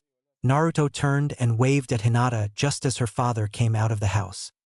Cutting it close, Uzumaki. Hayashi narrowed his eyes as Naruto smiled like a fox. Hayashi looked at Hinata and saw her holding a cloth that was wrapped around something round. What did he give you, Hinata? Hinata opened the bag and what she found made her squeal in delight. He gave me the cinnamon buns we didn't finish. Hinata held up the cloth and sure enough 4 cinnamon buns were there. So he did. Hayashi reached out and pulled a little piece off the bun and ate it. It is not poisoned. Hayashi turned around to make sure his daughter didn't see the smile. Hinata wasn't convinced she knew her father liked cinnamon buns, maybe not to her degree, but he enjoyed them. Hinata poked her father to get his attention and handed him one of the cinnamon buns. This is for letting Naruto date me. Hayashi took the bun and watched Hinata walk away, and he smiled as he took a small bite out of the bun. XXX. Naruto was sitting on a rock when Jiraiya came out of the woods with a perverted grin. What did you do this time, Ero-sensei? Jiraiya suddenly snapped out of his stupor and glared at Naruto. I told never to call me that. Jiraiya yelled out. Yeah, so are you going to help me? Naruto crossed his arms and watched Jiraiya sit down. Okay, so what do you want me to teach you? Jiraiya watched as Naruto stood up in a flash. I want you to help me with my chakra control. Naruto looked at Jiraiya with fire in his eyes. I want you to help me stop using so much chakra in my Fuinjutsu. Jiraiya motioned for Naruto to calm down. Okay, just let me take a look and see what the problem is. Naruto undid one of his bandages and showed Jiraiya his right arm seal. Jiraiya scanned over the seal and his eyes steadily widened in surprise. I never seen a seal network like this, kid. You have so many different networks running in and out, I don't know which is causing the problem. Naruto's eyes looked downward with a small amount of depressing. So you can't help me. Naruto took his arm back and started to wrap his bandages when Jiraiya spoke up. I may be able to give you a temporary solution. Jiraiya took Naruto's arm again and looked at the seal. It's a seal that helps with chakra control. It limits the amount of chakra you can use, almost like closing a pipeline being shut off. The only drawback to this is if you end up forcing the chakra through, the seal will break apart and do you some harm. Do you want to give it a try? Naruto thought about it and nodded his head. Jiraiya nodded his head and began to go to work drawing the necessary seals on Naruto. This is crude work for sure. Jiraiya thought as he had Naruto remove his shirt, revealing his bandaged torso. If only Kushina was here, she would be able to tell what Naruto's doing wrong. I may be a seal master, but the way the Uzumaki go about doing seals is still a mystery to me. XXX. Month later. The finalists were all inside a giant arena waiting for the go-ahead to fight, but the problem was that Sasuke wasn't here yet. Then 2 others wasn't here was Kankuro, who quit for some unknown reason, and Dosu, who disappeared, which made the proctors change the fighting order a little. Sasuke was now fighting Shino while Gaara fought the winner of Shikamaru and Temari's battle. Alright, it is time to begin. Genma was looking around at the group. What about Sasuke? Naruto asked with a raised eyebrow. If he isn't here by the time his match starts, then he forfeits his match. Genma looked at the crowd and began to speak. The first match will be Naruto Uzumaki versus Neji Hyuga. The crowd began to cheer. Neji stepped and looked at Naruto with a smirk. It is fate that I'll be victorious. Neji watched Naruto just shake his head with a frown. I'm sorry to say, but I don't believe in fate. Naruto just moved his neck around, popping it. I believe that you make your own choices and take your own path. That is why I'll be Hokage one day. You Hokage, don't be absurd, someone like you will never be Hokage. Naruto's eyes hardened as he looked at Neji while he took off his bandages off his arms and neck. So you're really going to try your Fuinjutsu on me? Naruto didn't answer, just slipped into a neat taijutsu stance. You're going to fight me in close combat, you really must want to lose. Naruto didn't answer, just waited for the go-ahead. Begin. Genma jumped back and watched the two go at each other. Naruto launched himself forward, heading straight for Neji. Neji smiled and dropped into his gentle fist stance. When Naruto got within a few feet, Neji lunged at Naruto's face, only for Naruto to spin on his heel and dodge the attack. Neji turned and saw Naruto's hand reaching for him, and panic gripped Neji's heart as he dodged, narrowly dodging the hand. Neji back flipped out of Naruto's reach and glared at the blonde, who gently lowered his hand. It would seem you learned to avoid getting touched by me. Naruto watched as Neji glared at him. But avoiding me is just as dangerous. Naruto reached towards his left arm, and out in a puff of smoke came the giant shuriken. Naruto swung the shuriken over Neji's head, making him smirk. It would appear that you need to practice your aim. Neji watched as Naruto smiled, which chilled Neji to the core. I wasn't aiming for you. Naruto placed his hands together in a seal. Fuinjutsu. Izame Arashi Renda. Neji watched as the shuriken began to shoot out hundreds of kunai, but Neji quickly dodged them and continued to smirk at Naruto. I wouldn't smile. This confused Neji until the kunais exploded and in their place were Kage Bunshins. He transformed Kage Bunshins into kunai and stored them into the shuriken. Neji looked around and saw out of all the kunai only 20 of them were Kage Bunshins. I have no choice. Naruto watched as Neji began to spin like a top, releasing some of his chakra. Hakusho Kaiten, 8 trigrams, palms, heavenly spin. Neji was suddenly encased in a dome of spinning chakra that sent all the clones backwards before destroying them. Neji stopped spinning and smirked at the surprised look of Naruto. This is the absolute defense of the Hyuga clan, you cannot win. Naruto bit his lower lip and looked on with frustration.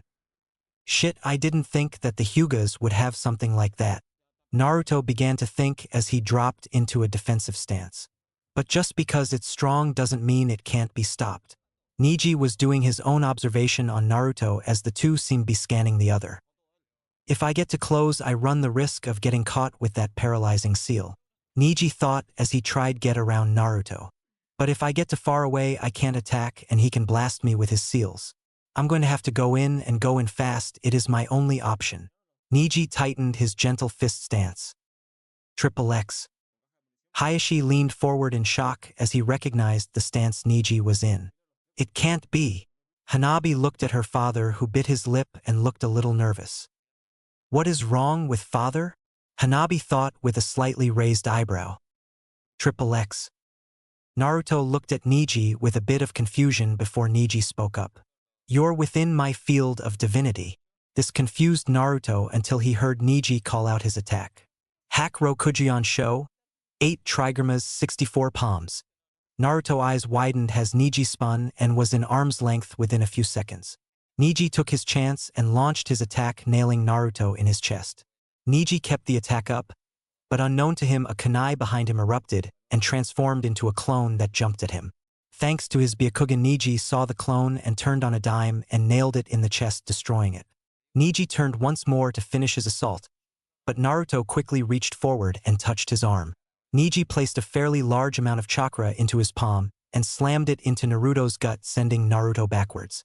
Naruto was sent skidding across the ground until he came to rest about 10 feet away from Neji. Naruto collapsed onto one knee and held on to his stomach as he began to struggle to breathe. I told you fate has predicted that I would y-dashed. Neji stopped when he couldn't move and saw Naruto holding a tiger seal. Got you. Naruto stood up much to the pain in his legs. I don't understand. Neji looked at Naruto confused. I don't understand how you can have so much hatred inside of you. I mean, what did the main branch do to you that was so bad? Neji began to chuckle and looked at Naruto with anger and pain in his eyes. You want to know why I hate the main branch? Neji began to build up chakra until he shattered the seal Naruto placed on him.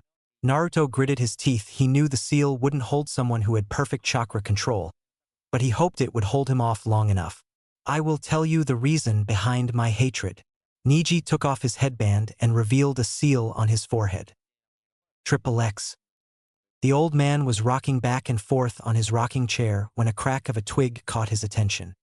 He looked over and saw Ashiki with Denpa and the brown-haired man, but all three of them were bleeding and covered in burns. You made it back. What happened to you? The old man looked at the three with worry in his eyes. Well, apparently when they were draining his chakra in that cage, it wasn't going to the seals.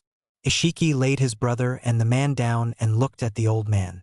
They were storing it inside containers set to explode with the amount of chakra inside of them when the cage was lowered without the key.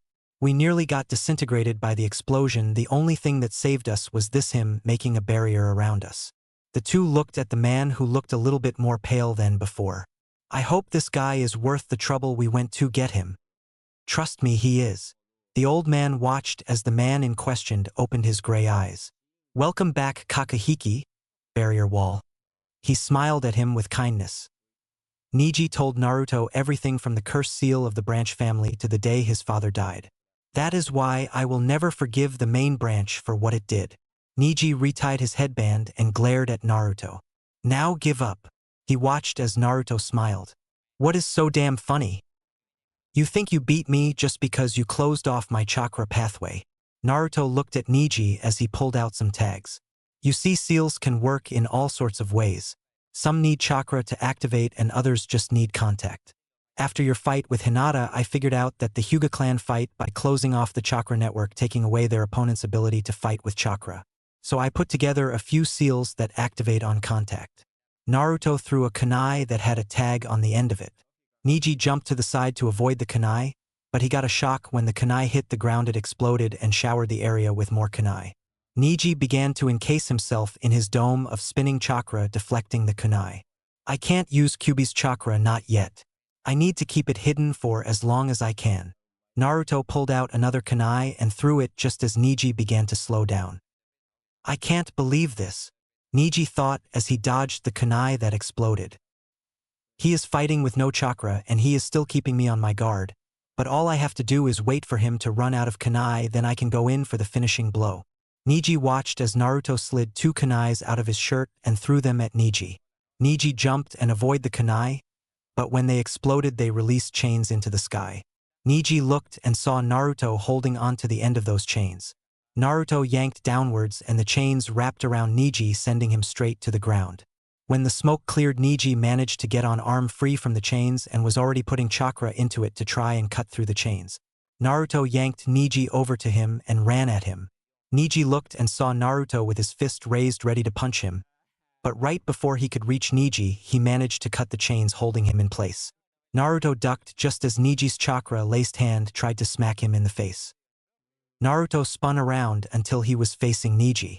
Why do you keep trying to win? Neji screamed this out, startling Naruto. You know you can't use any jutsu for a while, so why do you try to win? This made Naruto smile, which made Neji confused and angry. Because you and me, Neji, were not that much different. Naruto watched as a little of the angry faded and was replaced with surprise. We come from clans, we are from Konoha, and we both have a burden that we didn't ask for. What are you talking about? The only thing that seems to be wrong with your laugh is people glare and throw insults at you. Neji watched as Naruto's smile dropped a little. Yes, but have you ever wondered why? Naruto looked at Neji and for a split second Neji thought he saw an image of a small boy crying. I don't need pity, that is another thing that binds us together. We don't need pity from others. I may get knocked down, but I'll continue to get back up until my body dies on me. Naruto charged at Niji, who brought his hands up to defend. But as soon as his arms got leveled, he felt hands grab his waist. He looked down and saw Kage Bunshin popping his head out of a hole. Niji looked around and saw the other hole and noticed that the last remaining kunai was gone. Every single kunai was a Kage Bunshin. Niji was stunned, to say the least. He tricked me into believing that only a few of the kunai were clones. Niji turned and saw Naruto with a kunai ready to activate the seal on it. But Niji closed his eyes and focused his chakra where the seal would hit. Naruto's kunai stopped an inch from Niji by a chakra. Suddenly the chakra expanded and shot both the clone and the original away from Niji.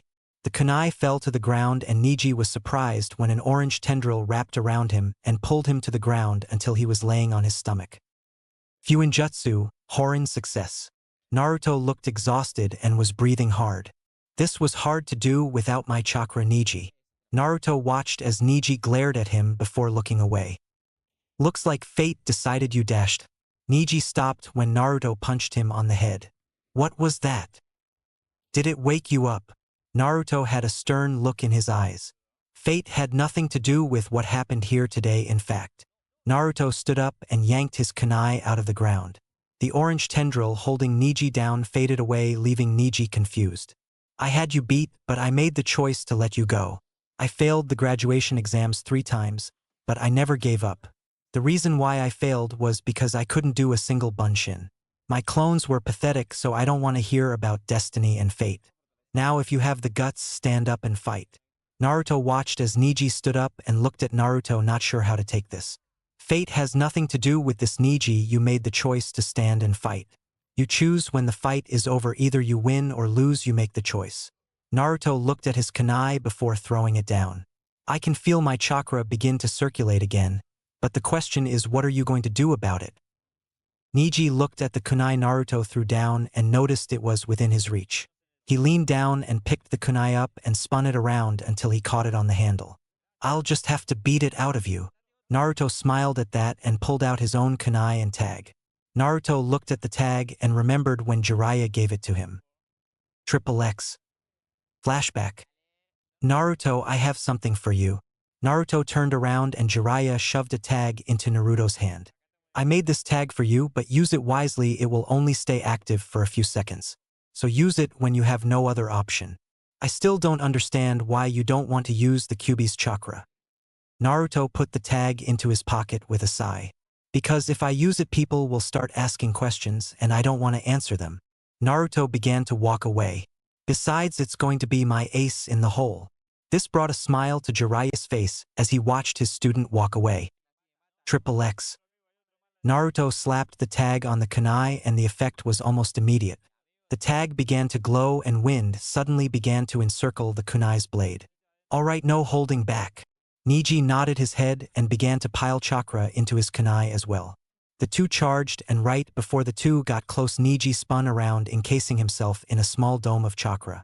Naruto swung his now wind sword downward as Niji swung his kunai at Naruto sideways. The two blades connected and an explosion of rock and smoke followed. The crowd looked on as the smoke began to fade and revealed 2 figs. Niji made a cut in Naruto's stomach, making him stagger. But when Niji stood up, everyone got a good look at his torso. It was littered in gashes like somebody took a sword and made Niji their practice dummy. Niji staggered and fell forward only to be caught by Naruto. Remember, you make the choice. Niji tried to stand, but nearly fell again. Niji smirked as he looked up at the sky and saw a bird resting on a tree. I'm still a caged bird. Naruto sat down while he laid Niji down. Yes, that may be true. Niji looked at Naruto. But every bird knows how to fly, even a caged one. All somebody has to do is open the cage and the bird will fly.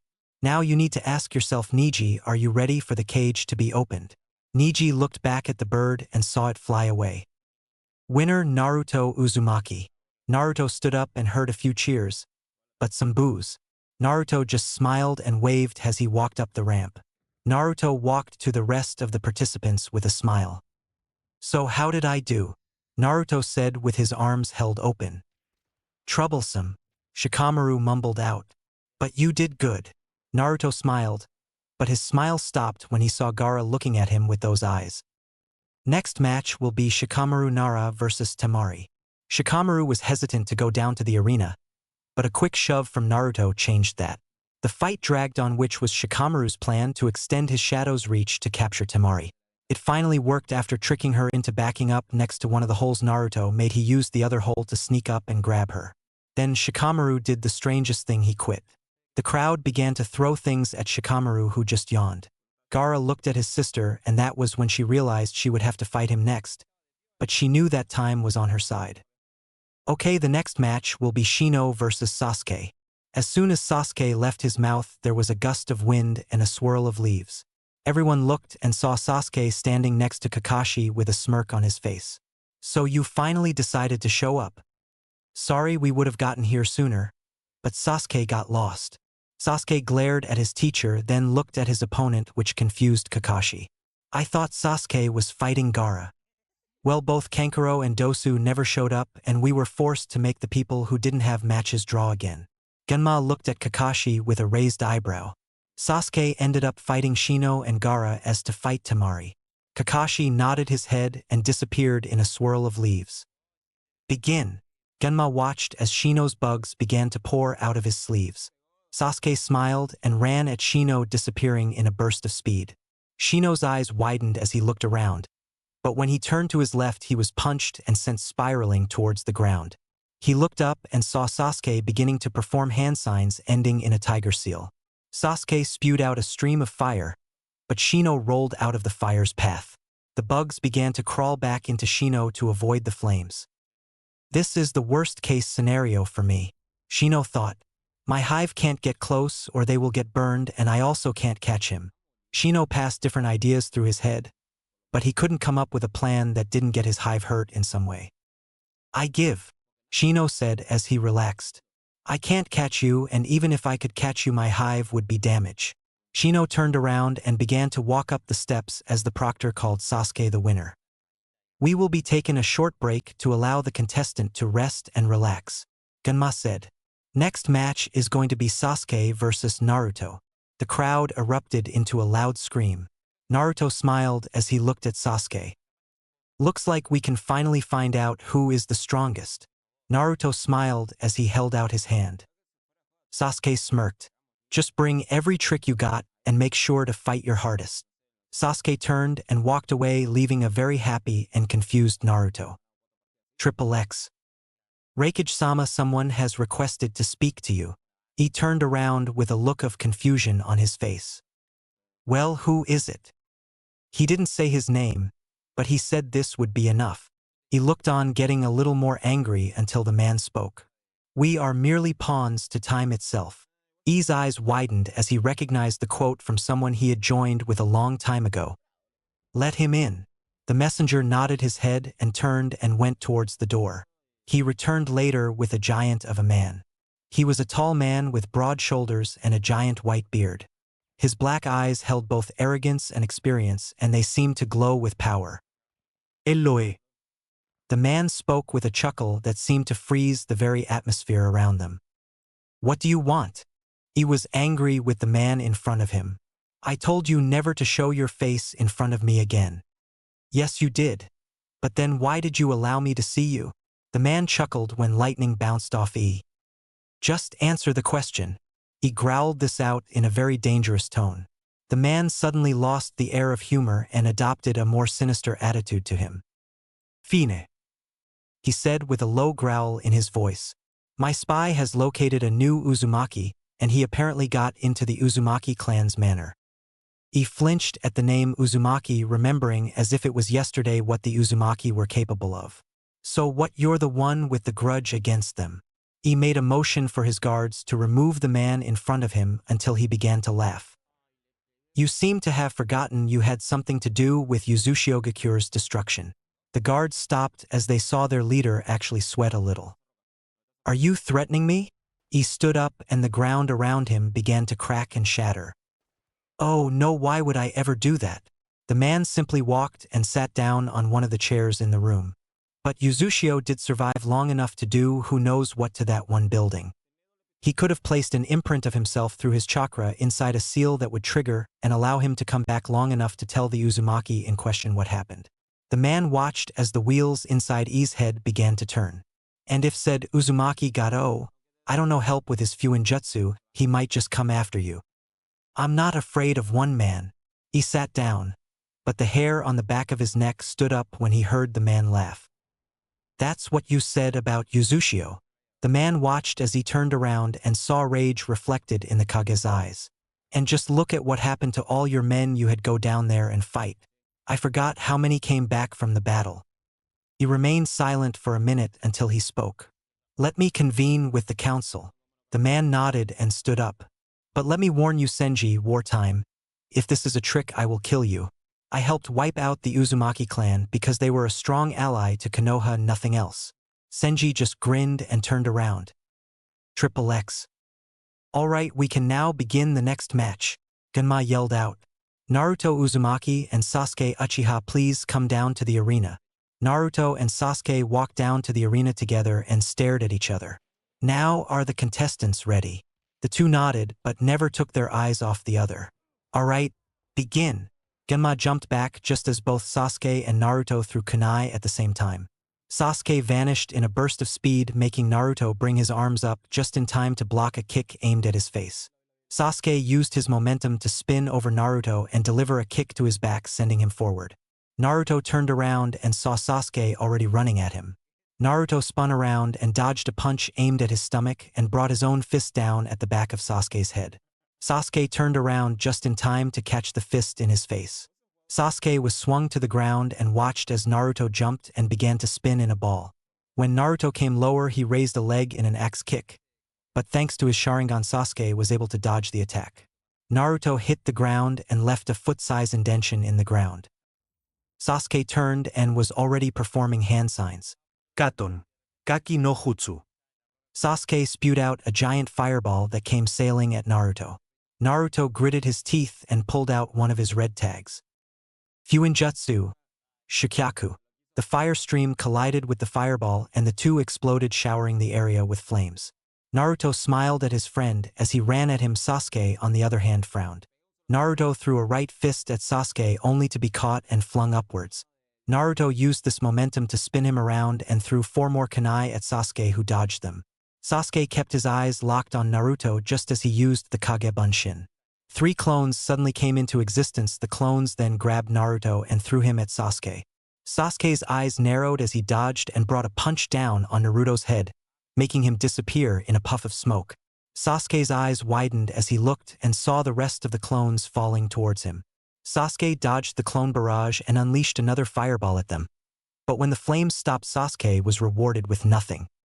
So he's hiding somewhere, Sasuke thought as he looked around. But a sound underneath him caught his attention. Sasuke looked down just as the ground erupted and Naruto jumped out with his fist stretched forward. Sasuke jumped backwards to avoid the fist, but Naruto turned his body around and delivered a kick to Sasuke's stomach, sending him further backwards. Naruto landed on his feet and smiled at Sasuke, who glared a little at Naruto. He managed to hit me even with my Sharingan active. Sasuke started to grit his teeth together as he pulled out kunai and got ready to charge. Naruto, on the other, actually lowered his guard slightly, taking in Sasuke's more serious and angry attitude around him. What's wrong with him? Naruto thought, but shrugged it off just as Sasuke charged at Naruto. Naruto jumped to the side while he pulled out a kunai of his own and threw it at Sasuke, who caught it. Sasuke was about to speak up when he noticed a hissing sound. Sasuke looked at the kunai just as it exploded. Everyone looked on as the Uchiha vanished in a giant smoke cloud. When it started to fade away, Sasuke stabbed the Kage Bunshin that Naruto put into the seal in the chest. Sasuke turned around just in time to see Naruto perform his Kage Bunshin jutsu and created 2 clones to go after Sasuke. Sasuke watched as Naruto took out a scroll and ink and began to write in the scroll. I can't allow him to finish whatever it is he is up to. Sasuke began to fly through hand signs until he stopped on the tiger. Sasuke then reeled back and spat out multiple small fireballs. The clones dodged. But the fireballs suddenly changed course and nailed them, destroying them in one fell swoop. Naruto noticed this and jumped back just as Sasuke fired a giant fireball that destroyed Naruto's scroll and ink. Did you really think I would allow you to finish your little trick? Damn, I was halfway done with it. Naruto bit his lip as he pulled out his kunai. Sasuke looked at the kunai and smiled. No tag on it. Sasuke smirked. So can I take it that you are almost out of tags? Naruto glared and threw the kunai at Sasuke, who dodged, but suddenly wished he hadn't. Naruto was holding his right arm out with his finger pointing directly at him. Fuinjutsu, Byakurai. The static bolt burst forward, heading straight towards Sasuke's chest, but Sasuke managed to turn on his heel and instead the bolt hit him on his right arm. Sasuke skidded back and held his right arm as he tried to make a fist to get the arm to work. Sasuke looked up and saw a sight that made him both confused and happy. Naruto was breathing hard, but what got Sasuke was that his face and arms were covered in seals. Damn, I'm using too much chakra. If I keep this up, I'm gonna break the seal and be right back where I started from. Sasuke smiled a little more when his arm began to move again. I'm going to end this, Naruto. Sasuke said this with a dark tone just underneath his tone. Naruto looked up and saw a metal wire wrap around him just as kunai nailed him to the ground. The only thing Naruto could move was his left arm that was free from Sasuke's wire. Naruto looked up and saw Sasuke holding his arm at the ground. Sasuke looked up just as electricity began to build up in his arm in a ball. Chidori, 1,000 birds. As soon as Sasuke said this, he charged at Naruto, holding his arm to the ground, making a straight line in the ground. What is Sasuke doing? Kakashi thought, shocked at what his student was about to do. I have to end this now, Genma thought as he was about to run and grab Sasuke. That's right, Sasuke, give in to the darkness. Orochimaru, disguised as the fourth Kazekage, hissed out. Naruto. Hinata shouted this out just as Sasuke threw his arm forward. I'm not going to make it. Genma gritted his teeth as he put a little extra speed in his step. Damn, this is going to hurt. Naruto shouted in his mind. That was when he remembered the arm guards and what Sarutobi said about them. I guess it's time to see what this thing can do. Naruto began to pour chakra into his arm guard, making it glow blue. But the other arm guard also began to glow. Then everyone got a shock when a thin line of chakra stretched out from both guards and made a barrier between Naruto and Sasuke. The blue spinning barrier that looked like a whirlpool and was about the size of Naruto's head appeared between Naruto and Sasuke's Chidori. The Chidori smacked into the barrier and made a horrible screech that sounded like a banshee dying. Sasuke's Sharingan eyes widened as the barrier didn't budge, but pieces of it began to fall off like it was being shattered. Naruto cursed as he felt the barrier begin to drain his chakra to the point that the seal regulating his chakra fell off. What the fuck did you do? Sasuke screamed out in rage. Genma stopped dead in his tracks and jumped away, breathing a sigh of relief. Good thing that kid had that shield, or we would be cleaning up a corpse. Naruto looked at the barrier just as it began to disappear back into his left arm guard. That was when Naruto remembered what Sarutobi said about Uzushio placing certain seals on armor and weapons. So the gauntlets create barriers. Sweet. Answer me, Naruto, what did you do? Sasuke growled this out just as he jumped away. Naruto looked up and smiled. It's not what I did, it is what one of my family members did. Naruto closed his eyes and breathed. I know I told myself I wouldn't use it, but I have no choice. Naruto's eyes shoot open and a surge of red chakra poured out of Naruto. The wire that was around Naruto was blasted off and Naruto was free to move again. Naruto looked at his arms and noticed that the seal Jiraiya placed on him was gone.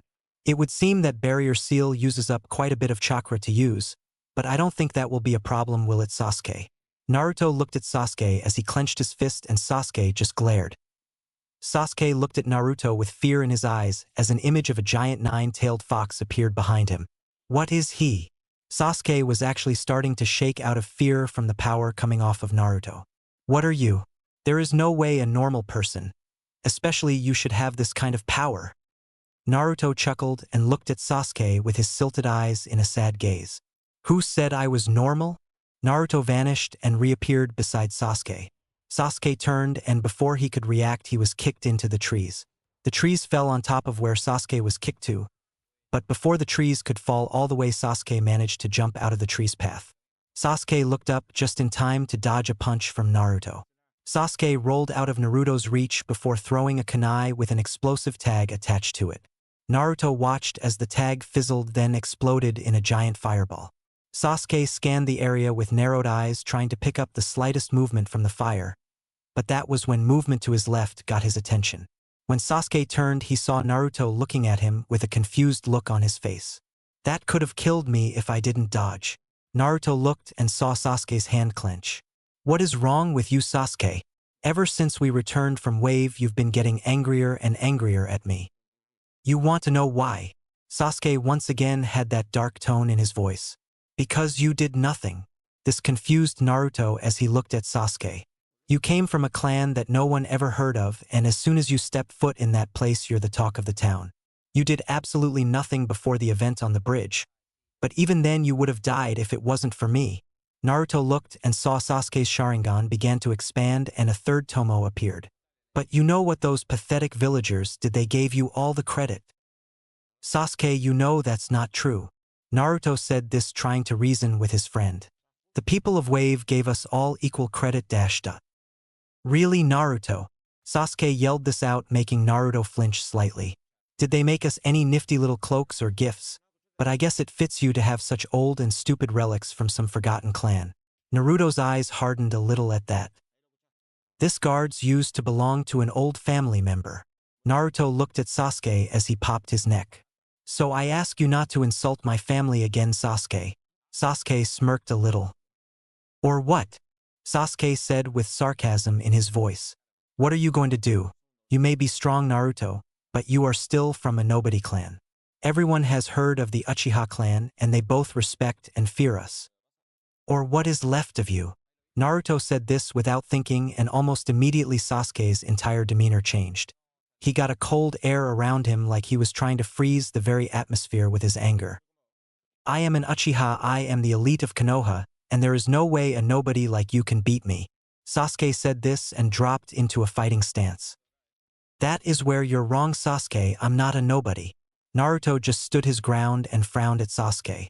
I am Naruto Uzumaki, the last surviving member of a great clan. I am far from being a nobody.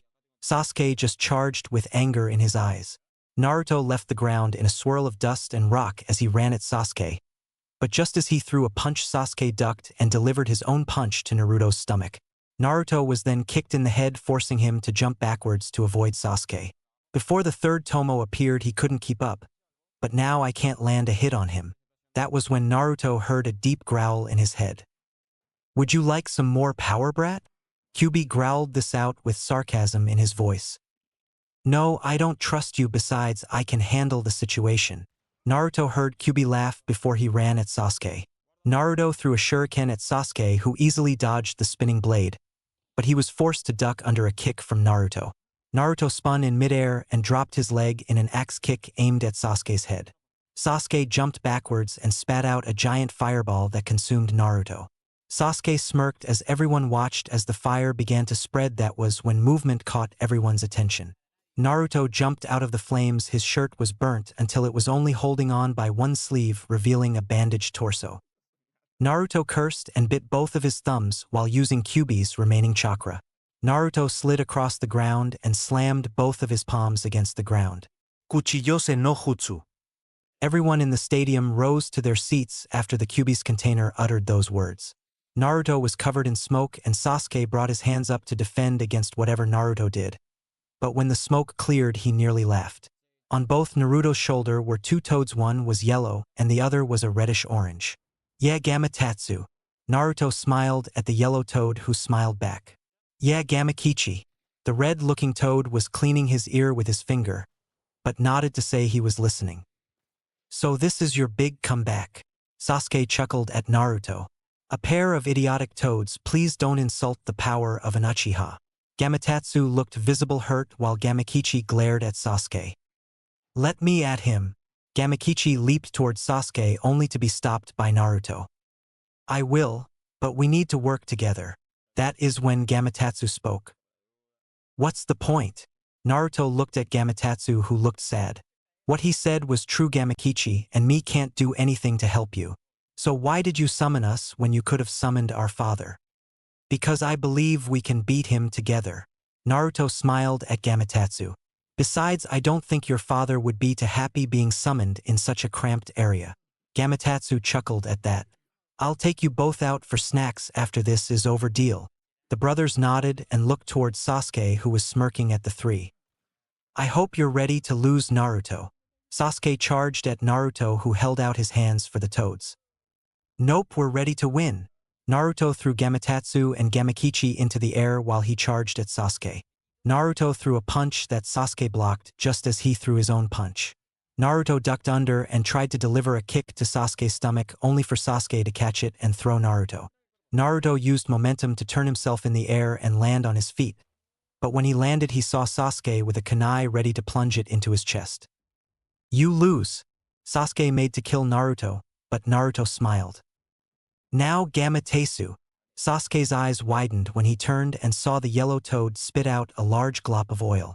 The oil hit the ground between Naruto and Sasuke, but Sasuke was already putting his foot down.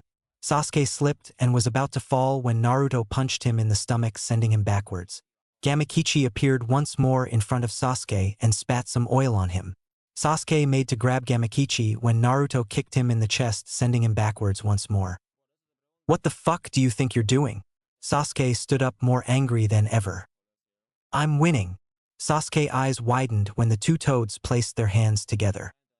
Katan, Sakusha, flanking fire. The two toads spat out a fireball each, but they didn't go straight. The fire arced and went to the left and right side of Sasuke. Sasuke looked at both of the fireballs and Naruto, who was just waiting with a kunai. Fuck! Sasuke snarled in his mind as he placed his hands together. The fire hit Sasuke's oiled body, and it resulted in a pillar of flame that made everyone back away. Naruto, we're not like our dad, we don't have a lot of chakra. Gamakichi said, making Naruto look at the two toads, seeing them tired. We need to go, but don't forget that you owe us a snack. Naruto nodded head and looked at the fire slowly die out, revealing Sasuke laying on the ground with burns all over his body. Naruto was about to approach when he was roughly kicked in the back, sending him forwards, hitting the ground with a thud. Naruto looked up and saw Sasuke smirking at him, but was clearly tired. How? Sasuke just smirked even bigger. You've been using that Kage Bunshin around me long enough for my Sharingan to pick it up. Naruto's eyes widened as he realized what Sasuke meant. You copied my Kage Bunshin. Naruto stood while the remaining sleeve fell off, revealing his entire torso was bandaged up. Do you know how dangerous that is? Sasuke shrugged like he didn't care and just continued to smirk. I see you still have a trick up your sleeve. Sasuke just watched as Naruto gritted his teeth from the mild pain from standing up. But it won't be enough to stop me. Naruto just glared at Sasuke. I didn't make this seal for you. Naruto stood up and looked at his right hand. I can only do this once. Naruto looked at Sasuke while he held his right arm up, palm out. Sasuke just smiled as he began to charge up his second Chidori. Fuinjutsu, Tenran. The funnel of wind blasted its way towards Sasuke, who just smirked and charged, not thinking. You can't beat me with such a pathetic jutsu. Sasuke had a very evil gleam in his eye that made Naruto a little worried for his friend. But he knew he had no choice. I didn't plan on it. Naruto threw a red tag in front of him that made Sasuke wide-eyed. Fuinjutsu, Shikyaku. Instead of sending a jet of flame forward, the seal just exploded. But thanks to Tenran, the fireball soon became an inferno that headed straight towards Sasuke. Naruto could only see the wave of fire, and just as he lowered his arm, Sasuke suddenly appeared with his right arm burnt a little. D. Sasuke thrust his Chidori and nailed Naruto in the chest. Blood started to roll out of the blonde's mouth. But what scared everyone was the fact Naruto was smiling. I told you that you couldn't beat me like that. Suddenly Naruto began to laugh. And I told you I didn't plan on it. Suddenly Naruto exploded in a giant smoke cloud. Sasuke turned around just in time for Naruto to deliver a brutal chakra-laced punch to his face that sent the Uchiha backwards. Naruto was breathing hard, but was still able to stay on his feet. Sasuke, on the hand, was a different story. After the punch, he was disorientated and having the worst headache he could ever had.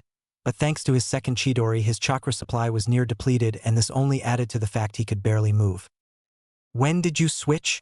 Sasuke mumbled out with a pain-filled face. While you were busy dealing with my little wall of fire. Naruto gently sat down and looked at Sasuke. You can't continue, you know that. Shut up. Sasuke tried to move and only managed to sit up. I am an Uchiha, that means I'm the best in this village. Naruto just shook his head and stood up on wobbling legs. Just because you carry a special last name doesn't make you the best. Sasuke glared up at him. You have to continue training to get better. It doesn't matter if you have a special skill, the only thing that matters is what you do with it. A master with a pebble can beat a novice with a shuriken, remember that, Sasuke. Sasuke still wasn't ready to give up just yet. I don't care, you are a nobody who doesn't even deserve to be called Chunin. Naruto looked at Sasuke with surprise as Sasuke continued. Do you honestly believe that becoming Chunin will make them like you? You are a fool, I notice the way they look at you with nothing more than utter loathing in their eyes. Do you think this village will ever give a shit about you? Naruto looked at the ground with a distant look in his eyes. It doesn't matter anymore, Naruto said, surprising Sasuke and the people in the arena. Because I have people who care about me. Even if the village doesn't love me, I have people who do. Naruto turned around just as Sasuke collapsed with a grunt. Winner Naruto Uzumaki. Naruto looked around and saw nothing but shocked looks and a few smiles. No one cheered, still shocked at what they saw. But that was when Naruto noticed someone standing up clapping. She wore a black hood that had a crescent moon with a sword going through it and a chain wrapped around it. Naruto looked around and noticed that everything seemed to have frozen in place. The birds in the air stopped moving, and even people who were talking seemed to have been stuck in mid-sentence. Very good, Uzumaki. She said this as she jumped from her position on the stands to the floor in one graceful move.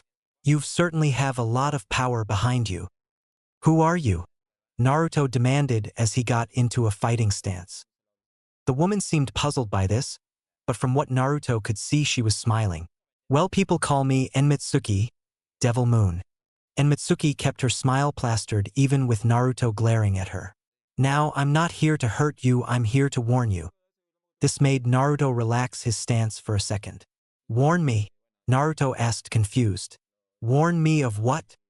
Did you truly believe people wouldn't take notice of a boy whose name is Uzumaki and is skilled in Fuinjutsu? Enmitsuki just watched as Naruto seemed to be getting what he was saying. A certain man is trying to gather up his forces to kill you and anyone who is associated with you. But why? Naruto completely let down his guard, too busy listening to this woman with intent. Because of who you are. Emitsuki looked up at the sky and smiled. But sadly, it is not my place to tell you. But make no mistake, war is coming with all its glory and all its horror. So I suggest you be prepared for it.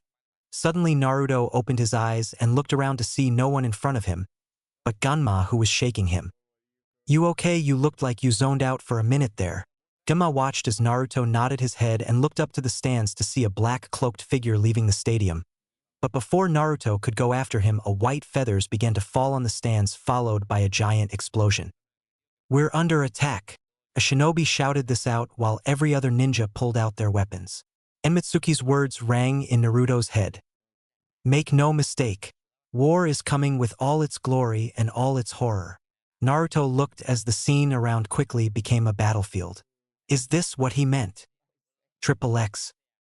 Kumogakure. We have no choice, we need to act now. A council member screamed out. If what Senji said is true, then if this Uzumaki tells Konoha that we had a hand in the genocide of the Uzumaki clan, then they might want to attack us.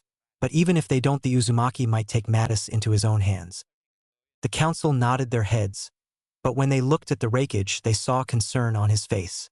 What's wrong, Raikage-sama? One councilman said as he watched E raise his head with worry in his eyes.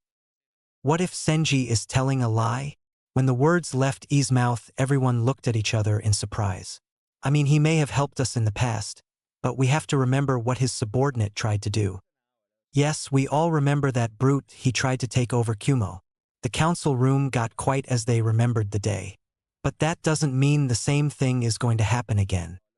And what if the Uzumaki doesn't know about our involvement?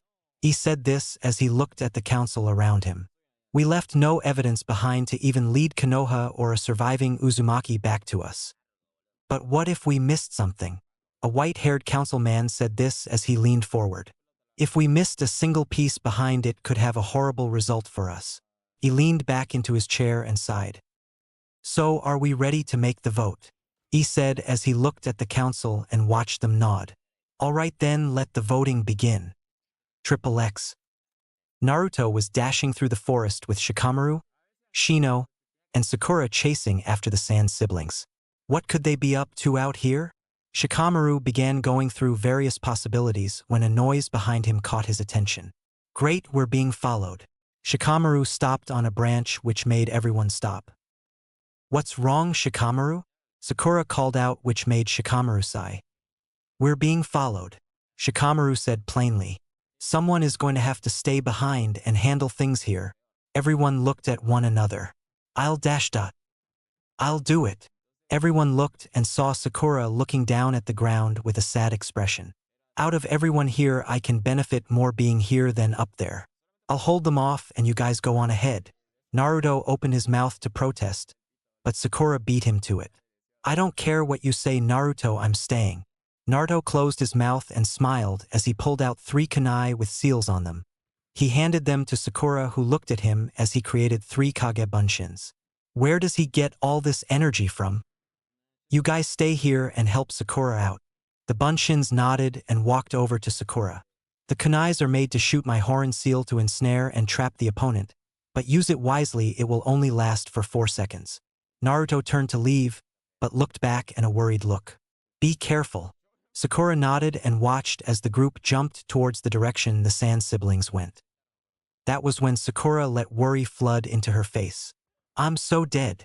The clones looked at her and shook their heads. No, you're going to be fine, one of them said as he patted Sakura's back. We just need to set up a trap. The clones nodded and jumped to other trees and began to place explosive tags on the trunks.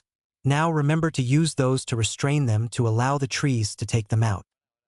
Sakura looked thoughtful for a few minutes until she snapped her fingers. I have an even better idea. The clone leaned forward and listened to what Sakura had planned. Triple X. The sound group ran through the woods until they saw a blonde kid standing in front of them with his arms crossed. Hello, Naruto's clone said politely. That's the kid from the Chunin exams, thought the leader as his group stopped. Now what are people like you doing in a place like this? Naruto said with smile.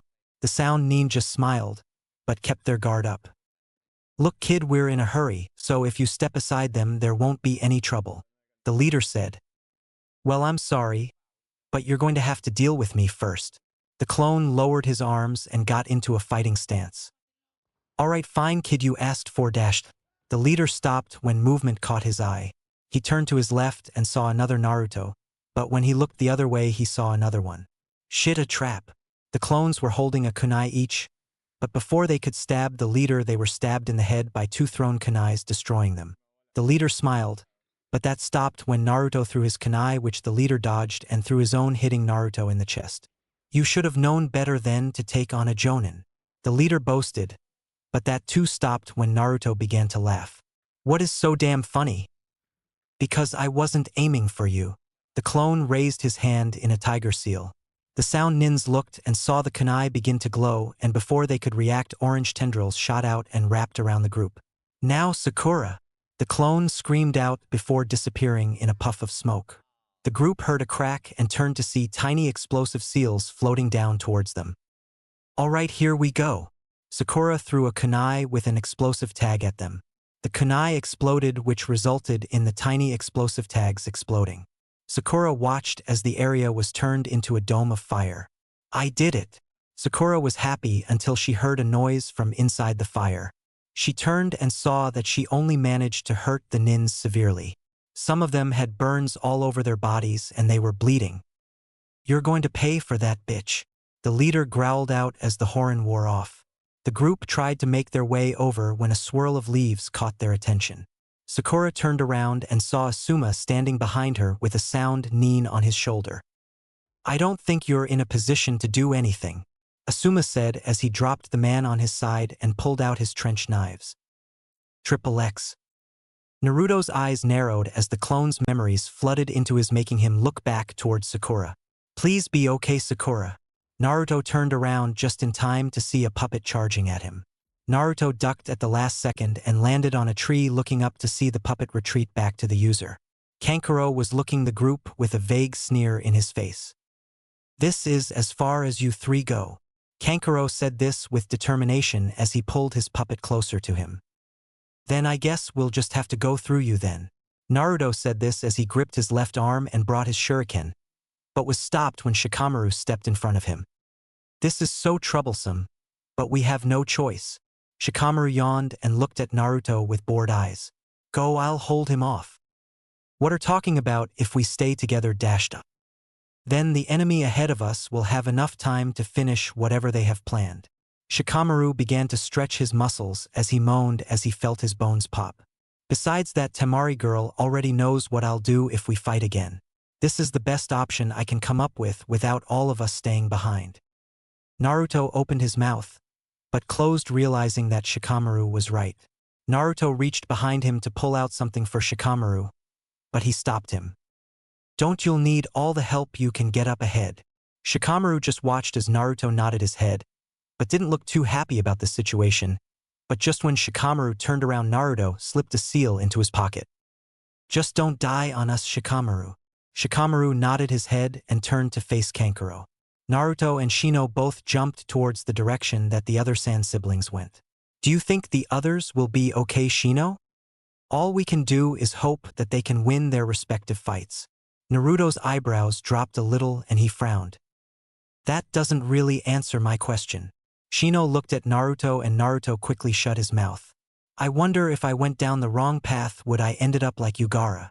Naruto thought as he continued forward. Naruto was not happy at the moment. The three people he came into the forest with were now gone.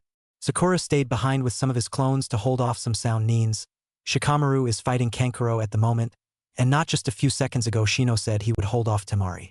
I'll have to beat Gaara quickly and get back to the others. Naruto hit the next branch, and when he jumped he snapped it in two as he began to pick up speed. Naruto began to see some sand and knew he was close to Gaara.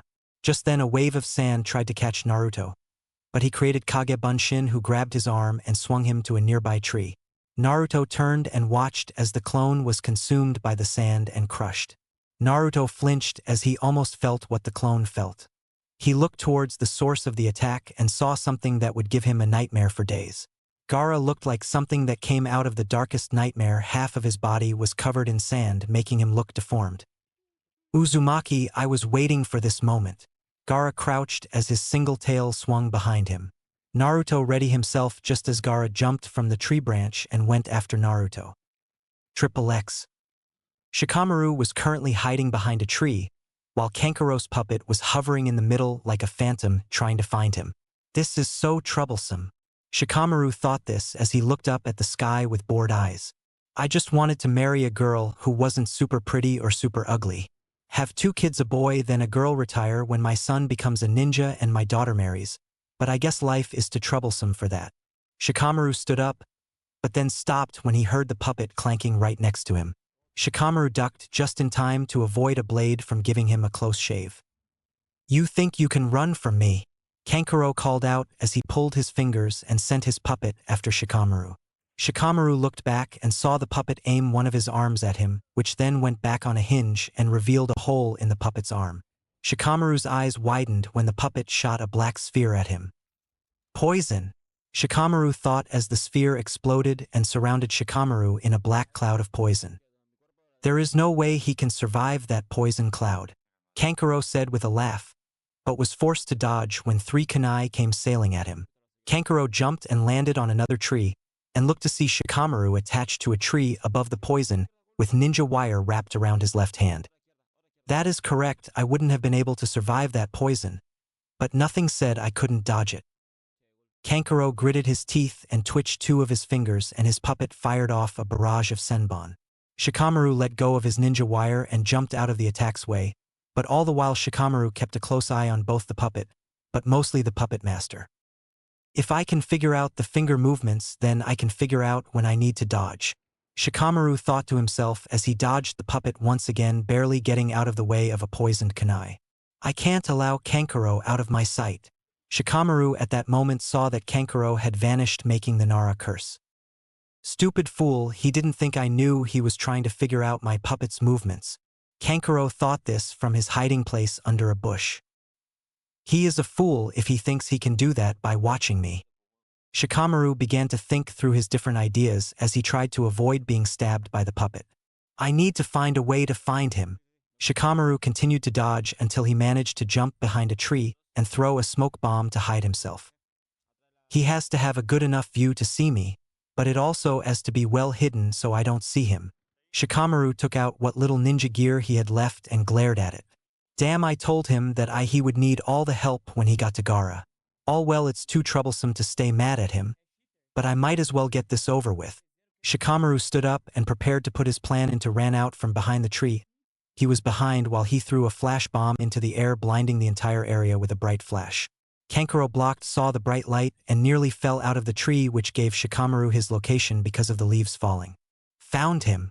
But just as Shikamaru turned and ran at him, the puppet appeared in front of Shikamaru and stabbed him in the stomach with a poison-tipped blade. Blood began to drip down Shikamaru's lip as Kankuro slowly came out of hiding with a smile on his face.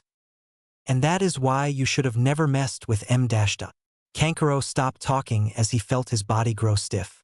What the hell?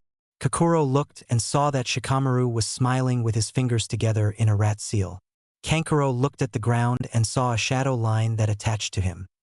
I knew that if your puppet got me, you would come out. Shikamaru managed to breath out as he twitched his fingers and had the puppet slowly back away, surprising Kankuro.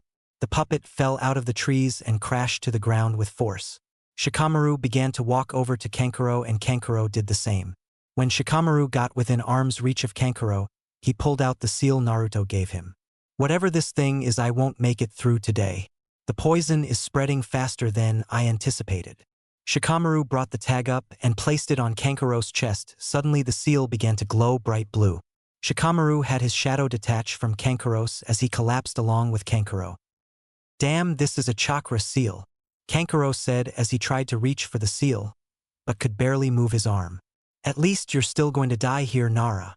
He looked and saw Shikamaru just looking up at the clouds with a bored expression. Right as Shikamaru was about to respond, a footstep could be heard on the branch with them. The two looked and saw a woman with a black cloak with a moon with a chain wrapped around it and a sword going through it. I don't think he is going to die just yet. And Mitsuki said this as she picked the Nara up carefully while looking at Kankuro. I would suggest you get out of here before someone stumbles on you. With that, the stranger jumped off the branch, leaving Kankuro behind. Shikamaru looked at the woman carrying him with a little suspicion. Where are you taking me? Shikamaru asked as he tried to move. I'm going to take you where a Konoha ninja can find you. And Mitsuki continued to jump from branch to branch until she stopped. Looks like I won't need to go far. Shikamaru was confused as she laid him down. Someone is coming, and the speed they're going, I could summarize that they're friendly. As if out of the blue, Shikamaru turned and saw two ninjas heading their direction with Konoha headbands on their heads. Shikamaru turned around to say something too, but he saw that she wasn't there. Hey, isn't that the Nara heir? One of the Konoha nins said as he landed on the branch with his teammate. Yeah, it is, the girl said as she placed her hands on his chest. A green glow began to irradiate from her hands. He's been poisoned. We need to get him to Shibi or his father right away. The man nodded his head and the two turned back to the village, abandoning the order to search for enemy ninja in the forest. Right before he succumbed to the darkness, Shikamaru thought one last thing. How troublesome. XXX. Shino was having trouble dealing with the wind using Temari. Every time his insects tried to get close, she would blow them all away with a gust of wind. There is no way you or your bugs are getting anywhere next to me. Temari swung her fan again and destroyed the tree Shino was hiding behind, blasting him forward. Shino turned his body around and saw Temari swing her fan, sending a wave of sharpened wind blades at Shino. Shino jumped on to the closest tree to dodge the attack. I need to conceal my bugs or lure her into a trap. Shino began to jump from tree to tree and watched as Temari kept on swinging her fan, cutting the trees down. What is he up to? Temari thought, but decided to blast the tree Shino was going to land on next, sending the bug user plummeting to the ground. Temari looked at the area Shino fell at and was forced to step back when he jumped out of the trees towards her. Temari swung her fan and sent a single wind blade at him. Shino was cut straight in two, but he simply fell apart as his body turned into bugs. Temari's eyes widened as she looked to her left and saw Shino, But when she looked to her right, she saw the ground begin to crawl towards her. You now have a choice. Shino said, this getting Tamari's attention. You can take me out or take my bugs, either way you're going to lose here. Tamari gritted her teeth and glared at the Shino, but then smiled. I guess I'll choose you. Tamari swung her fan, ripping chunks of earth out of the ground while the blades of wind gut Shino to pieces. But to Tamari's surprise, Shino just turned into bugs once again. Tamari turned around and saw the bug army was almost at her feet, but when she went to jump she was shoved into the bugs. When she looked up she saw Shino staring right back at her. Tamari glared at him, and with what little bit of her chakra left she swung her fan, catching Shino in the side with a wind-infused fan. Shino was slammed into a tree while he gritted his teeth in pain. He could feel that he had a broken rib or two, but he also had a nasty gash on his side. I guess I won't be moving on to help Naruto after all. Shino said this as he slowly lay down on a tree and felt his eyes grow heavy. XXX. Senji was waiting patiently in the Raikage's office when he returned in a burst of lightning, not even making the old man flinch. We have come to an impasse, he stated, and watched as Senji's hand tightened, but relaxed. I want to hear why you want this Uzumaki killed, but if I suspect you of lying I will kill you myself. Senji for just an instant glared at the Raikage, but relaxed once again. What could I gain from lying to you? He kept watching Senji, showing no emotion. I want to make sure I keep the people who helped me kill off that clan safe. If this Uzumaki tells the right people, it could be very disastrous for you. I'm only doing this to help you. Why would I lie? He smiled, and this made Senji cautious as he slowly placed his hands together.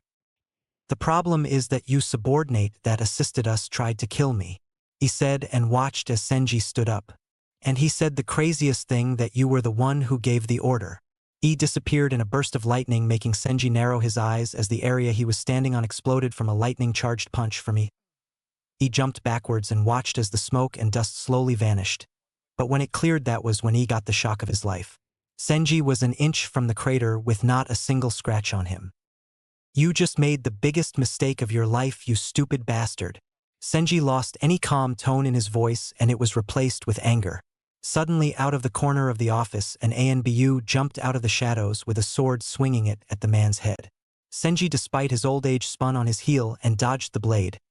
But just as the ANBU's head passed by, Senji reached forward and grabbed his head. I told you, Raikage, you just made the worst mistake of your pathetic life.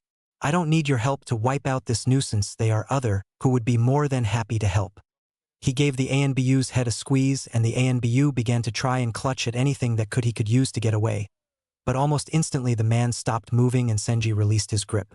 He was about to charge when Senji suddenly disappeared in a burst of smoke. He cursed, but when he looked at his fallen ANBU, he saw something that would haunt him. The ANBU's mask fell off, revealing a head that looked like someone beat his head in with a hammer. I need to double security and kill that man before it's too late, he thought as he glared at the spot he was just a few seconds ago. But I can't allow this Usumacinta a chance to tell anyone about our involvement. Sorry, Uzumaki, but the moment I find out who you are, you will be dead. He turned around and disappeared in a bolt of lightning. XXX. So I take it didn't go well. Senji glared at his assailant that managed to summon him over 4 miles away from Kumo. Shut up. The man immediately clamped his mouth shut. Change of plans, we need to find some help from some very special people. Tell everyone that we're going to find a certain group of people who have black cloaks and red clouds called Akatsuki a little visit. Senji's eyes seemed to sparkle with a black fire. XXX. Naruto back flipped to dodge several spears made out of sand which embedded themselves into the trees. Damn, I can't get close to him. Naruto watched as more sand seemed to bond to Gaara's body. What's the matter, Uzumaki? Are you afraid of me? Gaara said this with an insane smile on his face as he sent sand-shaped shuriken at Naruto. Naruto summoned another clone that grabbed his arm and swung above the shuriken. But the clone ducked just in time to avoid the spinning sand. Gaara looked at the clone and Naruto just as both pulled out those familiar red tags. Fuinjutsu. Shikyaku. The two fire streams collided with Gaara's sand body and began to turn the sand into glass. But suddenly the sand around Gaara erupted into a sandstorm that blasted both Naruto and his clone away. You're going to have to do a lot better than that, Uzumaki. Gaara held his arm forward and Naruto was nearly swallowed by sand, but his clone wasn't as lucky. Damn it, I can't get close enough. Naruto looked back and saw Gaara smiling at him. But I can't give up. If I lose, then my home is going to be destroyed. Naruto placed his hands together. Suddenly, with a burst of chakra, 20 clones appeared around Naruto. Gaara's eyes went wide as he saw all the clones. Where does he get this power? Suddenly, all the clones and Naruto charged at him. You will prove my existence, Naruto Uzumaki. Gaara began to suck in a lungful of air. Futon, Mugen Sajin Tapa. Wind release. Infinite sand cloud, great breakthrough. Gaara blew out a wave of wind combined with sand that blasted all of the clones to dust. But before the last clone died, it smiled, confusing Gaara. Suddenly Gaara heard a sound behind him, and when he turned around to see what it was, he saw Naruto already in the process of stabbing a kunai into his back. But thanks to the sand armor, it didn't penetrate that much. Gaara growled and swung his tail, catching Naruto in the chest, ripping his bandages on his chest right off and throwing him to a tree. You cannot beat me, Uzumaki. But Naruto just smiled at the beast before him and said one word. Boom! Gaara's eyes went wide as he was consumed in a giant fireball that destroyed 3 trees that were around him. Naruto slowly stood up and his bandages fell off, revealing a tattoo-looking seal that started on his chest and ended on his back. The seal had some sort of storm brewing in the front, and on his back it showed a fox-looking creature. Naruto watched as the smoke and rubble finally began to clear away, and that was when he saw Gaara still standing and very much pissed off. This is getting bad, I'm starting to run low on chakra. Gaara looked up at Naruto with rage in his eyes and gave off a roar.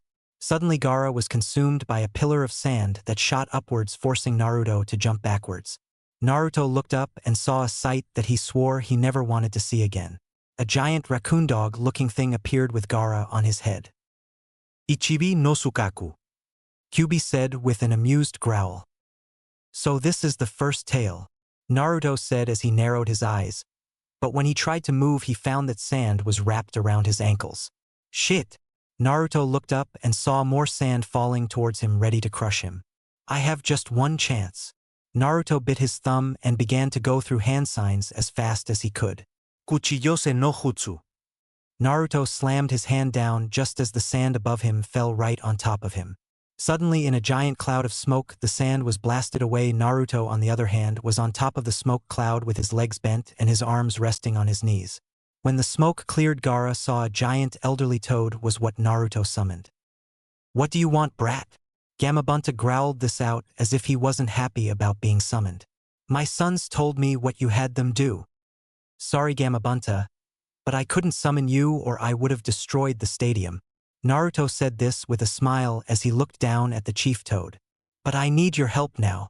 Gamabunta looked at the creature in front of him and narrowed his eyes. Shikaku, why would I want to get into a fight with him? Gamabunta stated this as he took his pipe out of his mouth. Naruto gritted his teeth.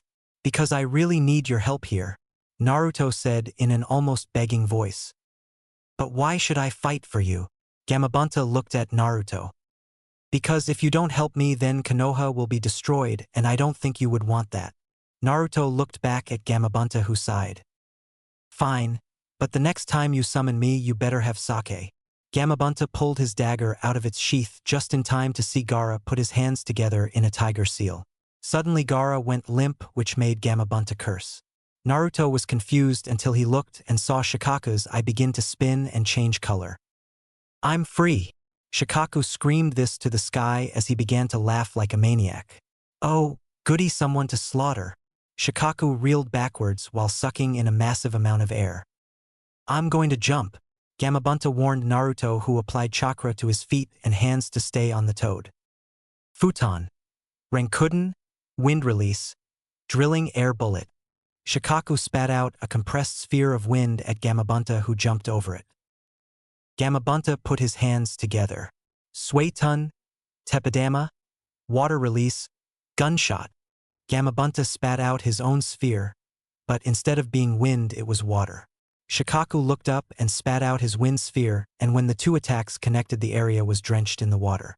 As Gamabunta landed on the ground, he took his dagger and slashed Shikaku's arm off with some difficulty. Damn, he's tough, I barely made that cut. Gamabunta though to himself with a glare. Shikaku turned and faced Gamabunta with rage in his eyes.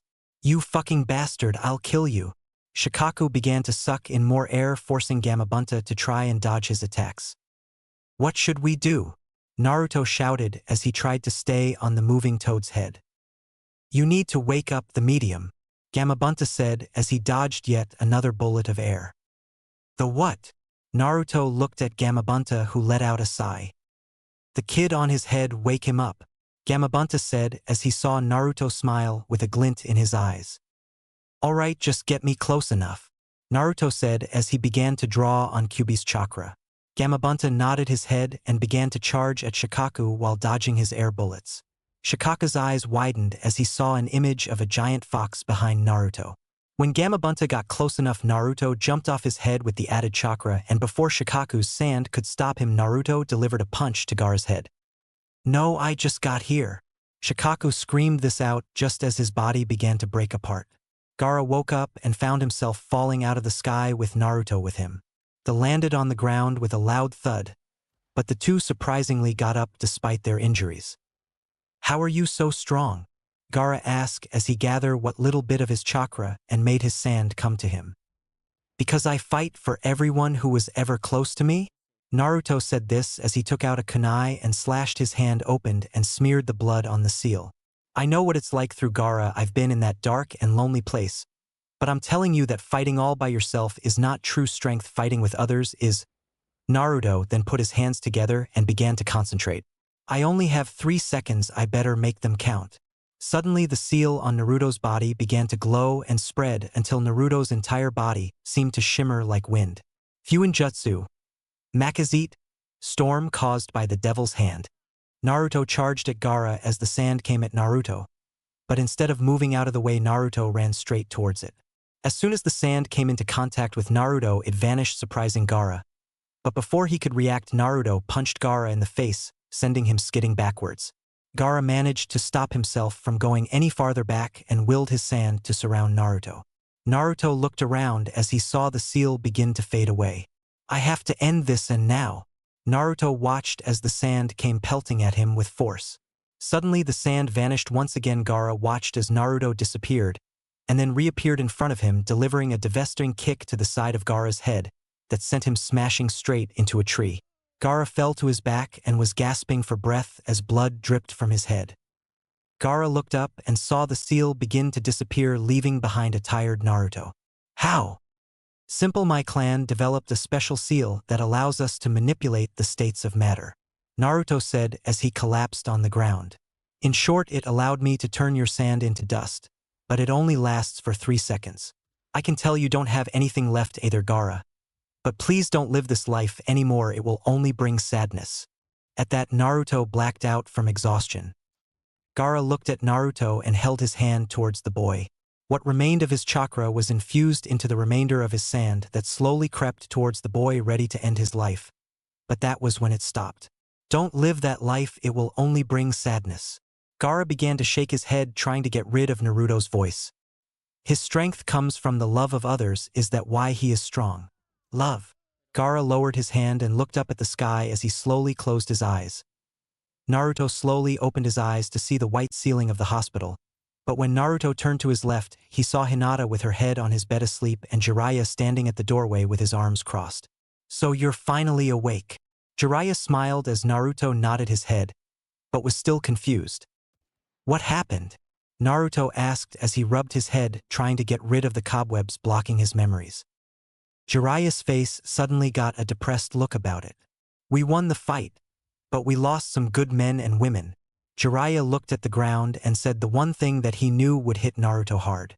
Also, Sarutobi died in order to try and kill off the one who started this entire thing. Naruto's eyes were wide when he heard that Sarutobi died. That's not possible, the old man is too strong to be taken down that easily. Naruto looked at Jiraiya, but he still wouldn't met the Uzumaki size. When is his funeral? That's just it, Naruto, you've been out for 3 days. Jiraiya stated, shocking Naruto. That seal you used nearly killed you. It not only drained your supply to a dangerous level, it drained a good chunk out of your other source as well. Jiraiya watched as Naruto gently reached up and grabbed his shoulder. I don't think it is safe to use that again, but before you interrupt, let me explain. That seal was meant for people who have a considerable amount of chakra, and don't get me wrong, you do have that, but what you don't have is control. I warned that seal I placed on you was a temporary fix, that you would still need more training to fix that problem. But you didn't listen, did you? Naruto looked away from Jiraiya's stern look. I had no choice. If I didn't do what I did, then the village might have been destroyed. Jiraiya heard a groan and looked to see Hinata moving around, threatened to wake up. I know. But every clan has a fall point, Naruto, and your clan's was their recklessness. Jiraiya said this as he walked forward and looked at Naruto with a sad expression. The Uzumaki were always quick to sacrifice themselves to save a few. Jiraiya looked and saw Naruto relaxing. But I do bear some bad news. Ever since you were brought here, the council has been trying to keep you here in the village until further notice. But I managed to convince them I need you for a mission of mine. Oh, and what's that? Naruto asked as he looked up at Jiraiya. We're going hunting for our next Hokage. Jiraiya smiled at Naruto and turned and walked to the door. I've already cleared you with the doctors. You have 2 hours to get up, get ready, and met me at the gate. With that, Jiraiya left, leaving Naruto with Hinata. Naruto looked at Hinata and smiled softly as he stroked her hair. Hinata stirred slightly and looked up to see Naruto smiling down at her. Naruto! Hinata wrapped herself around Naruto and gave him a tight hug. I thought you weren't going to wake up. Naruto looked down and smiled as he hugged Hinata back. Sorry for making you worried, but it's going to take a lot more to take me down. Naruto joked, making Hinata laugh a little. Listen, Hinata, I have to go on a mission with my sensei for a few days. This made Hinata jerk her head back in surprise. What? But you're in no condition? Hinata looked shocked, but a smile from Naruto and him getting out of bed quickly silenced her worry. Actually, I feel fine. Naruto smiled as Hinata shook her head. One day you're going to run into something just as stubborn as you are. Hinata placed her hands on her hip just as Naruto gave her a quick kiss. But that is why you love me, Naruto said as Hinata blushed. Come on, I need to get out of here. Naruto grabbed Hinata's hand and the two of them began to leave before Naruto realized he was still in his hospital gown. XXX. Senji was in the woods walking around when he suddenly smiled. So instead of me finding you, you found me. Senji turned around and saw Kakuzu and Haiden standing a few feet away. We heard from our spies that you have people looking for us, Kakuzu said, narrowing his eyes. Why? At this, Senji chuckled. Because I believe the Akatsuki and I can work together, because we have a common enemy. Senji watched as Haiden's hand rose towards his scythe while he smiled. Stop Haiden, our orders are to bring him in to speak with our leader, but if he refuses we kill him. Kakuzu looked at Senji, who only held out his hands with a smile. I'm all yours. This sent chills down both men's backs as Senji just continued to smile. XXX. Naruto said his finally goodbyes to Hinata and was now walking with Jiraiya with a determined look in his eyes. But before he got to the gate, Tenten managed to corner him and ask him about him to help with a seal she was trying to work out for her weapons. Naruto promised to give it a try when he came back. Naruto walked up to Jiraiya, who waited patiently for his student. So what am I going to learn now? Jiraiya looked at Naruto and sighed. I'm going to try and teach you one of the fourth Hokage's prized jutsu, the Rasengan. As soon as those words left Jiraiya's mouth, he saw a glint in Naruto's eyes that made him smile. He is little bit like Minato, always wanting to learn. Okay, so when do we begin? Naruto said this with an eager smile on his face. Well, we'll begin immediately, besides I can't have a weakling as an apprentice. Jiraiya knew this would bug Naruto and that was what he was after.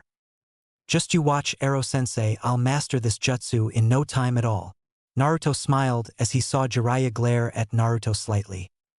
I told you to never call me that again.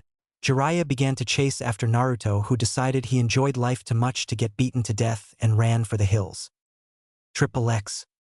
Senji was blindfolded and Kakuzu had his hands wrapped up to make sure he couldn't weave hand signs. All the while through, Senji had a smile and was humming a happy tune, as if he wasn't afraid of anything. Suddenly Senji was stopped and the blindfold was removed to reveal a ghostly image of a spiky-haired man with a ripple pattern eyes.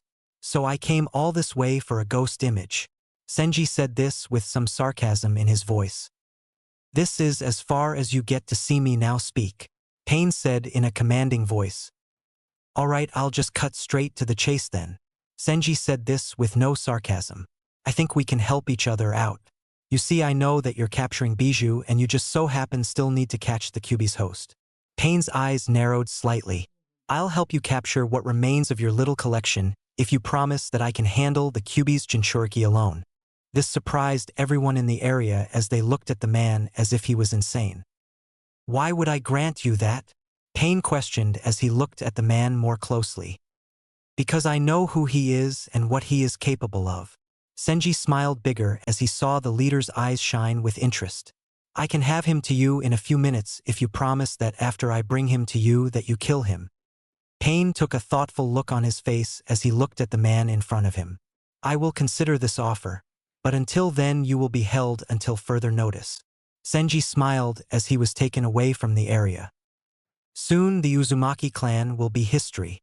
Senji's eyes seemed to have developed some sort of dark flame that seemed to bore its way into your soul. And then there will be nobody to stop me.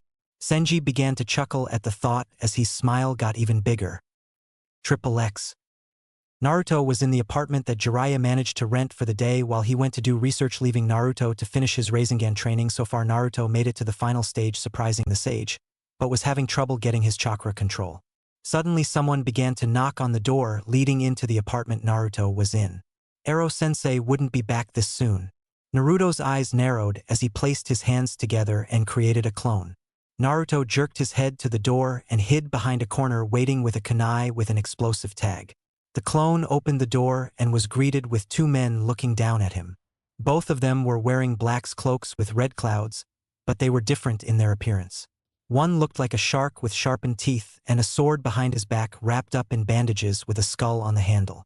The other one was a man with black hair, but that wasn't what caught Naruto's attention, it was his eyes. Naruto Uzumaki, you need to come with us. The Sharingan spun wildly in his eyes. Uchiha. But I thought the entire clan was wiped out, Naruto's clone said as he slowly backed up. Sadly, you thought wrong. Kisame suddenly reached forward and grabbed Naruto and slammed him into the wall behind him. Kisame, don't kill him, we need him alive. Kisame just looked at his teammate and smiled. Don't worry about it, I'm not going dashed. Kisame stopped when he heard Naruto begin to laugh. I have a secret, Naruto whispered out. I'm not the real one. Suddenly the clone erupted into smoke, leaving two very surprised men who turned back to the room to see the real Naruto throwing a kunai with a tag at them. Itachi and Kisame were then consumed in a giant fireball that left a hole in the building, making people run out of their rooms to get to safety. Naruto took one last look at the smoke before making a run for the window, but before he could even reach the window frame he was hit in the stomach with Samahata, sending him backwards. Naruto hit the wall and slid down, breathing hard. What, that felt like my chakra was sucked out of me? Naruto looked up at Kisame, who was smiling down at him. My sword is able to consume chakra, brat. Kisame then began to reach for Naruto when Itachi spoke. Hello, little brother, Itachi said while turning slowly towards Sasuke, who was glaring holes through the man. I did what you asked, brother, I've lived my life in hatred of you. Suddenly Sasuke's hand erupted into a lightning ball. Now I'm going to kill you, Sasuke charged with rage in his eyes. Sasuke, stop, you don't know what you're getting into. Naruto watched as his teammate ignored Naruto completely and continued on his course. Sasuke swung his arm trying to cleave Itachi in two, but in a blink of an eye Itachi's hand shot forward and grabbed Sasuke's wrist and twisted downwards, breaking it. Foolish little brother, you're still not strong enough to kill me. Itachi just watched as Sasuke tried to throw a punch, but Itachi applied a little more pressure onto his broke wrist, making Sasuke scream in pain. You don't interest me at the moment, it is Naruto I'm after. Sasuke looked at Naruto, who was struggling to get to his feet. Sasuke gritted his teeth, but when he tried to attack Itachi, he quickly pulled Sasuke forward before driving a kick into his stomach, sending him crashing into a wall. Itachi suddenly appeared in front of Sasuke and looked him in the eye. Sasuke suddenly began to scream before he fell into unconsciousness. Itachi was about to lay Sasuke down when the area they were in turned into flesh. Kuchios, Gamaguchi Shibari, summoning. Toad mouth bind. The group looked and saw Jiraiya smiling at Itachi and Kisame, but when Itachi turned back to Sasuke, he saw the flesh wrap around him, making Itachi let go. "You're both dead. No one has ever escaped from his stomach." Suddenly the flesh began to wrap around the two nin's legs, but they managed to break free and began a mad dash to the end of the hallway, while a wall of flesh came charging at them. "You do know we are heading straight for a wall." Kisame said this as he looked at Itachi, only to see his right eye begin to bleed. "Oh, I see." Kisame pulled back and positioned himself right behind Itachi. "Amaterasu, illuminating heaven," Itachi whispered as the area he was looking at erupted into black fire. Jiraiya couldn't see anything because of the wall of flesh, but he did hear something. A loud explosion could be heard, which made Jiraiya pull the flesh back, revealing a hole in the flesh surrounded by black flames. Impossible no Katan is strong enough to burn through this toad's stomach. Jiraiya thought, amazed, as he slowly pulled out a scroll and sealed the flames inside. "You okay, Naruto?" Jiraiya turned to see Naruto looking at Sasuke with sad eyes. But before Jiraiya could speak, he was promptly kicked in the face by Guy. Guy was smiling, but not until he saw who he kicked. "I'm so sorry, I thought you were the enemy." Guy apologized to the Toad Hermit. "Well, how about you check before you decide to kick people in the face?" Jiraiya was bleeding from his nose and he didn't look all that happy. "But besides that, we need you to take Sasuke to the hospital in Konoha immediately." Guy nodded his head and grabbed Sasuke before jumping away. "You know he didn't mean to," Naruto said as he looked at Jiraiya with a smile. "Shut up," Jiraiya yelled out at Naruto. "Besides, what did I tell you about not stirring up trouble? I can't protect you all the time." "Yeah, because you're too busy being a pervert," Naruto said back at Jiraiya, who looked slightly offended. "I am not a pervert," Jiraiya said as he stood proudly. "I am a mega pervert." Jiraiya turned to see Naruto walking away. "My point exactly," Naruto said with a smile, making Jiraiya grit his teeth as he went to go catch up with the blonde boy. Triple X. Kakahiki was sitting on a bed, clenching and unclenching his fist. "Finally, I think my strength is coming back," Kakahiki said to himself, but got an answer from the doorway. "That's good, you're going to need every last drop." Kakahiki turned to see the old man staring at him with soft eyes. "Ananami, demon wave." Kakahiki said this with both happiness and confusing in his voice. "It's good to see you again, my old friend. But what is it that you need from me?" Ananami just smiled even more and sat down on the chair. "A new Uzumaki has appeared, and I've taken great care trying to make sure he's safe." For the first time in a year, he sounded just like an old man. "But I can feel my time drawing ever closer. I need someone to watch him and bring him here when my time is near. That is where you, Ishiki, and Denpa come in. So when the time comes, you want us to capture him." Kakahiki looked very hesitant to capturing a someone, but what Ananami said next eased his mind. "No, we don't need that kind of attention." Ananami then reached into his robes and pulled out a scroll. "But if you show this to the current Hokage, then we'll be able to take Naruto without any resistance." Kakahiki grabbed the scroll just as the old man was sent into a fit of coughs and spitting out a little blood. Kakahiki went to help him, but he waved him down. "Okay, but what if they don't let him go?" Stark waited for Ananami to regain his breath. "Let us hope it doesn't come to that." When Ananami looked Kakahiki in the eye, Kakahiki knew exactly what they would do. Kakahiki sighed and leaned back into the side of the wall right behind his bed. "Yeah, I don't think they'll take too kindly to us if we do that." Kakahiki said this with a mild smile that made Ananami chuckle. "Even after all these years, you still haven't changed, have you?" Ananami said this in more of a statement than anything. Kakahiki just shrugged as he turned and laid down on the bed and fell asleep. Ananami's smile disappeared and was replaced with a worried frown as he looked out the window. "Just survive for a little bit longer, Naruto." Triple X. "Hell no." Tsunade yelled out with a red color to her cheeks. Jiraiya just sighed as both Shizune and Naruto just looked with confused looks. "Why would I want to be Hokage? Whoever gets that job is being sent to death. Our sensei should have known better than to take up the mantle again." Tsunade was too busy talking to notice the Naruto grabbing the table with such force that it began to crack. I mean, looked at what happened to all the other Hokages, all of them died to protect that village. Sarutobi was brave, I'll give him that, but he was dashed. She never finished as a chunk of table was thrown and hit in the face. Everyone turned to see a Naruto glaring at Tsunade with a chunk of his table missing. Why you little fucking dash dot? You're pathetic. Naruto said this as he stood up and turned to leave, leaving the shocked group behind him. But before he got a few feet away, he turned his head around to see Tsunade getting out of the booth. Don't fight me. Naruto said this with force in his voice that made everyone stop. You spit on the name Hokage like it is nothing but a title. I'll let you in on a little secret. The name Hokage means you're the strongest, but it also means you are willing to sacrifice yourself to save your village. Someone like you who loathes in self-pity doesn't deserve to be called Hokage or be a member of Konoha. I, on the other hand, am willing to put my life on the line to protect the people of Konoha even though they don't like me. So go back to your pathetic life and let us go about finding a much more deserving individual.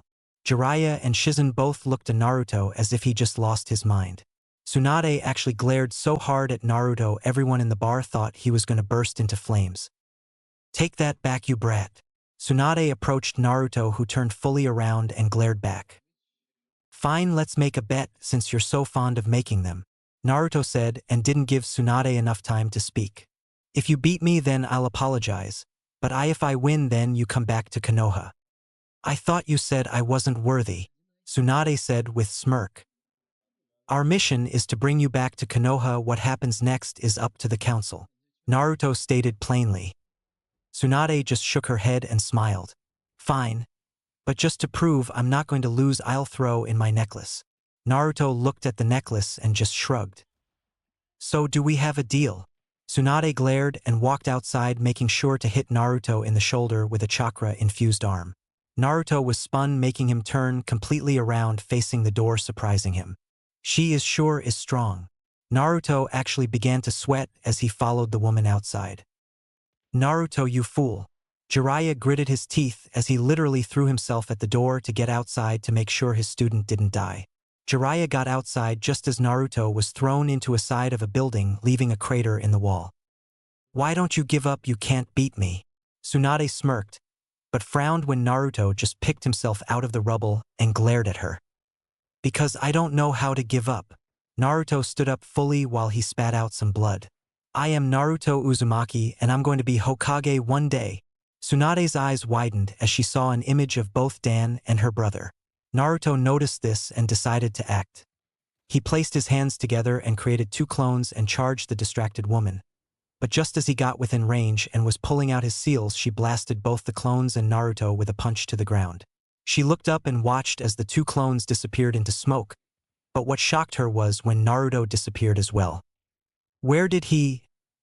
Tsunade was snapped out of her thoughts when she heard a buzzing sound. When she turned around, she got the shock of a lifetime. Naruto was holding a blue spinning ball with seals all over his right hand and was smiling like a fox. You lose. Naruto slammed the sphere into Tsunade's back and watched as the sphere started to grind away. Rasengan. Tsunade was launched forward and slammed into the building in front of her. Don't you ever spit on the name Hokage. Naruto just watched as the rubble gently fell on top of Tsunade's glaring form.